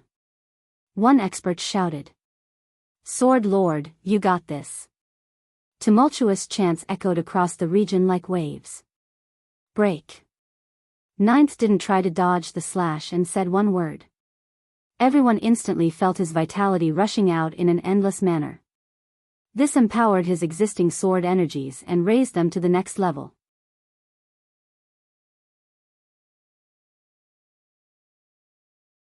Chapter 41-43, Clank. The metallic hum of his sword reached the depths of the 9 heavens. The stars lost their color and the myriad realms sank down. He suddenly became unreachable, all else was subjected to the tyranny of the incoming slash, skyless. The sky disappeared as a result. Everyone lost their sense of direction and weight, feeling as if they were drifting away. Even the high heaven has been destroyed by skyless, let alone all creations beneath. The only thing left behind would be a massive void. Ninth slash, skyless. By this point, even ancient cultivators bellowed in horror. So this is skyless. Terra Sword Saint's expression darkened. Ninth had no name, only the number of his technique. It represented everything about him, from his power to Dao attainment. The moment he used this slash, it became the defining and brightest moment of his life. He became the most radiant creation. This light started burning his life, belief, and pursuit. It traveled through his life and gathered his ultimate understanding of the Sword Dao. This allowed him to reach his apex state. The sky shall be no more after this slash. Spectators started wailing in despair, thinking that there was no chance of them being able to stop the attack. They thought that the Sword Lord's Sever had a good chance of winning. Unfortunately, Ninth disagreed and showed them skyless. The members of Wooden Sword turned pale and became fully intimidated. Clank. The Sword Lord used Sever again without any fear, ready to cut apart the incoming slash. Everyone could sense his determination and willingness to face death. There was no hint of regrets. In fact, he seemed rather happy because he was facing a technique on the same level as Sever. Time came to a halt after the slashes collided. A bright flash blinded everyone and seemed to be eternal. Billions of years could pass and it would still be here. The river of time couldn't wash it away. Everything stagnated, even the tiniest movement took forever to unravel. Clank. Finally, another hymn resounded and broke the silence along with the temporal stagnation. The various affinities flowed once more. Ninth and Pineleaf Sword Lord stood proudly while holding their sword. They considered this battle a sacred ceremony that must be carried out. However, neither moved an inch, which made it impossible for spectators to determine the victor. Eventually, a tiny drop of blood finally dripped off the tip of a blade. Delightful. The Sword Lord said heartily. The battle had indeed brought him joy. Others exchanged glances, thinking this sounded like the Sword Lord's victory. They then looked over towards Ninth's direction. The latter had zero emotion, just like before. Ninth was still Ninth, a sword indifferent to everything. Did the Sword Lord win? One youth murmured. The big shots, on the other hand, had a serious expression. They sighed since they knew the actual outcome. Ugh, the Sword Lord spat out a stream of blood. He then staggered backward and fell off the cliff. Master! Ningzhu screamed. She was already mentally prepared for this outcome, yet to witness her master's death was still too much to take. Your Majesty! Several ancestors leaped over and caught him, only to find that he was already dead. Blood stained his robe with a heavy concentration in the chest area. Though Ninth's sword itself didn't physically pierce his body, Skylus still took him down with its sword energy and sword intent. Your Majesty, the disciples of Wooden Sword lamented. Alas, their lord was already gone and didn't leave any last word behind. Master, Ningzhu watched from a distance because she was no longer a member of Wooden Sword. After a while, the highest-ranking ancestor from Wooden Sword stared at Ninth for a bit before commanding, "We're leaving." He carried Pineleaf's corpse with him. Ultimately, the Sword Lord had said that this battle would be a fair fight. Wooden Sword didn't need to avenge him. Plus, they wouldn't be able to do it either because Ninth was too strong. Ninth simply watched and didn't stop them from taking Pineleaf's corpse away. Rumble. After this group was gone, Lakeshine Peak suddenly collapsed. Huge boulders dropped down and made large waves. This startled people for a bit, but it was understandable. Skylus' sword energy and intent had pierced through the entire peak. The only thing left behind was the pine tree. Though the Lord was dead, this tree took root in the water. Its branches and leaves still fluttered to the night wind. It was as if the Sword Lord was still standing there, as unyielding as ever. A sect master is gone just like that. One expert became sentimental while watching this scene. He was the oldest and most respected among the 6 sect masters. Alas, he couldn't escape the fate of being killed by Ninth. Only the Sword Dao is eternal. He was a good example for us all. Terra Sword Saint sighed and said.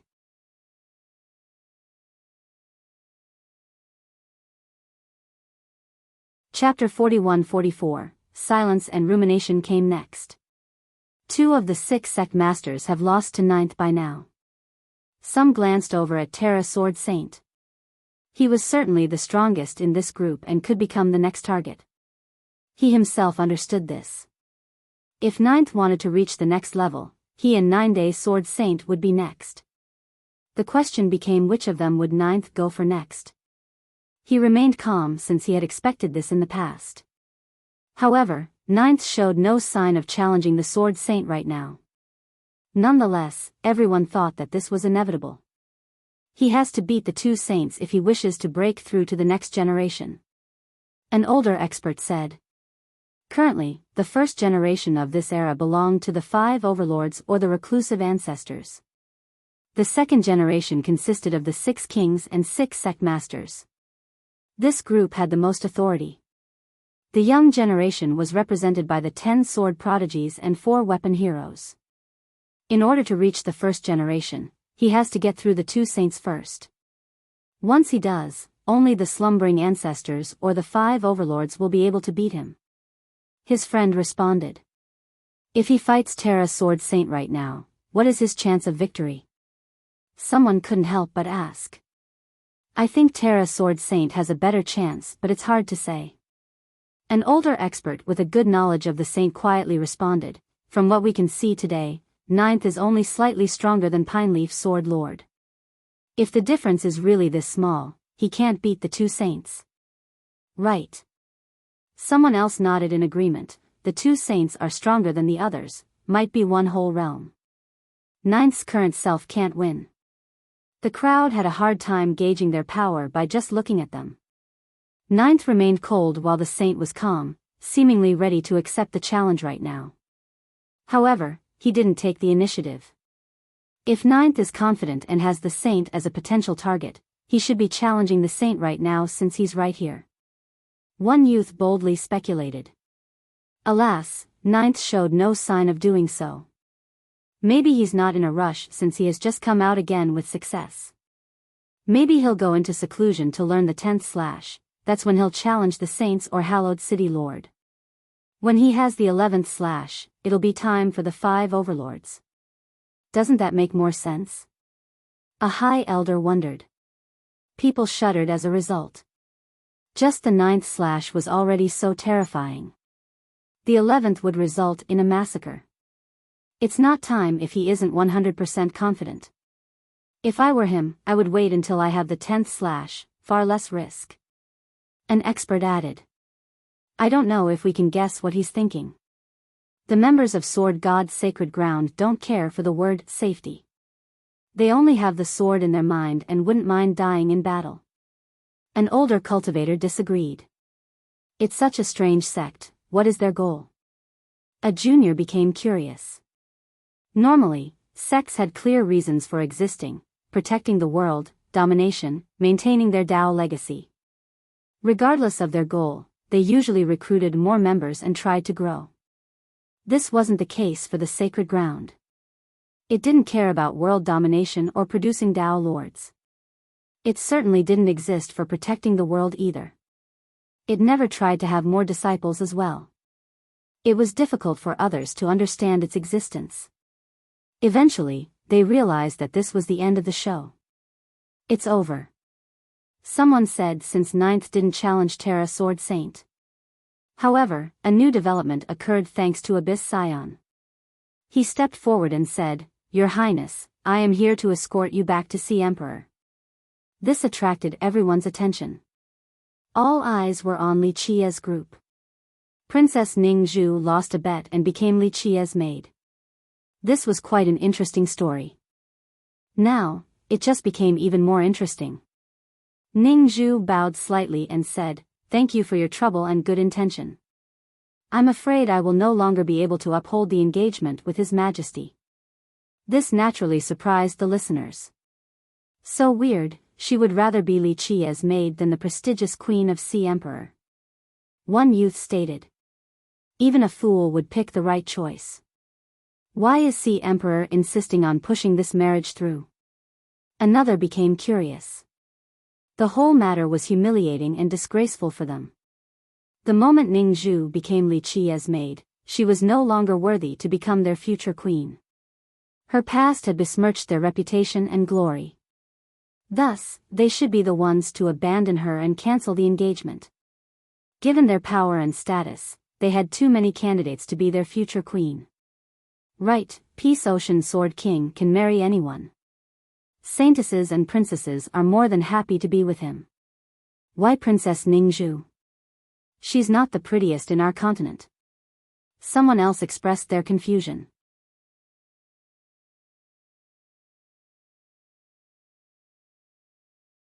Chapter 41-45. Ning Zhu refused Abyss Scion's invitation back to see Emperor Sword Kingdom. Though she maintained a polite tone, she couldn't be clearer with her message. The Scion's expression soured as a result. Your Highness, please return. An old man behind him calmly spoke. He seemed to have ample authority, clearly an elder from there. An elder from Sea Emperor was different from an elder anywhere else. After all, it was the #1 sect in Sword Continent. I appreciate it, Elder Jean, but I must keep my words. Please forgive me. She tactfully refused, once again surprising the crowd. First was the scion, now an elder from there. This was a great chance for her. In their eyes, being Li Qia's maid was insulting for someone of her status. Thus, the fact that Sea Emperor was willing to take her back was quite generous. Anyone with a bit of sense would know what to do in this situation. In fact, a more vicious type would actually turn this around and push Li Qia towards his demise. This would wash them clean from this mess. Strangely enough, Ning Zhu preferred to be Li Qia's maid instead of a queen. People found this inconceivable and foolish in spite of Li Qia's wealth. He only became rich recently and knew money never lasted long. On the contrary, Sea Emperor had an impeccable foundation due to having 5 Dao emperors in the past. What is wrong with her? One youth murmured, being a queen is 10,000 times better than being a maid. Yes, she needs to pick a strong backer now that Pineleaf Sword Lord is dead. One elder didn't understand her. In the past, she used to be the successor of Wooden Sword and enjoyed the love of the Sword Lord. Now, it would make more sense for her to side with Sea Emperor. This would be far better for her future. In reality, she disagreed with these viewpoints. When the Sword Lord was alive, he helped her nullify this marriage. His death was quite a blow to their branch, so the advantage belonged to the opposing side now. The marriage would be brought up again. This might be the reason why Abyss Scion came to bring her back. In Wooden Sword, nothing would be able to stop this marriage now since she had lost her strongest supporter. The Scion was left in a tough position. They came expecting the Sword Lord to lose. Thus, their mission was to bring the princess back to Sea Emperor. Unfortunately, she was stubborn and refused their invitation. Your Highness, please reconsider. He took a deep breath and solemnly said, this choice affects your future and legacy. Enough of this nonsense. Li Qia interrupted him and said, I make decisions for my people. If she wishes to stay, then your sect needs to scram. Stop bothering us. This was both a slap to the Scion's face and another insult towards Sea Emperor. Li Qia had taken their queen and still maintained an arrogant tone. Even an ordinary sect wouldn't be able to swallow this anger, let alone Sea Emperor. Showing restraint here was akin to showing weakness. Is he always like this? One spectator asked. Yes, always so overbearing and aggression-prone. Someone else smiled wryly, having been used to Li Qia's personality. Those who knew Li Qia were aware that he had no problem offending anyone in Sword Continent. Moreover, he was still living just fine, a testament to his ability. The Scion's expression darkened and his tone became colder. Li, we've been lenient on past grievances, so you should know how to act today. He spoke confidently because he could back it up, given his personal power and being the representative of Sea Emperor. Of course I know what to do, and that's not to bother with annoyances like you. Li Qia waved his hand without looking at the guy. The old men behind the Scion glowered after hearing this, unable to handle the blatant disrespect from this newly rich youth. So you rather do this the hard way? The Scion's eyes flashed murderously. This naturally excited the crowd since there could be a fun show for them. Sea Emperor wants a fight. One cultivator murmured. Or maybe there is just a good justification. It's not only about the feud, who doesn't want Li Qia's wealth? Another ancestor speculated. Others agreed with him. As the #1 sect, Sea Emperor would face criticism if they were to rob Li Qia. Now, with Ning Zhu's issue as a reason, they had the right to maneuver against him. This was killing 2 birds with 1 stone. Bring it. Li Qia laughed in response. Rumble. Suddenly, drums could be heard all over the lake. What's going on?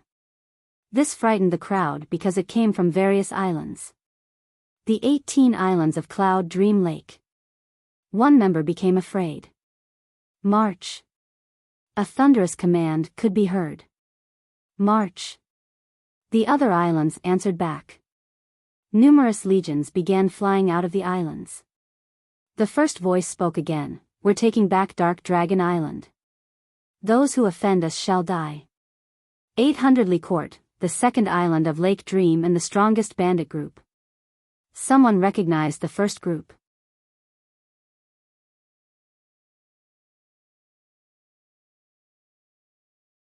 Chapter 41-46. Most believe that 800 Lee is only second to Dark Gale Camp. Though it wasn't as old as Tortoise Monarch Island, it was still extremely strong. Their island lord, 800 Commander, was a ferocious monster, famous even before joining the lake. Rumor has it that he was abandoned by his clan.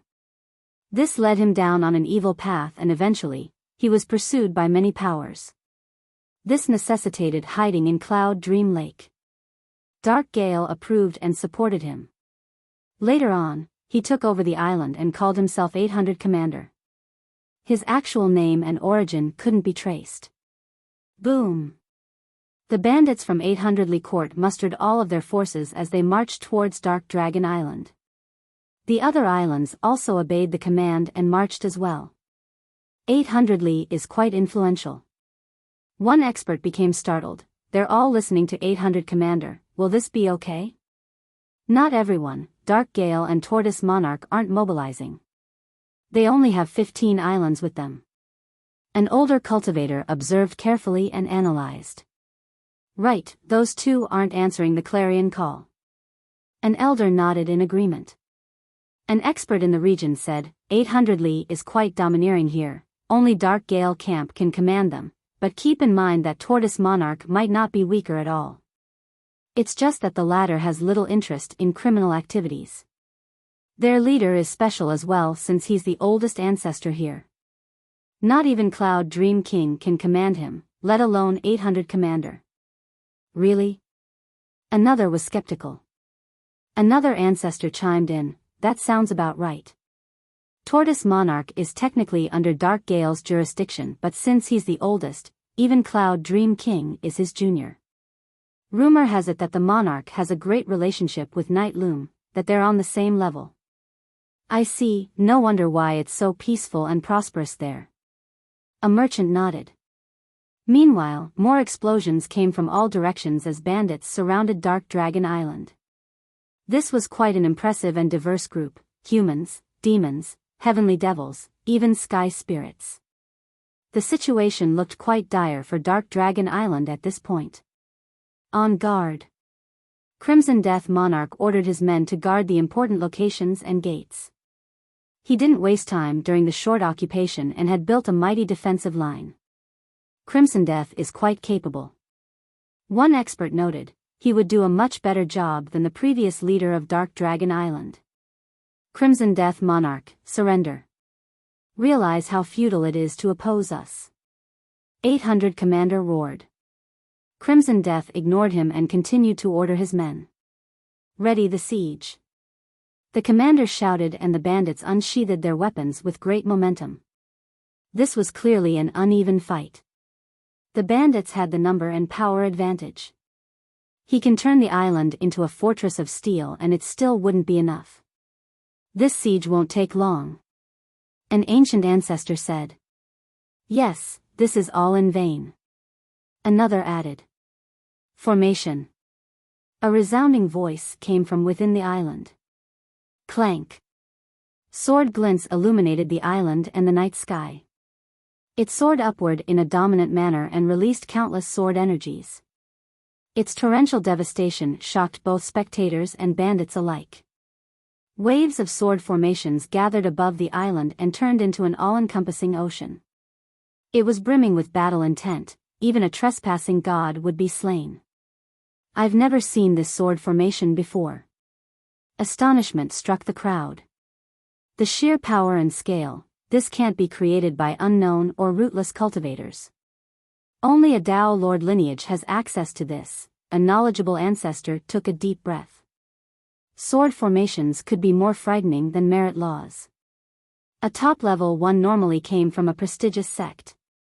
Ordinary cultivators couldn't create one. As for this one, it should be created by a Dao Lord. The members activating the formation were well trained too. Crimson Death Monarch created this? One High Elder said. In terms of raw power, Crimson Death was actually well received in Sword Continent. Alas, the crowd didn't think he could create this formation. I know that Wuxia has a group of master swordsmen working for him. I wonder where they came from. Someone who watched the fight at Dark Dragon Island said. He was indeed correct. The ones creating the formation were members of Tai Jian's sect. Prepare formations for battle. 800 Commander became serious after seeing the sword barriers. Kill them. However, Tai Jian's side didn't give them time to set up and went on the offensive. Swords rained down on the enemies. Go. The 15 island lords had to fight without formations. Meanwhile, Abyss Scion took one step forward and threatened, Wuxia, it's not too late to grow a brain. 1. A li is around 500 meters.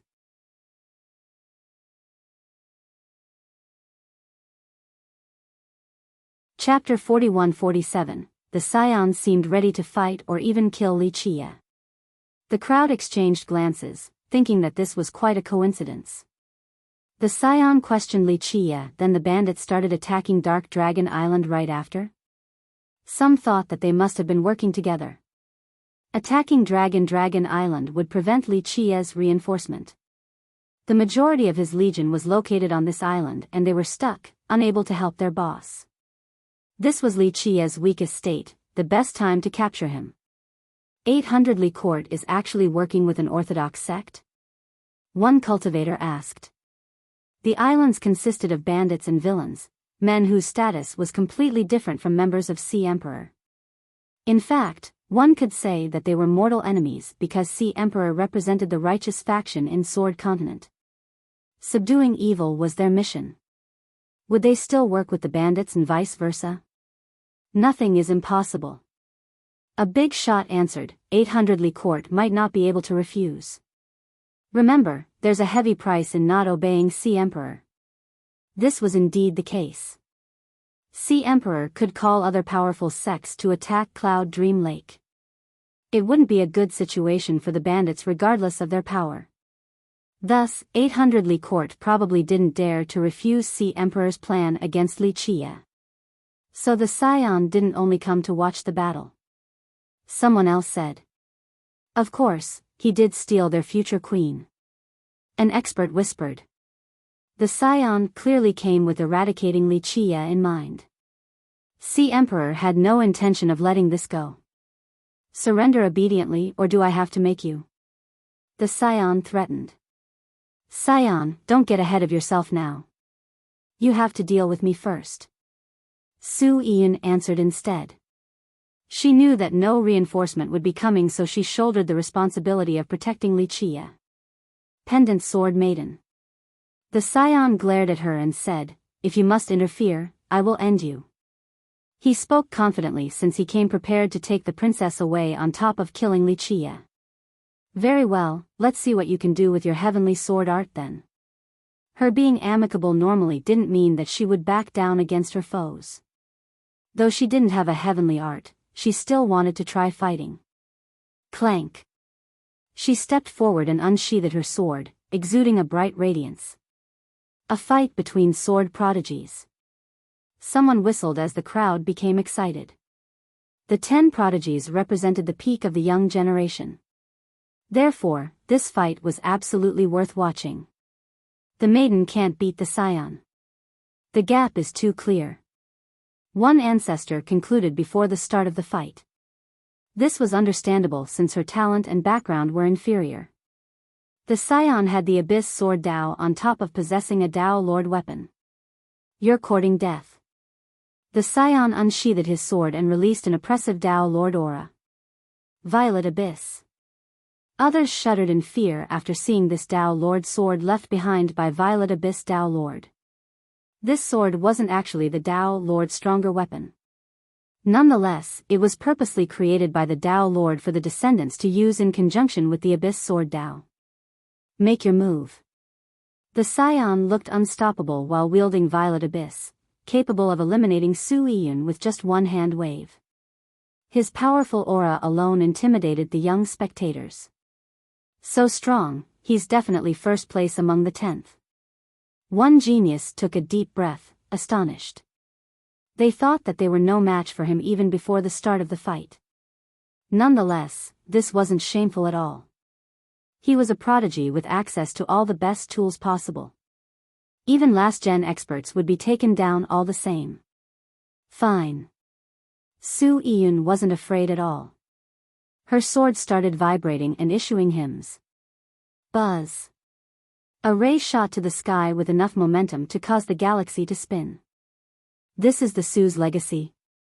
Their 8-strike sword law is also very impressive. One expert said. The young ones were also in awe of her power.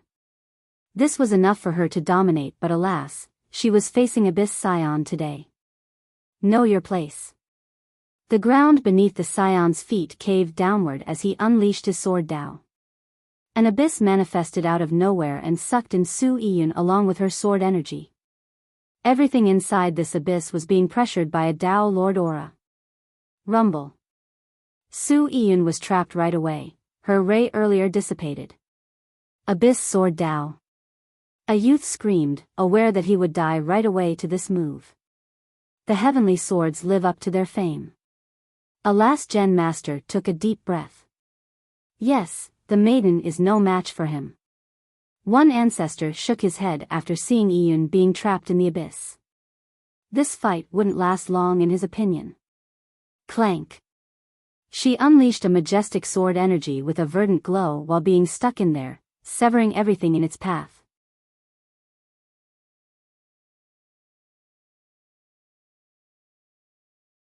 Chapter 41-48, Jade Bamboo Rend.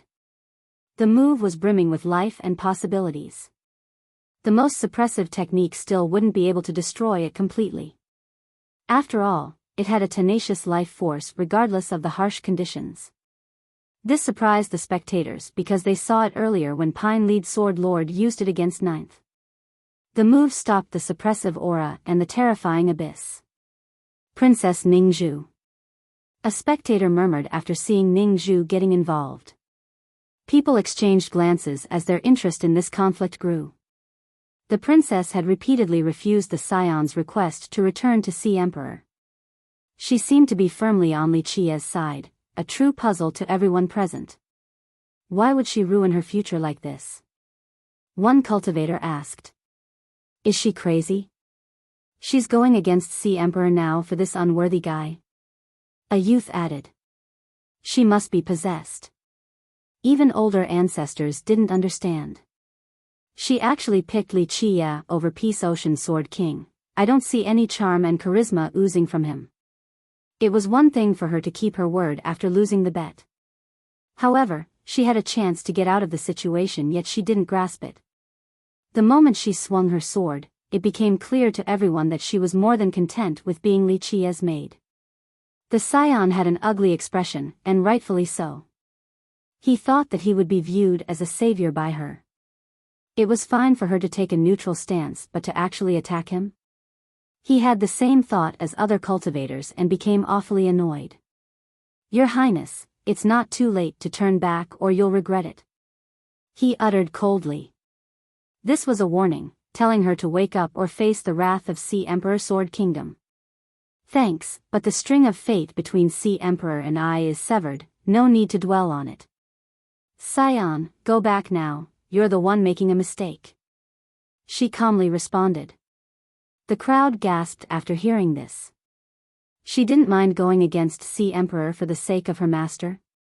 Though they didn't understand her decision, they did appreciate her courage. After all, few dared to go against this behemoth. Your Highness, blame your own stubbornness then, not me. The Scion's eyes flashed murderously. She had chosen Li Qia, so her very existence was a symbol of humiliation for his sect. Thus, it would be best for her to die in his eyes. Boom! He released his vitality. A primal beast seemed to be awakening. Its aura engulfed the area to the astonishment of the crowd. Even older masters were impressed. Perish! He chanted and no longer held back. Violet Abyss released a destructive torrent towards Ningzhu. She leaped upward for a slash capable of severing everything. No other affinity could stop it. Sever. Spectators were no longer strangers to this move. Sparks as large as boulders splashed everywhere. Waves emanated from the contact point and forced spectators back.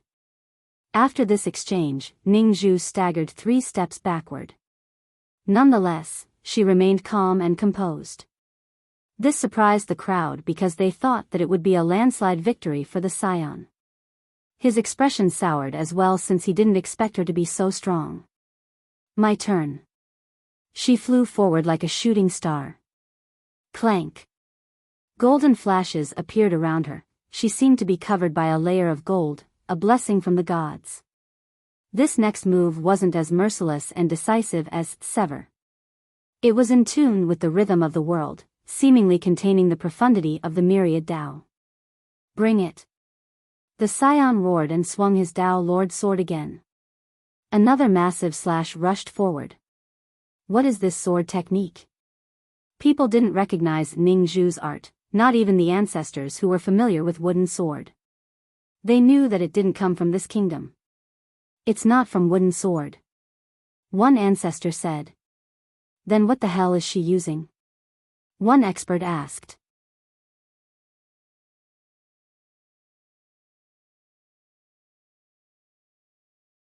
Chapter 41-49, Boom. 800 Commander personally led the bandits against the sword formation. Alas, the latter appeared to be an impregnable fortress. Nonetheless, the bandits were far from being weak. Their continuous barrages made the island tremble violently. The sword formation pulsed with instability. Perhaps the bandits could actually take it down once given enough time. Meanwhile, spectators were in awe. This nameless sword formation was actually powerful enough to withstand the forces of Cloud Dream Lake. They speculated about these mercenaries hired by Wuxia. The fact that they could use this formation indicated that they should be famous. The big shots contemplated the origin of the formation, believing that it should be from a Tao Lord lineage. At the same time, Tai Jian and Aji were watching from a distance with their hands crossed in front of their chest. It was as if this had nothing to do with them even though the sword formation was wavering. Tao brother, you have done a commendable job raising your disciples. They can watch over an entire region with this formation. Aji praised while watching the rampaging sword energies. Youths need polishment and further battle experience. This is good for them. Tai Jian smiled. Yes, so many capable successors. Aji nodded, looking a bit sentimental. Speaking of capable successors, you're in a much better spot. You have so many talents under you while we're just stray dogs without a home. Tai Jian said. If you're a dog, then the rest of the world is inferior to dogs. Aji shook his head. Tai Jian chuckled and didn't comment. These two clearly knew each other's history and background. Only Wuxia didn't care enough to ask. They knew that it wasn't a question of trust for Wuxia. It's just that it didn't matter who they were or their power.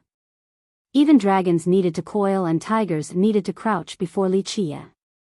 Having any ulterior motive would only result in their death. Whoosh! Thousands of gigantic arrows suddenly rained down on 800 Commander. He raised his shield to block them but was still sent flying. Who dares ambush me? He became furious and apprehensive. Me. A figure appeared in the sky, none other than the phantom-like Jian Sanxiang. His expression was one of laziness and disdain, rather strange for a combatant facing a worthy foe. He said, Banished one, I am here to take your life. You. 800 Commander was startled to see the newcomer. Sanxiang nodded and showed a rare serious side. That's right, I am here to take your dog life lest you continue to humiliate the clan. The listeners didn't expect this development. They have a past? One expert murmured. Sounds like they might be from the same branch or clan. A last-gen member became curious. Looks like it, I heard that this bandit was from an ancient clan. As for Jian Sanxiang, I'm not sure, people say that he's just a vagabond. A knowledgeable cultivator added. Many believe that Jian Sanxiang was just a vagabond with no roots. A few top masters disagreed because they noted that his cultivation wasn't chaotic. On the contrary, it was profound and required deep foundations and resources. Thus, he must be from an important clan. Sanxiang never talked about his background and rarely interacted with others. As for the commander, everyone knew him as an island lord, a king of bandits. However, his history before that was a blur outside of uncertain rumors. Now, maybe they were both from an ancient clan, but for some reason, the commander was banished.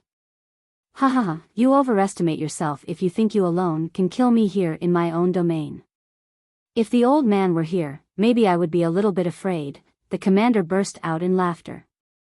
Don't worry, you'll see him soon enough because I'll be taking your head to him. Sanxiang interrupted him.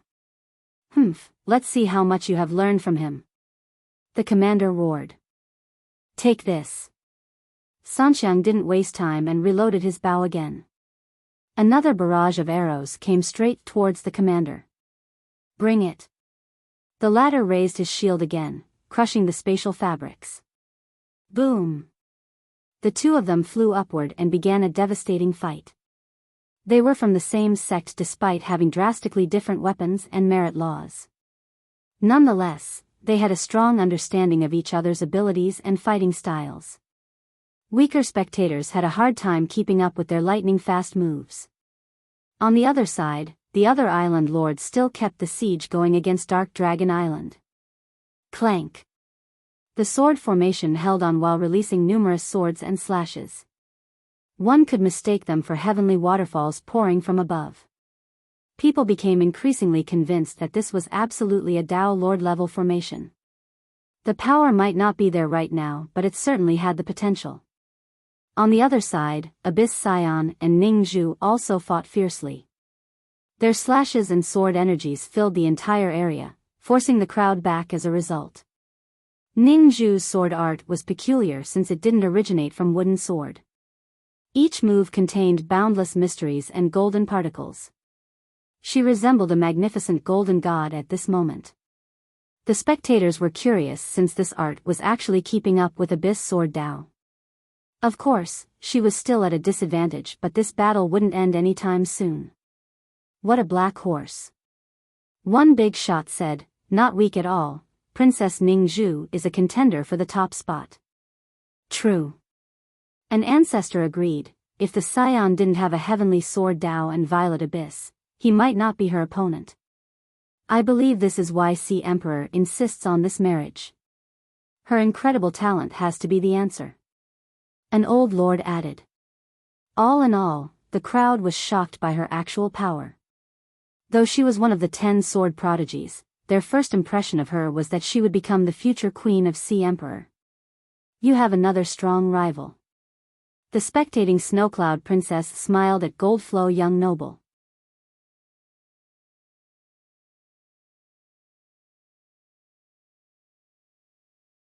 Chapter 4150, You're too kind, Your Highness. My meager ability is not worth mentioning. Goldflow shook his head. He was not a competitive person and this only made people like him more. Geniuses from large sects were normally imperious, he was a rare exception. The princess didn't say anything else. The competition between the 10 sword prodigies has always been there. Albeit, they rarely fought each other so an actual ranking couldn't be determined. More battles were required for anything concrete. Well, to be exact, only 8 were left after the death of Hundredblade Noble and Starshooter Prince. The top candidates were currently Abyss Scion and Goldflow Young Noble. Therefore, Ning Zhu left many in shock since her potential could eventually surpass these other two. She's so strong, this is enough to let her run rampant right now in the world. One youth whispered. However, Li Chia wasn't as impressed as the rest. He yawned and said, all of this back and forth is a waste of time. Finish this. Lu Chia obeyed and stepped forward, flicking one finger. Boom. The Scion seemed to be struck by lightning and staggered backward, nearly dropping his sword due to a sharp pain in his palm. The crowd gasped after seeing this. The scion was now strong enough to threaten big shots from the last generation. However, one finger strike from this woman alone pushed him back. Who is she? All eyes were on Lu Qi. Alas, they couldn't see anything due to her veil and stealth technique. None recognized her despite being aware that she must be a famous cultivator. An ancestor from a big sect, no, a Dao Lord lineage like Nine-Will Citadel or Sea Emperor. A regional lord concluded. Why does Li Qia have so many masters under his banner? Being rich is so nice. One youth became jealous. Li Qia had 2 members of the 10 on his side. No other youth had such a grand style when traveling. Now, this mysterious woman was incredible as well. This was before mentioning Tai Jian in action a while back. Thus, Li Qia clearly had numerous masters under him. It might not be difficult for him to summon 10 heavenly sovereigns to this place right now, meaning that his faction alone was comparable to a great power. It might not have anything to do with money. Money can't be this omnipotent. An old ancestor commented. This made his peers think. Sure, Crimson Death Monarch or Pendant Sword Maiden could be recruited with money. However, this mysterious woman was at the next level. Why would this powerful existence work for Li Qia if money wasn't a factor? Unfortunately, their heavenly gazes didn't work, so they had no idea who she was. Terra Sword Saint stared at Lu Qi for a bit before stopping. His expression looked a little strange. Our young noble has grown tired of this, leave. Lu Qi said flatly. The audacity to give a command to our Sea Emperor Sword Kingdom. We have never been afraid of a fight before. An old man helped support Abyss Scion and uttered coldly. He then activated his torrential vitality. A terrible aura engulfed the region and froze the crowd. A myriad sovereign? One expert shouted. Yes, the minister of Sea Emperor, Wandao Jian. An expert recognized him and said, he's also its chief elder. That's the elder known for being able to obliterate a kingdom with one slash? The youths have heard of this top master before. That's him. Few are stronger than him in Sea Emperor when not counting the ancient ancestors. An expert nodded. Of course, the chief elder of Sea Emperor can't be weak. His friend agreed. Normally, ancient ancestors slumbered and didn't care for mundane and worldly affairs.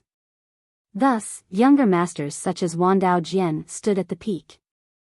I don't know who you are, but if you wish to fight, we are ready. Wandao Jian glared at Lu Qi while lightning coursed in his eyes. This wasn't an empty threat because Sea Emperor was afraid of no one in this region. Others would be intimidated and give up with haste. Wandao Jian, you're no match for me, tell Jeluan to come. Lu Qi responded with an indifferent tone. Who is Jeluan? A young listener asked. An ancestor took a deep breath and said, Ancestor Jeluan, Wandao Jian's master. What wouldn't that make him an ancient ancestor? The youth stammered. Wandao Jian was already the chief elder of Sea Emperor and its minister. Thus, his master had to be an ancient ancestor. Indeed, rumor has it that Ancestor Jeluan is only second to Vast Sea Paragon. The ancestor replied. Only second to Vast Sea Paragon? Those nearby gasped after hearing this. 1. This is a 50-50. Myriad Dao Sword might be the title, but it could just be the guy's name. Using the pinyin here can't hurt unless the author throws out his real name later. Wandao Jian flows better, so going with that for now.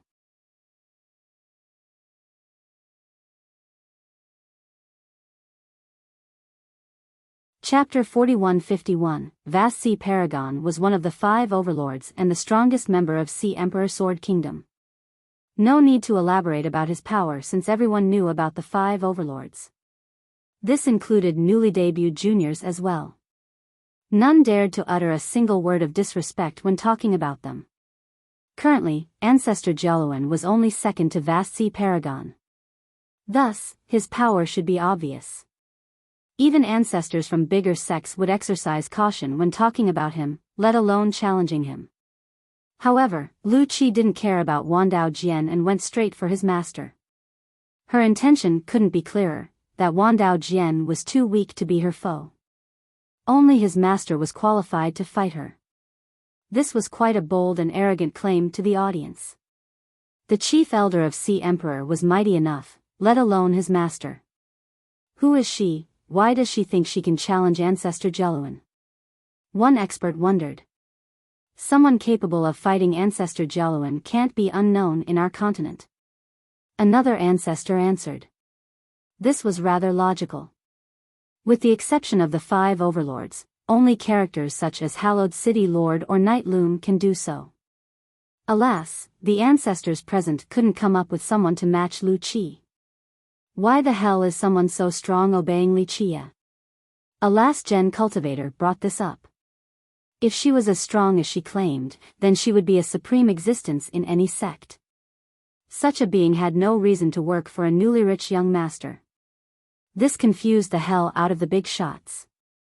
The problem for them was Lu Qi's incredible stealth technique. This rendered figuring her out impossible. Who are you to boast about challenging my master? Wan Dao Jian uttered coldly. I might not claim to defeat Vasti Paragon, but your master? I'm confident about my chances, so it's not boasting. Lu Qi responded. The crowd took a deep breath afterward. She once again expressed her confidence in her great ability. Wan Dao Jian became serious as he gazed at her intensely. He still couldn't guess her identity and eventually said, There is no need for you to hide your identity since you are clearly a renowned cultivator. Please, broaden our horizon. Renowned is a strong word, I'm just a nameless junior.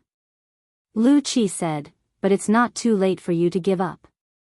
I see. Wan Dao Jian said seriously, I will overestimate my own abilities and see what you can do then. He doubted Lu Qi's power because powerful beings rarely hid their identity. There was no need for them to do so, most rather flaunted their status instead of acting like cowardly rats. Kill them all. Li Qia lazily said. Lu Qi's eyes became colder after hearing the command. She told her opponents, come together. The expression of Wan Dao Jian's group soured.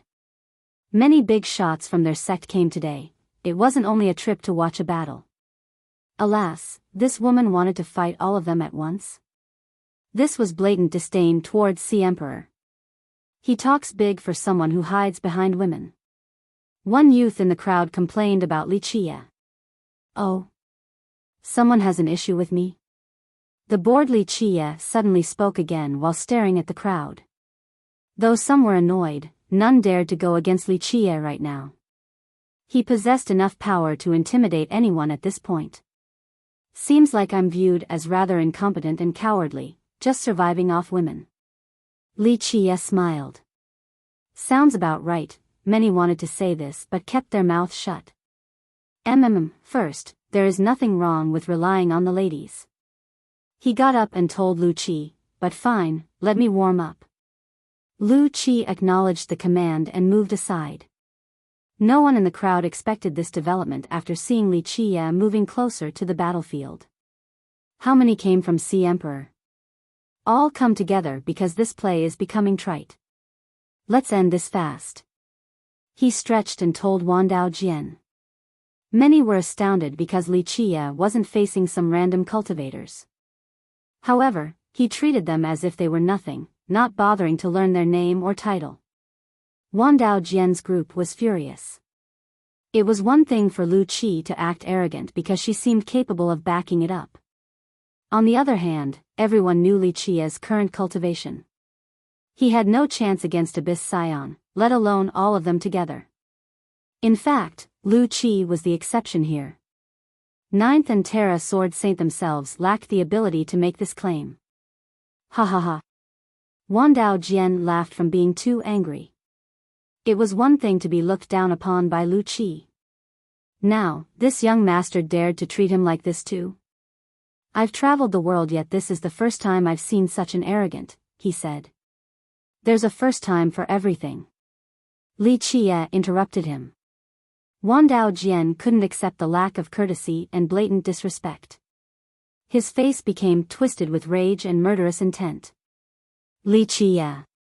Your arrogance will be your downfall. There are consequences to insulting our sect. Abyss Scion loudly interjected. Got it. Li Qie said, come, I'll deal with all of you at once.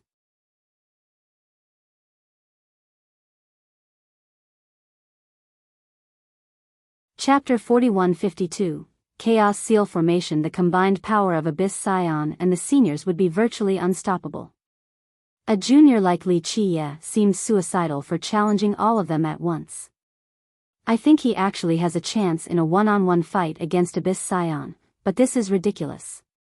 One expert murmured. Li Qie is consistently domineering, overbearing, and most importantly, undefeated. He just keeps on becoming stronger and stronger through various methods. A few actually liked Li Qie's odds. Sure, but there has to be a limit. It's not like he'll be able to challenge Dao Lords. A last-gen cultivator didn't buy it. I wonder what the brat has up his sleeve to be so confident. By this point, everyone knew that Li Qie was not a fool, nor was he crazy. Though they hated his personality, they recognized his abilities to a certain extent. The problem here was that they saw no path towards victory for Li Qie. The Scion and the others didn't buy it either, but rage and confusion blinded them. They couldn't come up with a reason for his confidence. Are you sure you want to take on all of us alone? The Scion glared at him. They assumed that Lu Qi would be helping in some way. That's the only way for him to win. Don't worry, if I say I'm doing this alone, I'll be alone. Li Qie chuckled. Accept. Wandao Jian told Abyss Scion, clearly wanting to kill Li Qie. The Scion took a deep breath and said, so be it, we will entertain you. Prepare your best merit laws and treasures then. His eyes flashed greedily only for a moment. Everyone coveted Li Qie's treasures, himself included. His allies and the members of the crowd had a similar reaction. Killing Li Qie here meant seizing his resources. If Sea Emperor can get another dozen Dao Lord weapons, one crowd member didn't dare to finish this thought. Others became emotional. Sea Emperor's capital already had plenty of Dao Lord weapons. If they could get Li Qie's weapons too, this would start an age of dominance never seen before in this region. Normally, Wandao Jian and the others cared about their reputation and prestige. This prevented them from attacking Li Qie as a group. However, he was the one challenging them in this case. This gave them all the justification needed to kill him and take his treasures. No one could criticize them afterward. Li Qie would be the one at fault due to his insolence. Thus, this scenario was developing favorably for Wandao Tian and Sea Emperor. Sigh, so much time wasted over some trivial crap. I don't need Dao Lord weapons to kill some little lizards, just a brick would be enough. Li Qie said dismissively, once again fanning the fire. Junior, I will flay you. One elder from Sea Emperor gritted his teeth. Li Qie waved his hand as if he was swatting a fly. I was wrong, you're more of an annoying fly than a lizard. Meanwhile, the crowd started discussing among themselves. The money fall method again? One expert quietly said, maybe he can win if he uses enough Dao Lord refined jades. I can't wait to see the amount necessary to defeat that group. Another agreed. We're ready to see your money fall method. Abyss Scion unsheathed his weapon. His group also believed that Li Qie would be using this method for the battle. Thus, they glanced at each other and nodded before spreading out. They paid particular attention to their position. Activate. Wandao Jian roared and began releasing laws from his hands. Dao runes appeared beneath his feet and spread outward. The other elders did the same, similar runes also appeared beneath them. Buzz. The runes wove together to form a diagram large enough to affect this area. The laws released by Wandao Jian became empowered and pinned themselves into the spatial fabrics. Chaos energy and Dao were sealed inside its area of effect. The spectators found themselves becoming powerless. What is this formation?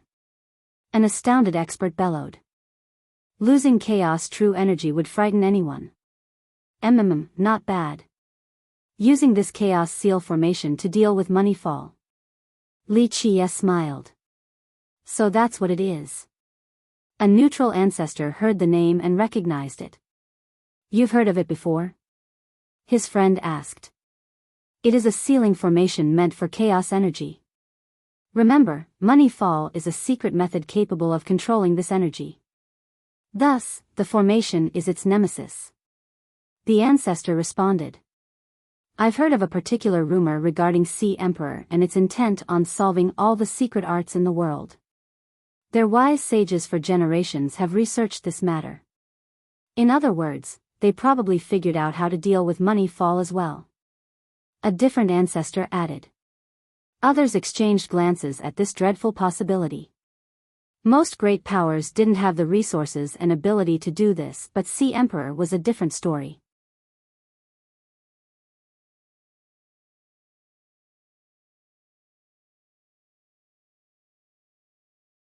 Chapter 4153, Too Much Money, begin. Wandao Jian roared and activated the formation. Its light illuminated the region and turned into a boundless flame. Spectators felt their true chaos energy along with the external source being sealed by this formation with haste. Even the energy buried deep down in the earth vein stopped resonating with them. The formation acted as an unbreakable lock. Once sealed, no energy source could escape regardless of their distant location. We're sealed. Many spectators instantly ran from the radius of the formation. After all, having their energy sealed meant becoming helpless like fish on the chopping board. Unfortunately, the weaker spectators were already sealed and couldn't get away in time. I can't move. Shit. A youth turned pale and screamed in horror. Alas, those affected couldn't say anything to Wandao Jian. They naturally disliked being dragged into this mess since they were only here to watch. The problem was that why would they risk offending Wandao Jian and Sea Emperor by speaking up? Clank. The Scion's sword brimmed with power. An abyss began taking over the sky. While watching this sword Dao, spectators felt like they were rabbits standing before the monstrous beasts, on the verge of being utterly devoured. This insane Dao caused the world to sink downward. Once trapped in this sword Dao, the victims would never see the sunlight again. So this is the Abyss Sword Dao. Someone said, realizing that not only cultivators but the myriad Dao would be devoured too. Previously, the Scion had used this Dao before during his fight with Ning Zhu. However, the appearance of the Abyss still frightened the crowd every time. That's a heavenly sword Dao for you, definitely stronger than a Dao Lord sword art. One expert became envious. Few lineages have one heavenly sword Dao, yet Sea Emperor has two. That's why it's the #1 sect. Even last-gen experts felt the same envy. For virtually everyone, just being able to learn a Dao Lord sword art was enough for a lifetime. They wouldn't ask for anything more. However, heavenly sword Dao was even one level above. Therefore, jealousy and envy permeated in the air because the young Scion was lucky enough to learn it on top of having a Dao Lord sword. Today will be your last day in this world. The Scion pointed his sword at Li Qie. Though he hasn't attacked, rays of energy still pulsed intimidatingly. It's too early to draw conclusions. Li Qie smiled and took out a spatial pouch. Spectators became blinded the moment he opened it. Buzz. Bright beams from the purest refined jades stole their attention and incited their greed. The pouch was filled with refined jades. Heavenly sovereign jades were abandoned in the corner. The real focus was the Dao Lord level ones, too many to count. Fuck, I want to be a rich young master like Li Qie. A last-gen cultivator salivated and cursed. The experienced ancestors saw the flashing lights and started talking among themselves. Yeah, I wouldn't mind being him with nothing else going on except money. I would love to hear people telling me how useless I am and that having dirty money is meaningless. One of them said.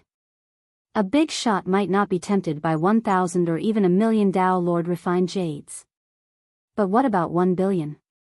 The scion and his allies became serious, trying to contain their greed. They had seen enough wealth due to their background. Alas, what they saw before was inconsequential compared to Li Qia's treasury. Important characters like them didn't have so much while Li Qia alone monopolized it. They exchanged glances and became more determined to kill Li Qia. Let's go now. Li Qia suddenly grabbed a bunch and tossed them forward. He kept on doing this as if he was tired of having money. Thousands of refined jades fell into the lake. Is he crazy? Spectators were astounded. For ordinary cultivators, a single refined jade at the Dao Lord level was priceless, enough to let him live lavishly for a lifetime. Right now, Li Qia was tossing so many into the lake as if they were worthless pebbles. This simply didn't make any sense. Some calmed down and were smart enough to dive into the water for those refined jades. However, they quickly swam back up and got their head out of the water while shouting, "There's nothing down there." The lake wasn't dangerous for cultivators, so they should have been able to see the refined jades. Alas, this wasn't the case.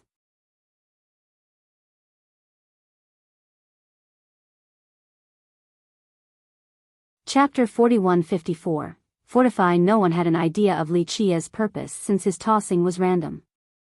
It didn't seem to be a formation or the previously seen money fall method. Seal him. Nonetheless, Wandao Jian's group took this seriously and still used their formation. Boom! It released a mighty divinity, and a palm made out of Dao Lord laws descended from above. Everyone felt the lake being ravaged and shaking violently because of this palm strike.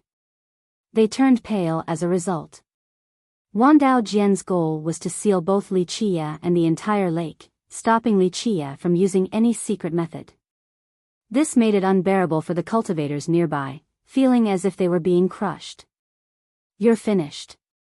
The scion's sword continued releasing dreadful energies as he pointed it at Li Qia. He could sweep through the continent with this sword in his possession. Clank. The bright lights suddenly dissipated and night came in the form of an abyss right above Li Qia, wishing to devour him. This sword Dao could devour anything, whether it be powerful cultivators or other affinities and eternal laws. Just one move from this Dao could extinguish everything in existence. My turn. Li Qia smiled before the incoming attack. He waved his hand and released bright particles. Buzz. Suddenly, rays of light rushed out from the bottom of the lake. They illuminated everything and caused ripples. Something incredible was coming out. Boom! The Chaos Seal formation reacted and increased its suppressive nature. The palm of a Dao Lord smashed the surface of the lake, wishing to destroy it. Unfortunately, this wasn't enough to extinguish the light rays. This only agitated something below. A primordial creature seemed to be awakening, unhappy with the rude guest. Rah! Everyone heard the furious scream of a beast. Next came a bright detonation from the bottom of the lake. The rays came together and formed a single beam. It looked like a massive dragon soaring upward and smashing into the formation. Fortify. Wandao Jian's group became frightened. Spectators were alarmed as well. The formation itself was impressive since it was created by a Dao Lord. Moreover, the users were capable as well, the majority being elders from Sea Emperor. This was enough to suppress most great powers. Alas, the draconic beam was causing serious damage. The formation was nearly toppled. Rumble. The elders and protectors from Sea Emperor immediately poured their vitality and power into the formation. A wondrous figure appeared with haste, looking to be invincible across the ages. The suppressive nature of the formation intensified. A Dao Lord? Spectators immediately lost their freedom, unable to move an inch. The figure's focus was on stopping whatever was down there at the bottom of the lake. Sure enough, the thing down there faltered and stopped struggling. This formation is so strong. An expert noticed the beam weakening. Die. The scion took advantage of this and sent his abyss towards Li Qia. It was a formless yet undodgeable slash. Spectators thought that Li Qia was done for. They saw an illusion of his head flying in the air, then falling and rolling on the ground. In reality, the slash was inches away from Li Qia's neck. This prompted him to wave his hand again. Another beam came from the bottom of the lake and fully engulfed him. Boom! The Scion's technique struck what seemed to be the toughest rock in the world. Fiery sparks splashed everywhere after a deafening clank from the impact. The Scion failed to kill Li Qia while his sword violently bounced back. He nearly lost his grip. This beam surrounding Li Qia served as the toughest armor available, easily stopping the Abyss Sword Dao. This thing stopped a Dao Lord's sword and a heavenly sword Dao. Spectators were astounded after seeing this. Even divine armors would be split open, yet the beam protected Li Qia just fine.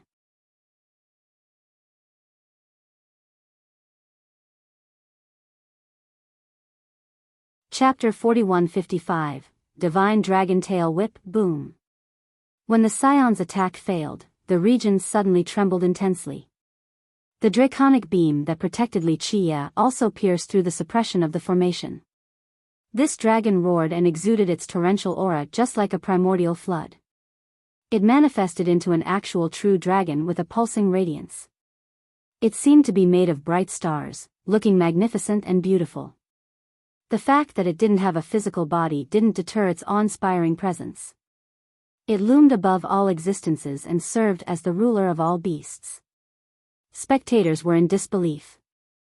They had never seen a true dragon before, and some didn't believe in the existence of one. However, this celestial dragon might not have a physical body, yet its draconic aura felt so real and oppressive.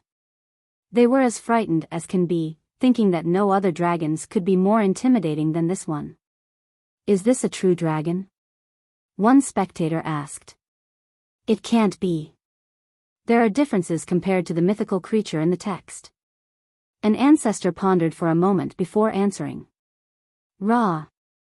The dragon roared again and its aura intensified, instantly crushing the area around it. As it lunged downward, space and time broke right away. Its claws could tear the myriad Dao apart. Defenses and merit laws were as feeble as pieces of paper. Everyone lost their courage due to the sheer devastation of the attack. Immortal sealing swords. Wandao Jian was aghast and decided to switch it up. After hearing this command, the group sent out numerous divine swords. They kept on changing and rotating, capable of stopping all offense or crushing the enemies. Rumble. The swords flew towards the celestial dragon but were instantly destroyed by its claws. We're leaving. Wandao Jian read the situation perfectly and knew that their formation wouldn't hold up against this celestial dragon. Clank. Abyss Scion was extremely decisive and pulled back his heavenly sword. Both ran for the horizon. Ra. The celestial dragon then whipped its tail. The stars and galaxies above were swept away as if they were mere spiderwebs, a testament to the power of this attack. Everyone bellowed in horror as a result. In the mortal realm, there was a martial art technique with the name, Divine Dragon Tail Whip. This name was also popular in the cultivation world. Many sects and countries had a technique with this name. However, they certainly didn't deserve the name and paled before this celestial dragon strike. Boom! The supreme formation from Sea Emperor instantly exploded, resulting in the gruesome death of many elders and protectors. They were either reduced to bloody mists or some pieces would be left behind, falling down into the lake. This shocked the spectators. The elders and protectors from Sea Emperor were extremely powerful and prestigious. Alas, all of them were dead now, Wandao Jian included. This seemed to be a fight between a dragon and insects. One tail whip alone ended the contest. Thus, everyone became afraid of the celestial dragon since they wouldn't have fared any better. That's terrifying. An old existence turned pale since only the Scion managed to escape in time. Therefore, this was an absolute failure for Sea Emperor. Ra. The astonished spectators then saw the celestial dragon roaring at Li Qia once before crashing back into the lake and disappearing without a trace. What the hell was that? Someone regained his wits and wondered if that was a true dragon. The knowledgeable ancestors disagreed with this because the celestial dragon didn't fit the descriptions in the ancient texts. Alas, what else could be as strong? Was that still the money fall method? An expert remembered the refined jades tossed out by Wuxia.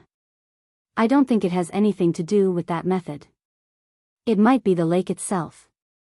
An ancestor from a Dao Lord lineage shook his head. No one had a definite answer, but all in all, Wuxia was able to summon such a monstrous creature to eliminate his enemies. So there are things at the bottom of the lake. A big shot focused his sight on the bottom of the lake but didn't notice anything peculiar. This might be the reason why Cloud Dream Lake has been around for so long. The bandits are lucky to be here. A high elder said. Others agreed with this because numerous eras have passed, yet this lair of evil still continued to exist. Many Dao lords have appeared and it wouldn't have been hard for them to eliminate this place.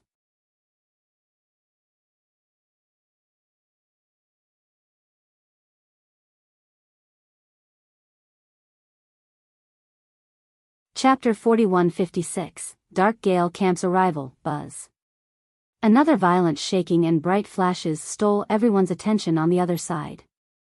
The battle at Black Dragon Island was coming to an end as well. Jian Sanxiang hovered up high in the air while pulling back the bowstring to its limit. Thousands of divine arrows appeared behind him and looked like a pair of angel wings on fire. This suffocated the crowd because they knew that it could pierce through heaven and earth. Whoosh! Sure enough, the main arrow traveled with incredible speed. Even the mind couldn't follow the arrow, let alone the eyes. Spectators felt as if they had been separated from time and space, going half a beat slower. This successfully destroyed 800 Commander's shield, prompting its master to scream. Ah!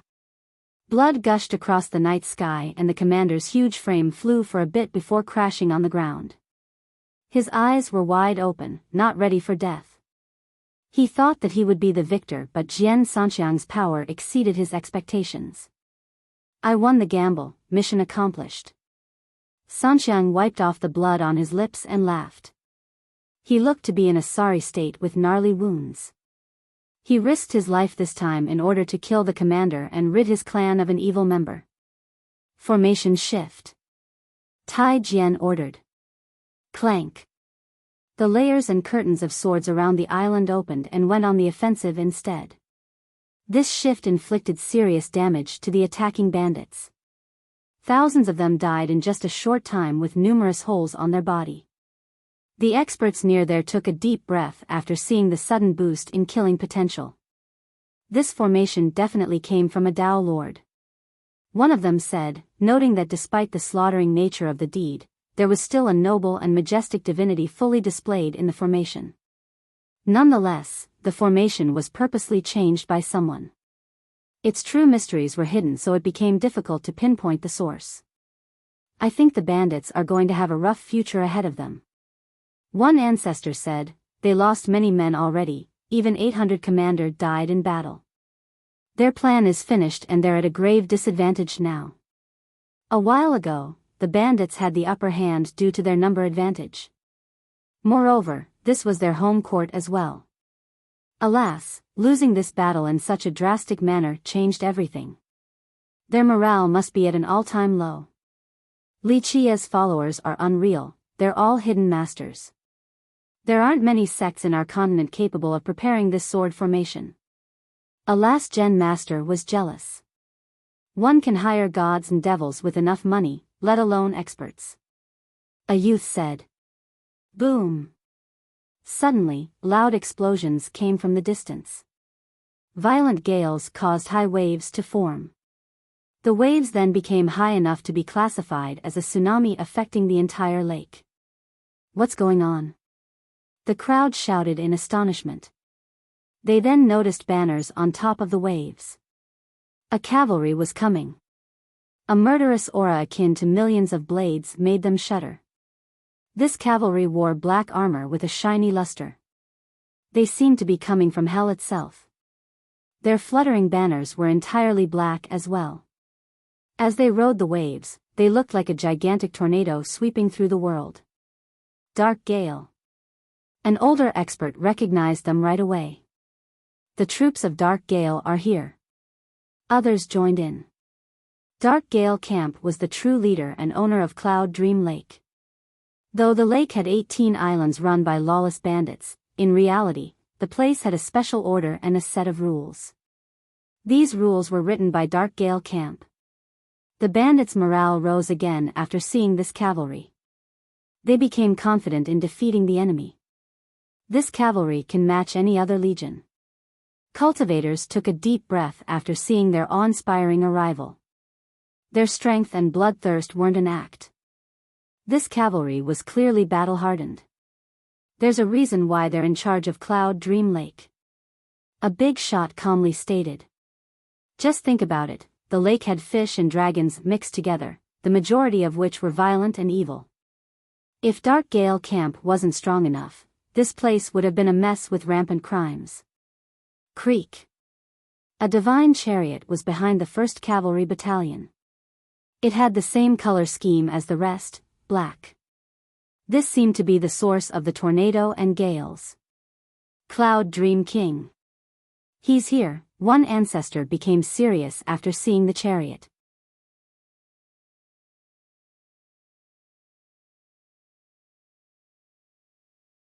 Chapter 4157, Nightloom. The black chariot with circulating gales stole everyone's attention. The king is here. People glanced at it and realized that one of the 6 sect masters was inside. So he's inside? A youth who had never seen him before whispered. No, look at the driver. An ancestor from his sect responded. Driver? The nearby youth's eyes widened in disbelief. There was indeed a middle-aged driver sitting in front and holding the reins. He had an embroidered robe and an impressive figure.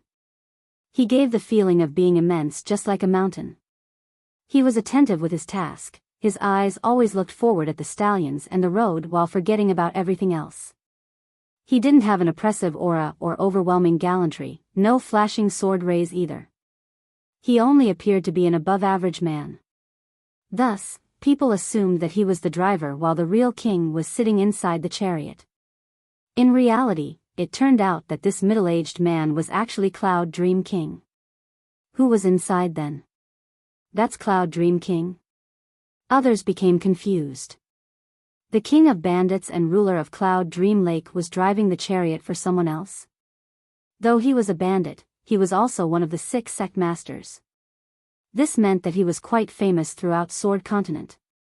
He stood at the top of the 2nd generation and could smile proudly wherever he went. The current situation didn't match his status. Yes, that's him. An expert who saw him before confirmed. People exchanged glances. Few in Sword Continent were worthy of his service. They started thinking about the being inside the chariot. Some opened their heavenly gaze in order to take a look. On the other hand, the ancestors and the big shots had a pretty good idea. All of them thought about one particular person, the only one in Cloud Dream Lake that could enjoy this treatment. Who is inside? One youth asked. Nightloom. An ancestor said, he's the only one deserving of this. Nightloom. Listeners nearby took a deep breath. This was an ancient title on the verge of being forgotten by most people. Stop. A thunderous voice echoed in everyone's ears. Black clouds billowed above the bandits sieging Black Dragon Island. The shout wasn't that loud, but it still intimidated listeners, akin to hearing unexpected thunder. The bandits calmed down and retreated away from the battlefield, staring at the chariot. The sword formation also pulled back and didn't give chase. Nightloom ancestor? The island lords found hope after seeing their king controlling the chariot. Initially, they were happy to see Dark Gale Camp's help. The king and his legion could help them take down Black Dragon Island, then they would seize that supreme sword formation. However, seeing Nightloom himself left them emotional. What is Nightloom ancestor doing here? Some of them wondered. When they were younger growing up at the lake, they had heard of this title before but never met the actual cultivator until today. Something big is happening. The neutral ancestors thought. All in all, his first appearance after many generations shook the crowd. He was one of the strongest right now, rumored to be on the same level as Hallowed City Lord and only a bit beneath the 5 overlords. Well yeah, Li Qie is attacking the lake right now. He can't let this go. One expert said. Most thought that this was the case. Li Qie had shaken the foundation of the 18 islands, so Dark Gale Camp had to do something. If Night Loom was here, this meant that Dark Gale was serious in taking Li Qie down. What's going to happen now? Someone wondered, uncertain about Li Qie's ability to fight this ancestor. I think Li Qie has more tricks up his sleeve. He just eliminated the experts from Sea Emperor earlier. Maybe he can do the same against Night Loom. A big shot from the last generation was optimistic about Li Qie's chance. Just wait, at least it'll be fun. One expert became excited. Creak. The door opened and an old man came out from the chariot. He wore all black, looking a bit feeble and elderly, clearly not far from death. That's Night Loom. A mighty ancestor recognized him. Everyone watched with bated breath, not daring to show disrespect despite the old man looking quite weak.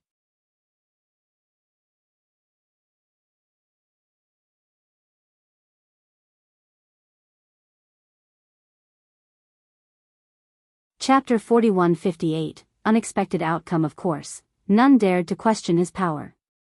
Thus, the scene became silent as he disembarked. The 18 islands had plenty of experts and villains. Alas, they all obeyed Dark Gale Camp regardless of their violent nature. This was double when it came to someone like Night Loom. Even the oldest bandits could only be considered his juniors. Greetings, Ancestor and Camp Lord.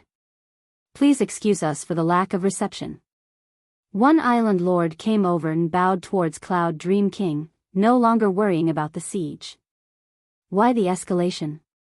Cloud Dream King frowned. The island lord immediately responded, Camp Lord, it's because the enemy forced our hands, daring to take over Black Dragon Island and massacring our men. Please avenge our fallen brothers. Ancestor, Camp Lord, please avenge our fallen brothers.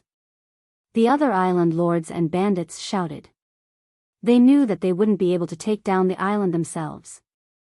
The situation was rather unfavorable, so they needed Dark Gale's involvement. Dark Gale was their leader for a reason. Its power was considerable. Moreover, Night Loom has made a rare appearance as well. Victory would be theirs for sure with his involvement. Then, all of Li Qie's wealth would belong to them. They assumed that this was Night Loom's purpose for being here. Is Night Loom going to join? A neutral expert asked. Yes, and it'll be amazing. One ancestor became emotional since a true top master was present. That would make it the end for Li Qie. His friends speculated and became eager for the next development. To see Night Loom in person was a priceless experience for their cultivation path. Moreover, some were annoyed at Li Qie's pompous attitude as well. Decapitate the enemy and drink their blood. Show no mercy towards Li Qie. Let the world tremble before our might. One bandit started shouting. Decapitate the enemy and drink their blood. Show no mercy towards Li Qie. This prompted the rest to shout as well. They glared at Li Qie, each gaze was as sharp as a sword. If gazes could kill, Li Qie would be dead 1,000,000 times by now. However, he only smiled, seemingly taunting them. He and Night Loom became the main stars of this event. Everyone thought that a battle was inevitable because Li Qie had challenged Dark Gale's authority. Cloud Dream King didn't respond and waited for his ancestor's order. Night Loom didn't bother to look at the shouting bandits. He calmly spoke, enough shouting. Kill whoever wants to cause more trouble. The shouting stopped right away. Everyone heard him clearly despite the low volume. The bandits, in particular, were completely shocked. They thought that the strongest reinforcement was here. This no longer seemed to be the case. They initially thought that a new offense would launch and they would be able to kill Li Qie. A single command killed this dream. Night Loom sounded as if he didn't wish to help them. With that, Night Loom tidied up his robe and walked to Li Qia's front. He bowed deeply and said, "It is an honor to have you here in Cloud Dream Lake. I apologize for ruining your mood." Jaws dropped to the ground as a result. People couldn't close their mouth. "You didn't know, it's fine." Li Qia waved his hand. "The night is chilly here, please come to my humble abode." Night Loom heaved a sigh of relief and invited. "Go." Li Qia agreed right away. "Prepare the carriage, we're returning." Night Loom didn't waste time at all. Rumble. The cavalry rode the waves again before astonished eyes. Li Qia joined Night Loom on his chariot. All of this happened too quickly and caught everyone off guard. Dark Gale Camp came thunderously and left just as fast. Most importantly, they weren't here to help the other bandits, only to greet Li Qia. What the hell is going on? What's his relationship with Dark Gale? Most scratched their head, looking like confused monks trying to find hair. Just a moment ago, Li Qia's legion had a bloody battle against the bandits. Now, he became an esteemed guest. Maybe he's from Dark Gale? Someone boldly speculated. Well, we don't know where he's from, so that's a possibility. One expert said. There was no reasonable explanation for the development just now. Even if he's from Dark Gale, he should only be an important disciple or successor at best. That doesn't explain Night Loom's attitude. A last-gen cultivator said. I don't think he is related to Dark Gale. Don't forget, he's the richest man in the world while Dark Gale is in charge of the bandits. If they become an alliance, they'll have both manpower and resources. One ancestor mused. You're saying that Dark Gale wants to team up with Li Qia for a more ambitious goal? His friend responded.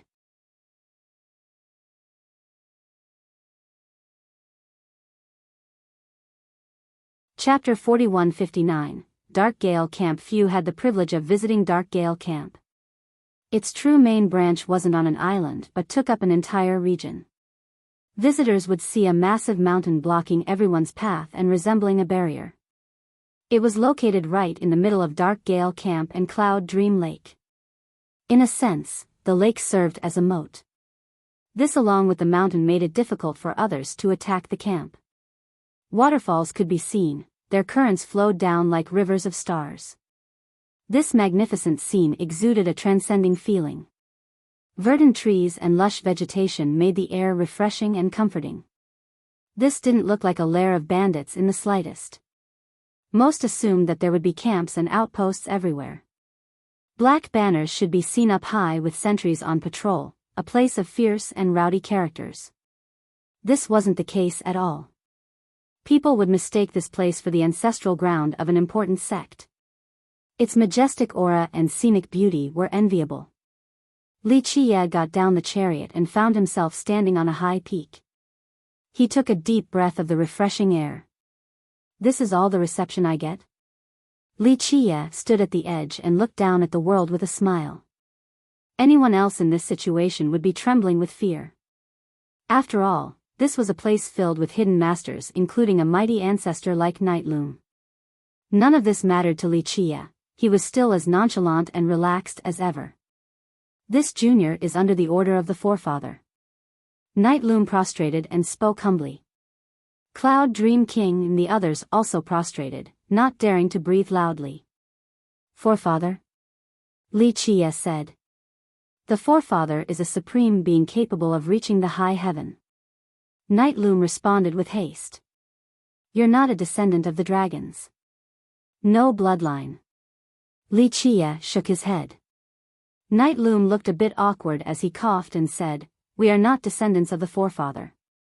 I simply got lucky and was taught briefly by the forefather, hence my current abilities. True. Looks like the old man put some effort into you. It's a shame that this is all you have learned. Li Qia nodded.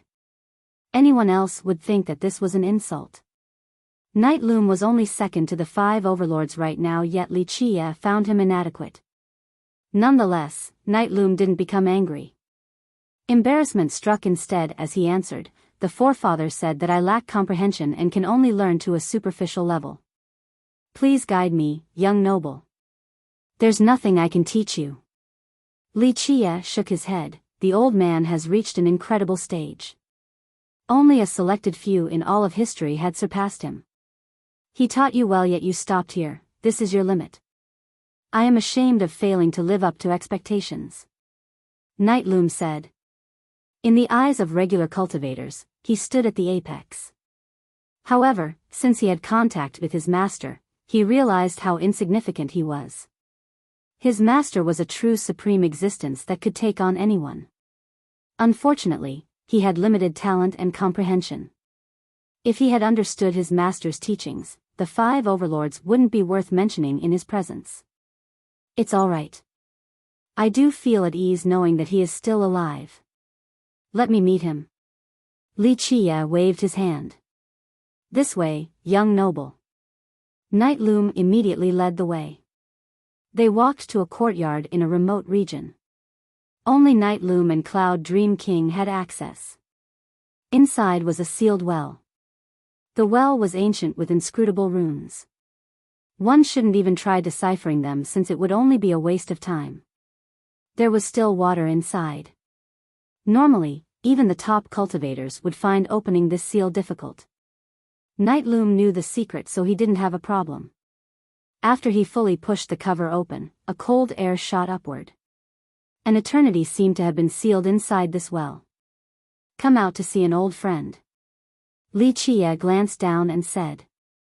Splash. A rainbow fish flew out of the well, looking rather gorgeous due to all of its colors. It let out a bubble reflecting similar colors from the sunlight. Li Qie smiled and got on top of the fish. It continued releasing more bubbles and the two disappeared from sight in an illusory manner. Ancestor, when can I meet the forefather? Cloud Dream King asked after Li Qie was gone. His knowledge of the forefather was strictly limited to what Nightloom told him, that the forefather was the reason why Cloud Dream Lake was untouchable across the years. Even the Dao Lords didn't wish to challenge him. When you are summoned, Nightloom said. He was the only one lucky enough to receive guidance from the forefather. He had no idea what was going on, not daring to speculate the forefather's intent, nor could he see the world beyond. Clouds and mists filled this separate domain. It looked surreal, just like an illusion or a dream. Unfortunately, it seemed abandoned and devoid of life. However, if they could get past all of this and see the core of this world, they would find a vein serving as the heart, empowering everything here. An old pavilion existed somewhere in this area. Alas, it was in terrible shape. Just a minor storm should be able to take it down. Appearance was deceiving in this case. The pavilion had withstood numerous years and tribulations. There were 2 aged deck chairs, one was prepared for Li Qie. It creaked when he sat down, looking awfully unstable. He relaxed and enjoyed the breeze. Millions of years seemed to pass in the blink of an eye.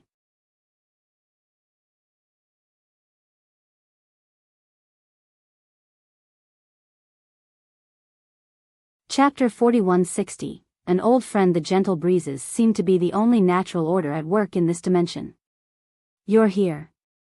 A feeble voice greeted Li Qie. The speaker must have 1 foot in the grave.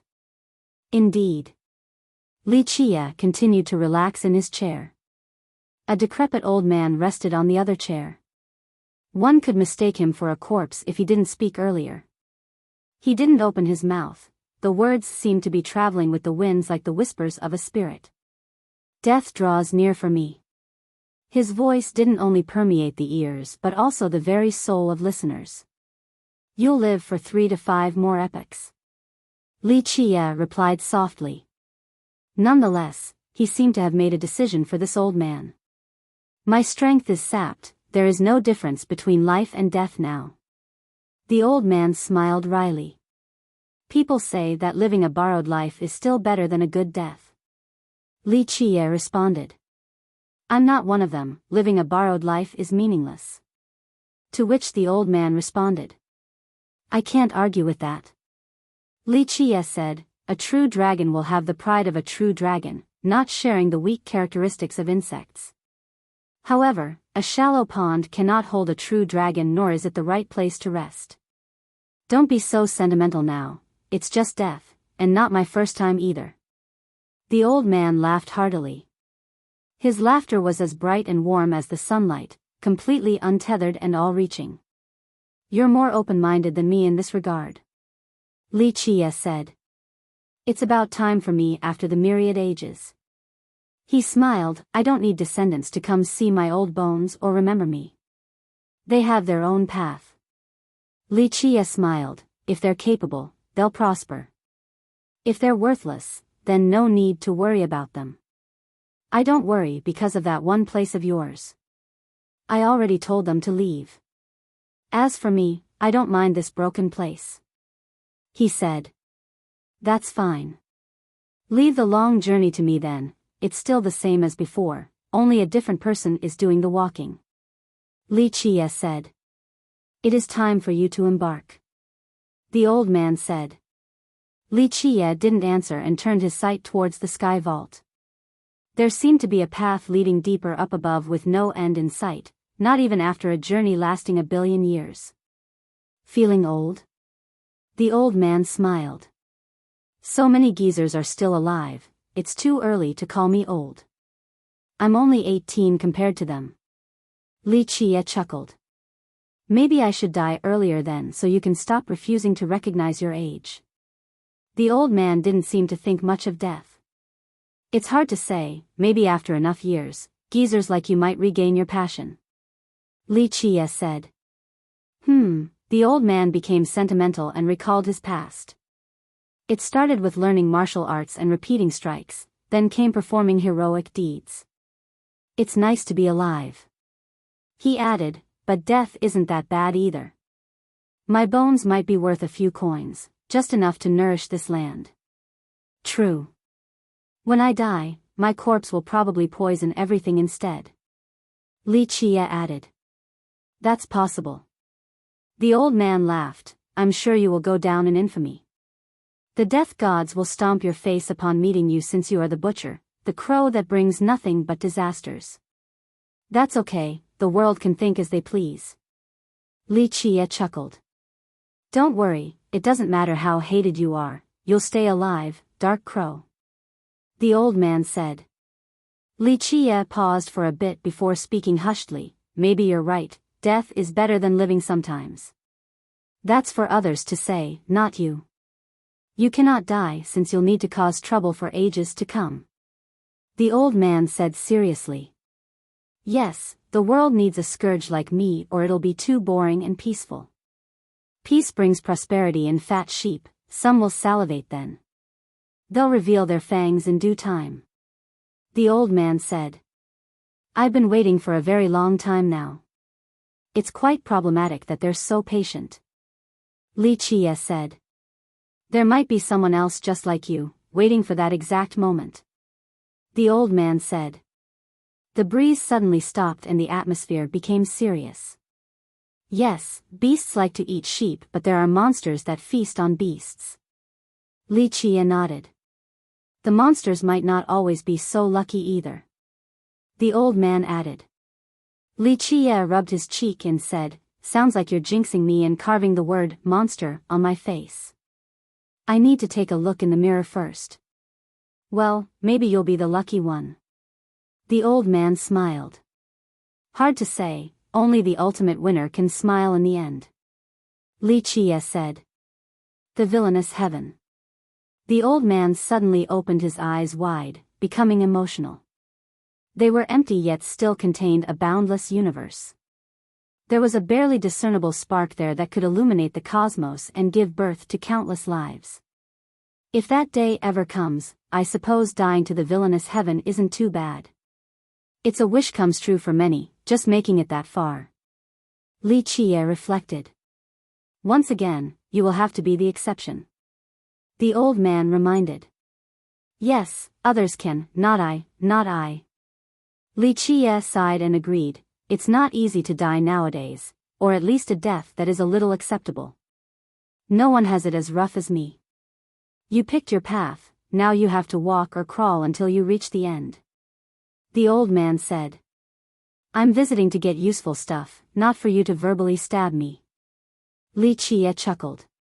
It's fine, I can't stab for too long since I'm about to die soon. The old man, I still think it's too early to say that. A turtle can live for a long time and your lifespan is even better than a turtle's. Li Qie joked. The old man chuckled before putting on a somber expression, I lost. These two simple words weighed heavily like countless mountains. Not surprising, you're old and not as strong as before. Li Qie responded. No, I have no excuse, it's a loss. I probably would have lost during my prime too. He is strong, really strong. The old man sighed. I know, the strongest. Li Qie nodded. I'm afraid you'll have to fight him first before getting to the villainous heaven. How is your preparation? The old man asked. Perhaps the villainous heaven won't give us the chance.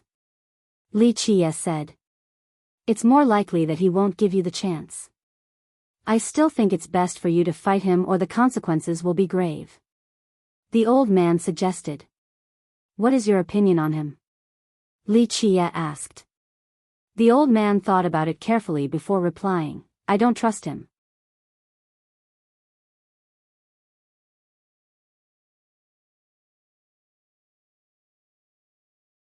Chapter 4161, Incoming Tranquility returned to Sword Continent after the battles at Cloud Dream Lake. Many found this rather strange due to the losses suffered by Sea Emperor Sword Kingdom. They lost numerous elders and protectors, yet they didn't mobilize a punitive expedition. Some attributed this to their king still being in isolated cultivation. Others said that they have experienced enough of Li Qie's sorcery and no longer dared to take risks. Many speculated that this wasn't the end of it. Sea Emperor was merely waiting for a perfect plan to deliver a fatal blow. Ultimately, this event propelled Li Qie's fame another step higher. It became apparent that this new rich wasn't one to be trifled with. Most importantly, he didn't think much of human lives, so massacres were always possible when dealing with him. His wings are grown. A big shot commented. Most agreed with this because initially, no one thought much of Li Qie despite his wealth. They actually viewed him as a fat prey during this period. Unfortunately, those who harbored this thought and schemed against Li Qie all had a terrible ending.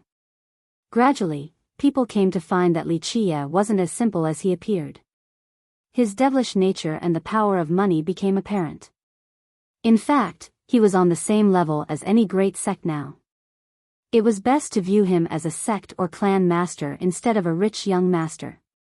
Anyone who thinks of him as a fat sheep is courting death. One sect master said something that was on everyone's mind.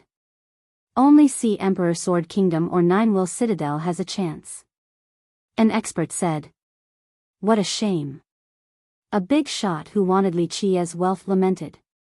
He thought that he waited too long and now, Li Qie has gathered enough forces. Robbing Li Qie became impossible outside of a godsend opportunity. Of course, some also speculated Li Qie's true background. One group believed that Li Qie didn't have a special background. Others disagreed, some even thought that he came from Dark Gale camp. It can't be Dark Gale. Older cultivators disagreed with this line of thinking. He might not be from Dark Gale, but he should be closely related to them. There's a reason why Night Loom came out after so many generations. One big shot thought that it was rather plausible to be Li Qie's backer. His friend who was a sect master said. The big shot agreed, indeed. Li Qie had poked the beehive that is Sea Emperor after killing their chief elder and many others. A while ago, I think their conflict was actually resolvable, not anymore. Now, it seems like if you want to get to Li Qie, you have to get through Night Loom first. Others agreed with this analysis. But are Cloud Dream Lake and Night Loom enough to stop Sea Emperor? Moreover, Li Qie had offended other behemoths including Nine-Wheel. One expert added. Perhaps not Sea Emperor or Nine-Wheel, but Night Loom is enough to deter other great powers. They would have to think about it carefully. The big shot said. The crowd couldn't quite disagree. Moreover, there must be a reason why Cloud Dream Lake has survived numerous generations of Dao Lords. He insisted. In my opinion, Li Qie is a member of the Tang. He was able to open its foundation, and most importantly, he has their patriarch's money fall method that no one else has access to. All in all, regardless of Li Qie's actual background, everyone thought that Li Qie's wings were fully grown at this point. Though this peaceful moment was rare in Sword Continent, people believed that this was only the calm before the storm. Sure enough, a resonation phenomenon began occurring on the continent. Cultivators' swords would occasionally let out a hymn, even the ordinary swords. At first, no one paid attention and thought that it was only coincidental. Eventually, more than just hymns occurred. It became resonations even for the swords stored in treasuries. Clank. Clank. Clank. These sounds were heard all over the place. Sword Burial Zone. A mighty cultivator became emotional and stated. The knowledgeable big shots started realizing it too. The zone is coming, an elder murmured. It's coming? His juniors were both nervous and excited. How and where? One of them asked. Everyone knew that this was one of the 7 forbidden zones, the battlefields of many Dao Lords such as Sword Queen, the Duck's Egg Buyer, Sword Sea Dao Lord. Unlike Black Tides, Sword Burial's location wasn't fixed. It would appear in different places on the continent and everyone had a chance to enter. There was no set time either, perhaps once or multiple times in each generation. It always caused a stir because cultivators would have a chance at a great fortune. For generations now, many believe that the zone played a considerable part in making Sword Continent what it is. In fact, it was believed that the majority of heavenly swords came from the zone. Rumor has it that the first to find a heavenly sword, Sword Sea Dao Lord, obtained both the Sword Dao and the Vast Sea Sword Dao from this place.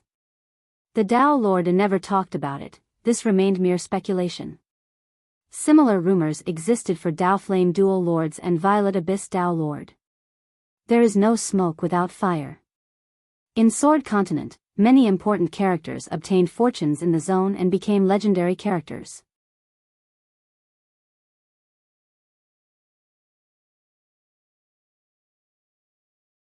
Chapter 4162, Sword Burial Zone. It didn't take long before the great powers gathered their troops. The sword resonations also woke up slumbering ancestors. The zone is finally back. One ancient ancestor from a mighty kingdom suddenly sat up and gazed forward. Incredible weapons will be appearing. A time-worn existence inside a shrine from a dynasty also opened his eyes. This also happened in Sea Emperor Sword Kingdom. In a remote ancestral ground were numerous pagodas. In one of them, a peerless being had lightning coursing through his eyes. He gazed at the sky and said, "A heavenly sword is within grasp." In Ninewell Citadel was a floating tower surrounded by chaos and Dao laws. Amidst this constant rotation of affinities was a slumbering cultivator. The cultivator woke up and gave the order, "It's time to visit Sword Burial."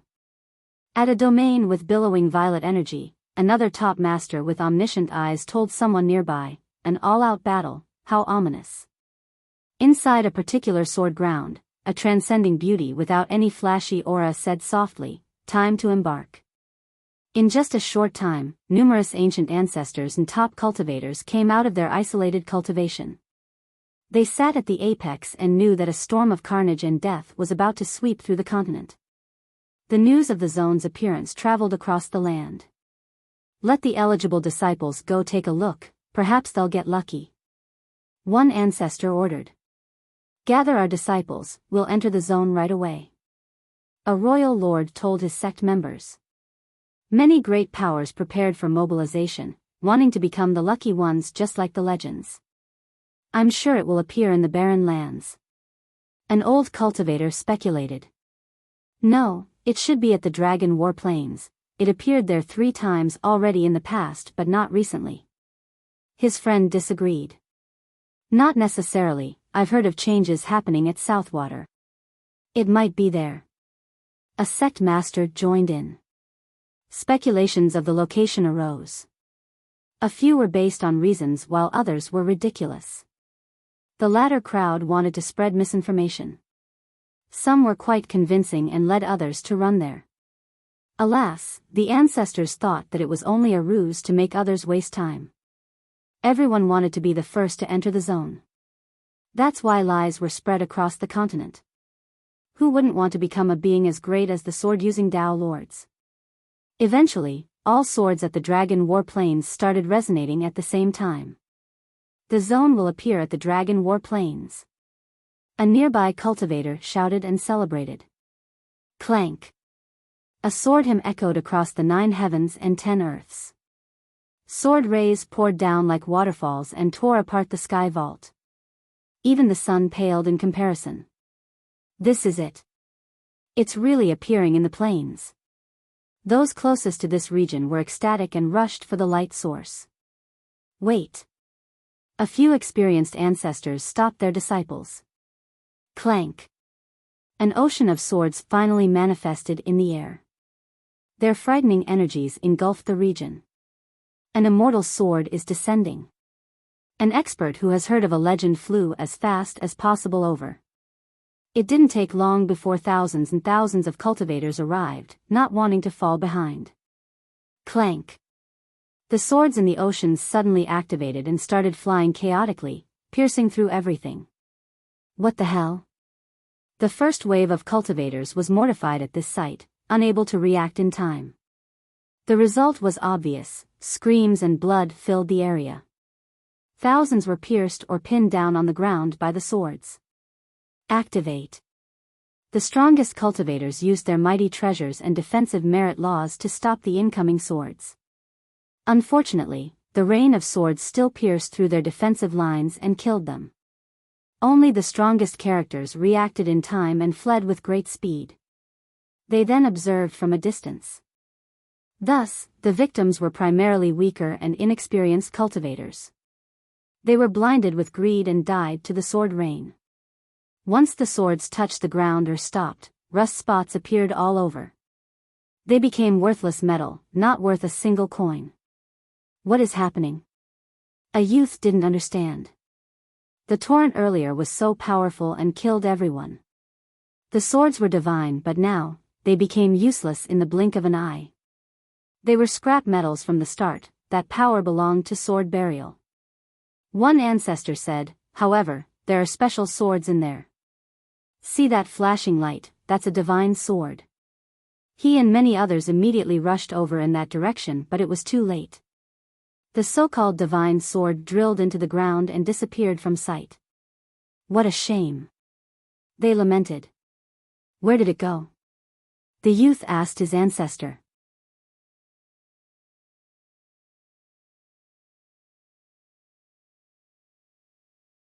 Chapter 4163, Poplar Paragon. Some believed that the disappeared sword had returned to sword burial zone.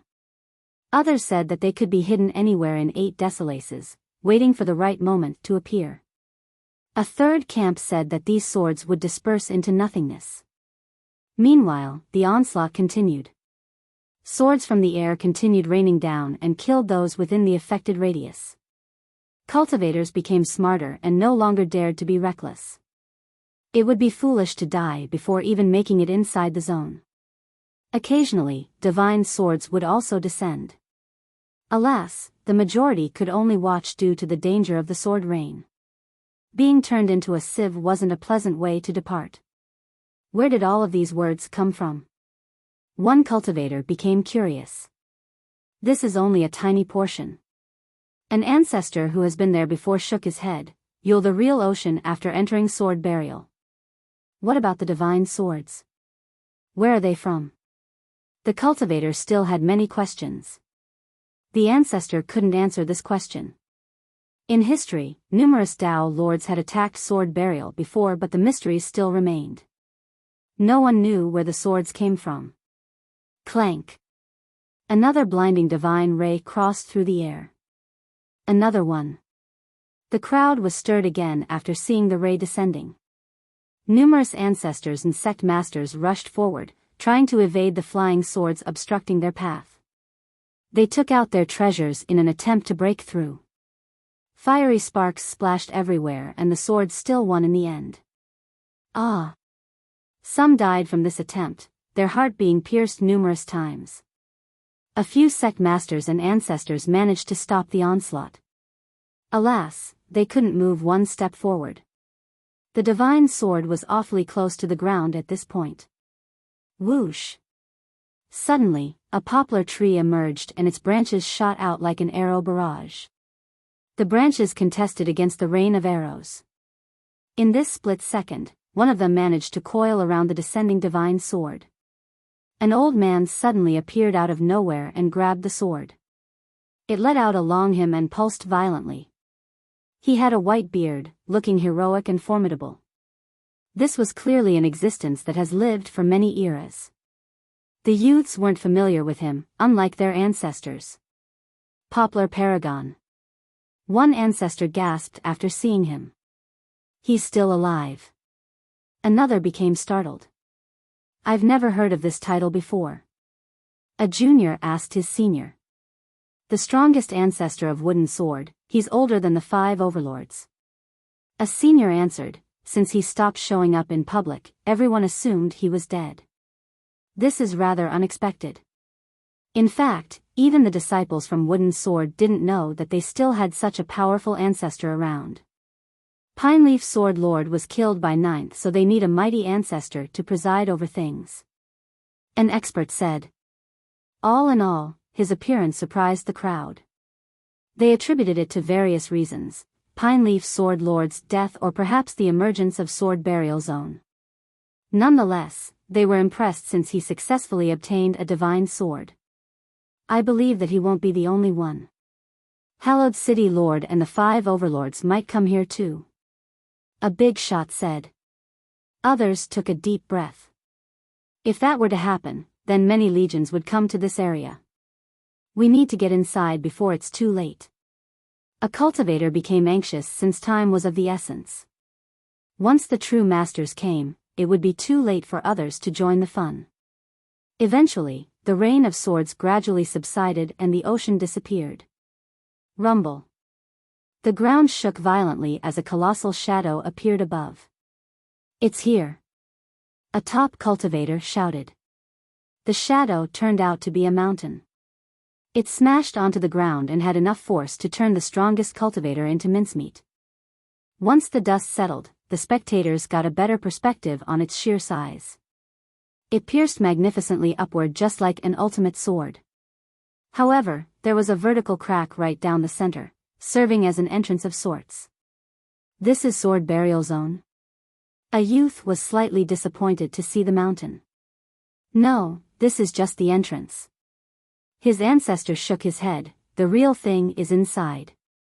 Having said that, they headed for the gate. We're going, but be careful. Another clan master led his men up the mountain. Go, we can't miss this opportunity. Others hurriedly crossed through the portal. Heavenly swords, you're all mine. More ambitious souls couldn't wait any longer. Thousands of cultivators leaped into the gate, wanting to be the first to obtain the legendary fortunes there. The news of its opening spread across the continent. Other powers immediately headed for the Dragon War Plains, the behemoths included.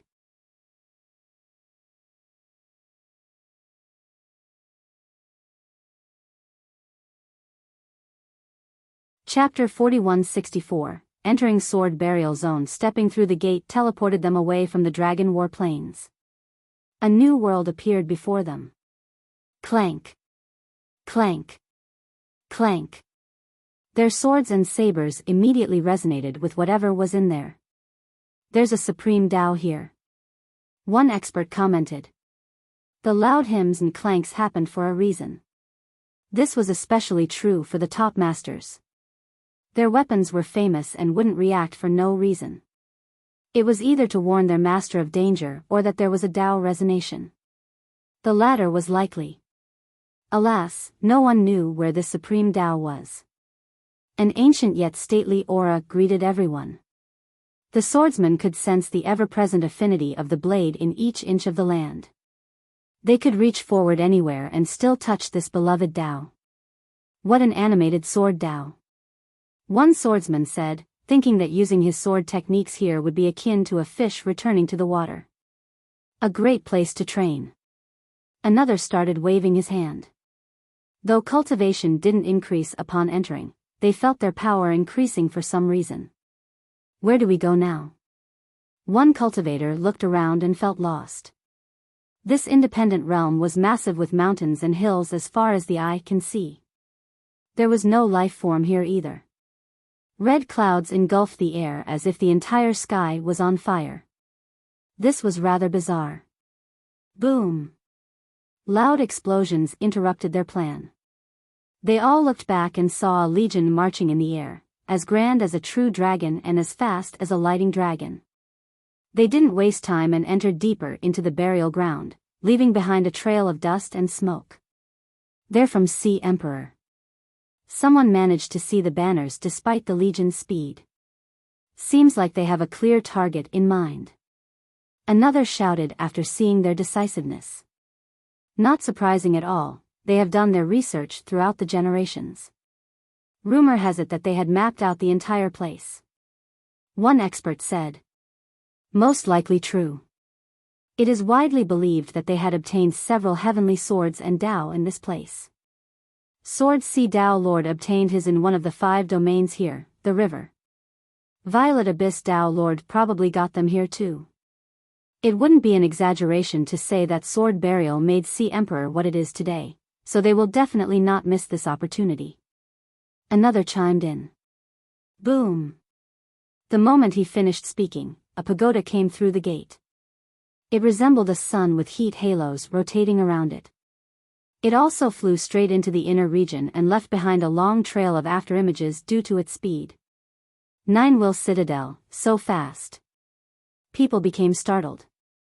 Most importantly, they thought that the pagoda wasn't slower than the Legion earlier. They're going in the same direction as Sea Emperor. One crowd member noted. Why are they in such a hurry? Do they know something? An ancestor wondered. Maybe it's the immortal sword in the legend. Someone else blurted out. That might not exist, but it could be another heavenly Dao and sword. A high elder shook her head. Another? A youth wondered. One of the 9 paths of finality, Myriad Era. One ancestor said, that's the only heavenly sword and Dao that have yet to show up. The other 8 have appeared before in the world. Some might be lost currently, but only one was missing entirely, Myriad Era. This made people feel quite strange. Does anyone know why? A junior asked the crowd. The prime minister of an old kingdom replied, not sure, I've heard theories of this Dao being the leader of the 9 paths and also the hardest one to cultivate. I wonder if it already has a master who just doesn't use it. Another interjected. Impossible, the power of a heavenly Dao and sword are beyond imagination. Its user will be unstoppable, there's no way to keep it a secret. A clan master disagreed. Yes, Sword Temple's everlasting is untouchable. One ancestor from an old sect said, back then, the temple had numerous disciples who didn't learn Terra and only focused on everlasting. They dominated nonetheless. No need to talk about the past. Right now, Everlasting Sword God is dominating and hasn't learned Terra yet either. He's still on the same level as Vast Sea Paragon and Earthraiser Vidra. Imagine the real Myriad Era Sword Dao. A royal lord became emotional. It was common knowledge that Sword Queen created the Everlasting Sword Dao along with Everlasting in an attempt to imitate Myriad Era. Just the imitation alone was incredible, what about the real thing? Because of this, cultivators later on thought that Myriad Era was the strongest out of the 9. Who cares, we gotta get going. Myriad Era Heavenly Sword or Myriad Era Dao might be there. A big shot shouted before heading in the same direction. He's right. We might not be able to get it, but just seeing it is a fortune in and of itself. Another expert didn't waste time. Many others followed. Do we follow them? A junior asked his master. No, we're going to Sword River first. It is the closest and less dangerous. His master said. Yes, if we can't cross the river, we probably shouldn't go to any other places. A peer added. Not necessarily. Sword Burial has 5 domains going from outer to inner. However, the outlines and separation aren't well defined since they do intertwine in some parts. There are mapped out ways to safely get through. People usually choose them to get to the inner region. The master said. I'm down with just heading to the river, that's where Sword Si Dao Lord got his fortune. The third disciple became excited. Normally, the majority of visitors would pick the river first since it was the outer domain and the starting point. It didn't matter if one wanted to go to Sword Abyss or Sword Grave or any other roundabout route, the river should be the first destination. People headed for different areas of the river, some arriving near the upstream and others closer to the downstream spot. They all heard loud explosions and clanks before arriving at the shore. The river coiled around the inner regions and had towering mountains on both sides. Thus, naming it a canyon would have been more accurate. However, the things flowing in this river weren't water but rather, countless broken pieces of swords. This was something people had never seen anywhere else.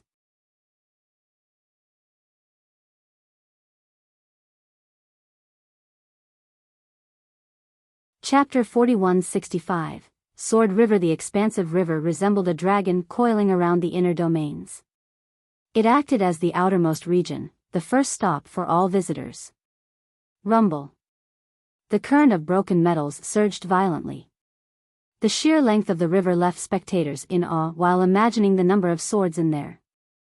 There were waterfalls along the way as well, only making the event more magnificent. Some whirlpools also formed naturally, the clankings were loud and unbearable. Waves of swords also struck the shores repeatedly. To the sides were mountains engulfed in poisonous miasma and mist. Dangerous creatures loomed among the strange boulders and cliffs. Sword deposits piled up on the shores, looking like metallic marshes. It wouldn't be wise to walk in there. Thus, this outermost region was rather diverse in physical features. There was only one constant, the ever-present danger. Of course, the miasma and unknown creatures were frightening. However, the most dangerous thing was the river itself. Any attempt to cross would be met with sword energies from the current. A monstrous beam was flowing in there alongside the scrap metals. I've never seen so many broken swords before. Where did they come from? A first-timer was astounded to see the river. While standing at the upper reaches, one couldn't see the end of the river despite using their heavenly gaze. Is there an end to the river? Another wondered. Who knows? An ancestor shook his head. Rumor has it that no one has made it to the source. Some believe that it might be in the same location as the burial ground's origin domain. Why not? The river is right here, we just need to keep on walking. One youth said, thinking that it was only a matter of distance. It's because you haven't experienced the flowing sword energies embedded in the current. It is all permeating and dense, nearly materializing into physical form. You can't withstand this energy in this location, let alone anywhere near the source. Another explained. This is true, a great master from Flame Valley Dao Institution took pride in his power and tried to figure out this river. He never returned. A big shot said. Where is it flowing to? A youth looked downstream. No one knows. An ancestor said, the river is long with numerous twists and turns. The shores are dangerous too. There's not enough information on it because previous adventurers are all dead. So both ends of the river are unknown? The youth murmured. Yes, the interesting part is the rumor of there being invincible swords hidden at both ends. Of course, this is unsubstantiated. One clan master interjected. Really? The youth looked down at the broken pieces, looking skeptical. There were only scraps, no sign of something noteworthy. They're there, but it depends on your own fortune whether you'll see them or not. A senior elaborated, innumerable pieces are always flowing, so there are divine swords mixed in there too. Some might be at the bottom, the shore, or stuck at the turns. He then stared at the youth. How do I find them? The youth became increasingly interested. Just keep watching or look around more, a senior suggested. The youth decided to wait near a safe area by the shore, patiently waiting for a divine sword. Others had prior knowledge of the river and decided to walk along the shore. They paid particular attention to pits and anywhere that could have a stuck sword. Activate. One expert didn't like to wait and wanted to search the bottom of the river itself. Cultivators, after all, had gained the power to change the terrains. Removing the water of an entire river wasn't a problem for them. His grand Tao resonated and reached the river, dragging up millions of scrap pieces. Clank. The sword energy immediately erupted and sent out countless rays. The expert reacted perfectly and summoned a defensive treasure to stop the rays.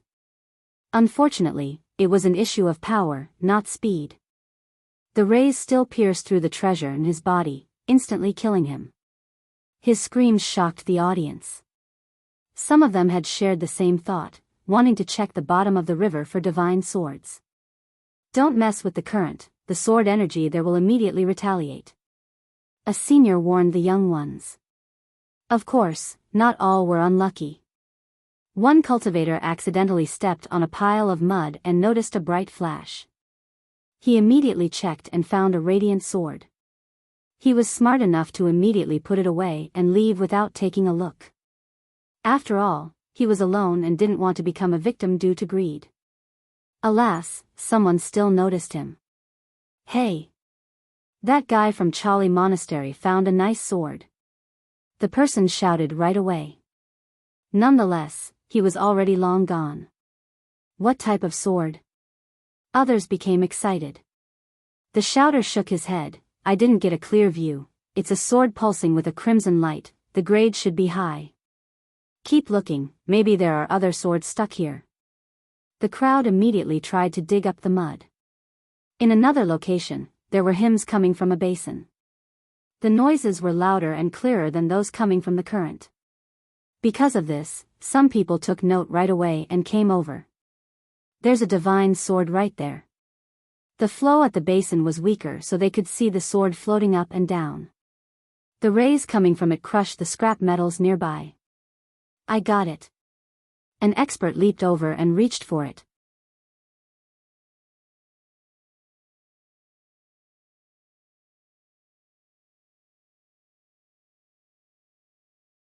Chapter 4166, Meeting Again, Clank. Pulsing sword energies immediately attacked the intruder. Ah! The cultivator's arm was reduced to blood. He lost his balance and fell into the river while screaming repeatedly. His body then suffered the same fate as his arm. Nothing was left behind. The spectators didn't pay that much attention to his gruesome death. Their focus was still on the divine sword. It's sinking. Someone shouted. The sword disappeared for a bit before re-emerging again a few seconds later. Now! One ancestor rushed forward with lightning speed. The sword energies from the current attacked him with haste. Nonetheless, he was prepared for this and summoned a tripod. It released countless Tao laws serving as a barrier in front of him. Though he was powerful, the Tao laws were cut through, leaving the tripod as the last line of defense. He swung it forward and it was still pierced through. Thus, he became frightened and retreated with lightning speed.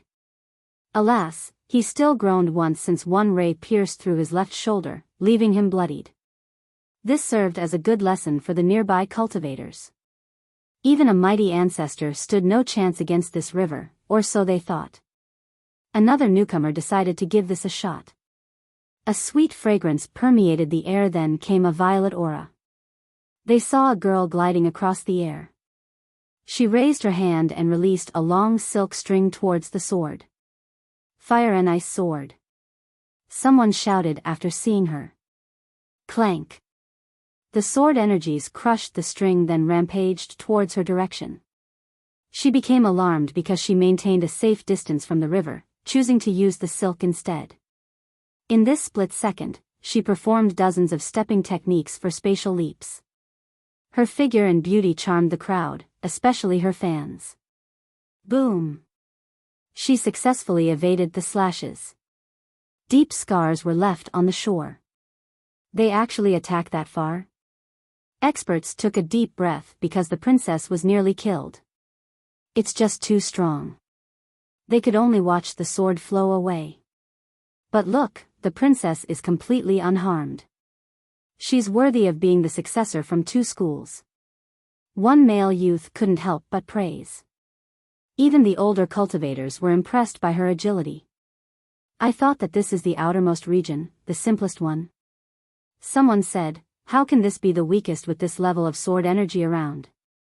No one can get a divine sword here. Just gotta get lucky with the straddlers. A high elder smiled wryly. Yes, it's a matter of luck if one wishes to survive. Rumor has it that Sea Sword Dao Lord found his Dao and sword on the shore. An aged cultivator said. Really? This piqued the crowd's interest. It's just a rumor. The old man said, but the Dao Lord never denied it. Just have to keep trying then. Others decided to rely on luck like a blind cat coming across a mouse. There was nothing else they could do. The sword energies from the river were too powerful and robbed them of their confidence. Snowcloud Princess sighed while looking at the river, realizing that she wasn't strong enough to grasp a divine sword from there. Plus, there was no need to throw away her life for one. As she was leaving, many youths came over and greeted her. She politely answered back before leaving. Some still wanted to tag along, but she was too fast for them to keep up. She moved across the shore and observed the river along the way. Though she gave up on a direct attempt, she still wanted to understand the river. This phenomenon was unique in Sword Burial Zone. This was a great learning opportunity.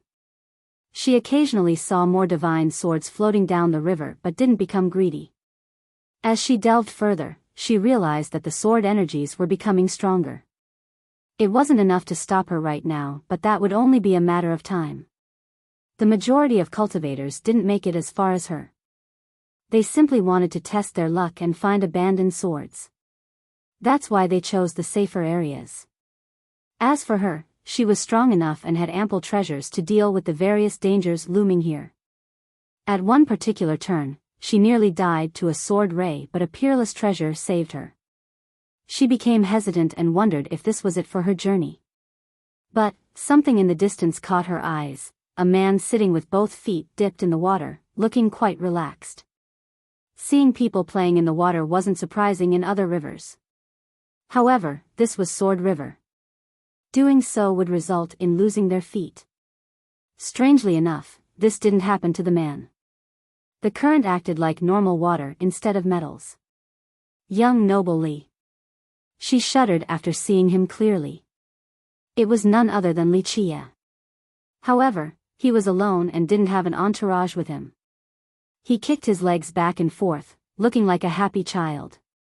He no longer resembled the pompous young master or the devilish murderer, only a content village child getting to play. She took a deep breath and approached closer. She bowed deeply and said, "It's a pleasure to see you again after Cloud Dream Lake, young noble. You're as unpredictable as always." Wuxia didn't answer and simply tapped the boulder next to him. She sat down and looked at his feet. Of course, she didn't dare to do the same.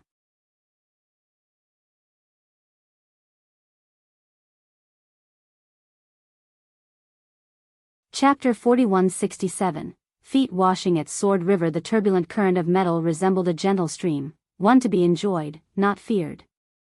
If Snowcloud didn't see it herself, she wouldn't have believed it. The ferocious sword energies operated like primal beasts previously, always delivering the fatal blow to uninvited intruders. But now, this current appeared uncharacteristically gentle. The sword energies flowed quietly and softly near his feet. When he kicked his foot forward, the energies would circle around it like water or mist. Why were they not enraged?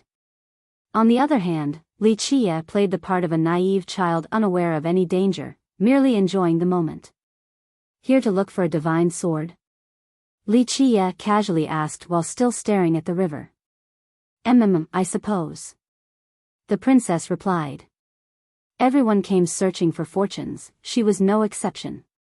However, she didn't wish to force the issue and felt that just gaining knowledge during the trip was enough. I'll get you one. Li Qie smiled and reached forward. She became startled. Numerous ancestors have tried to do this and ended up losing their arm or worse, their life. This wasn't the case for Li Qie. His hand moved unhindered across the sword energies and scrap metals, akin to a mortal boy looking for a conch at the bottom of the river. Splash! It all happened too quickly and she didn't get a good look, but he grabbed a divine sword from the river. Sharp rays came from this sword, brimming with enough power to kill anyone. Clank! He removed the scabbard and revealed a pulsing blade. The lights pierced the eyes like needles, forcing the princess to close her eyes. She became emotional and slack-jawed as a result. The divine swords in this river could only be found with luck. Forcefully taking one away was prohibitively difficult. Alas, it was so simple for Li Qie. She became speechless and didn't know how to react. Oh, I guess you don't like it. We'll look for another one then. Li Qie shrugged and tossed the sword back into the river. Why dash, she blurted, but it was too late. The sword had sunk down to the bottom. She smiled wryly, wondering if she should ask him to get it again for her. Young noble, your abilities are matchless. The word emotional wasn't enough to describe her feelings right now. Li Qie's actions always shocked others and left them speechless. May I inquire about your reason for coming here, young noble? She calmed down and asked. It was obvious that he wasn't here for treasures and swords. After all, given his ability, he could grab every single divine sword from the river, but he didn't do so. It showed a lack of interest on his part. To see someone. Li Qie replied. She didn't expect this answer and immediately responded, there's a hidden master here? The burial ground has been around for millions of years. Of course, information and knowledge regarding this place were far from being adequate. Now, Li Qie specifically came here for the sake of meeting someone? He seemed to know the place quite well. Are they connected somehow? Might be someone's already dead. Li Qie decided to entertain her. Dead? She thought of one possibility and became astonished. You'll be meeting an ominous being? She didn't know about living people in the burial ground. However, there were many records about these ominous beings. She had read about them before since the expeditions of the Dao Lords targeted these beings. These battles were bloodied, numerous great cultivators lost their lives. Young noble, are you starting an expedition? She took a deep breath and asked, thinking that Li Qie was qualified to do so despite not being a Dao Lord. She had no idea why she felt so confident in him. In reality, not even the 5 overlords of Sword Continent could do something like this. She attributed this to blind faith. Fighting and killing, how senseless. We'll just be chatting. Li Qie smiled. She gained nothing from his vague comments, only that he was meeting someone related to the burial ground. Suddenly, a paper boat floated down from upstream and made it next to Li Qie's feet. How did it make it through all the sharp metals and rampant energies? She didn't think that this was only a coincidence. It was made from hemp paper, looking quite crude. It seemed that someone had picked up a piece of paper and casually made a boat before releasing it on the river. Li Qie picked it up and unraveled it. There was nothing written on the surface, no word or symbol. There were grains stuck on the surface from the shoddy craftsmanship, but that was it. Nonetheless, Li Qie still paid careful attention to her confusion. She activated her heavenly gaze and still didn't see anything extra.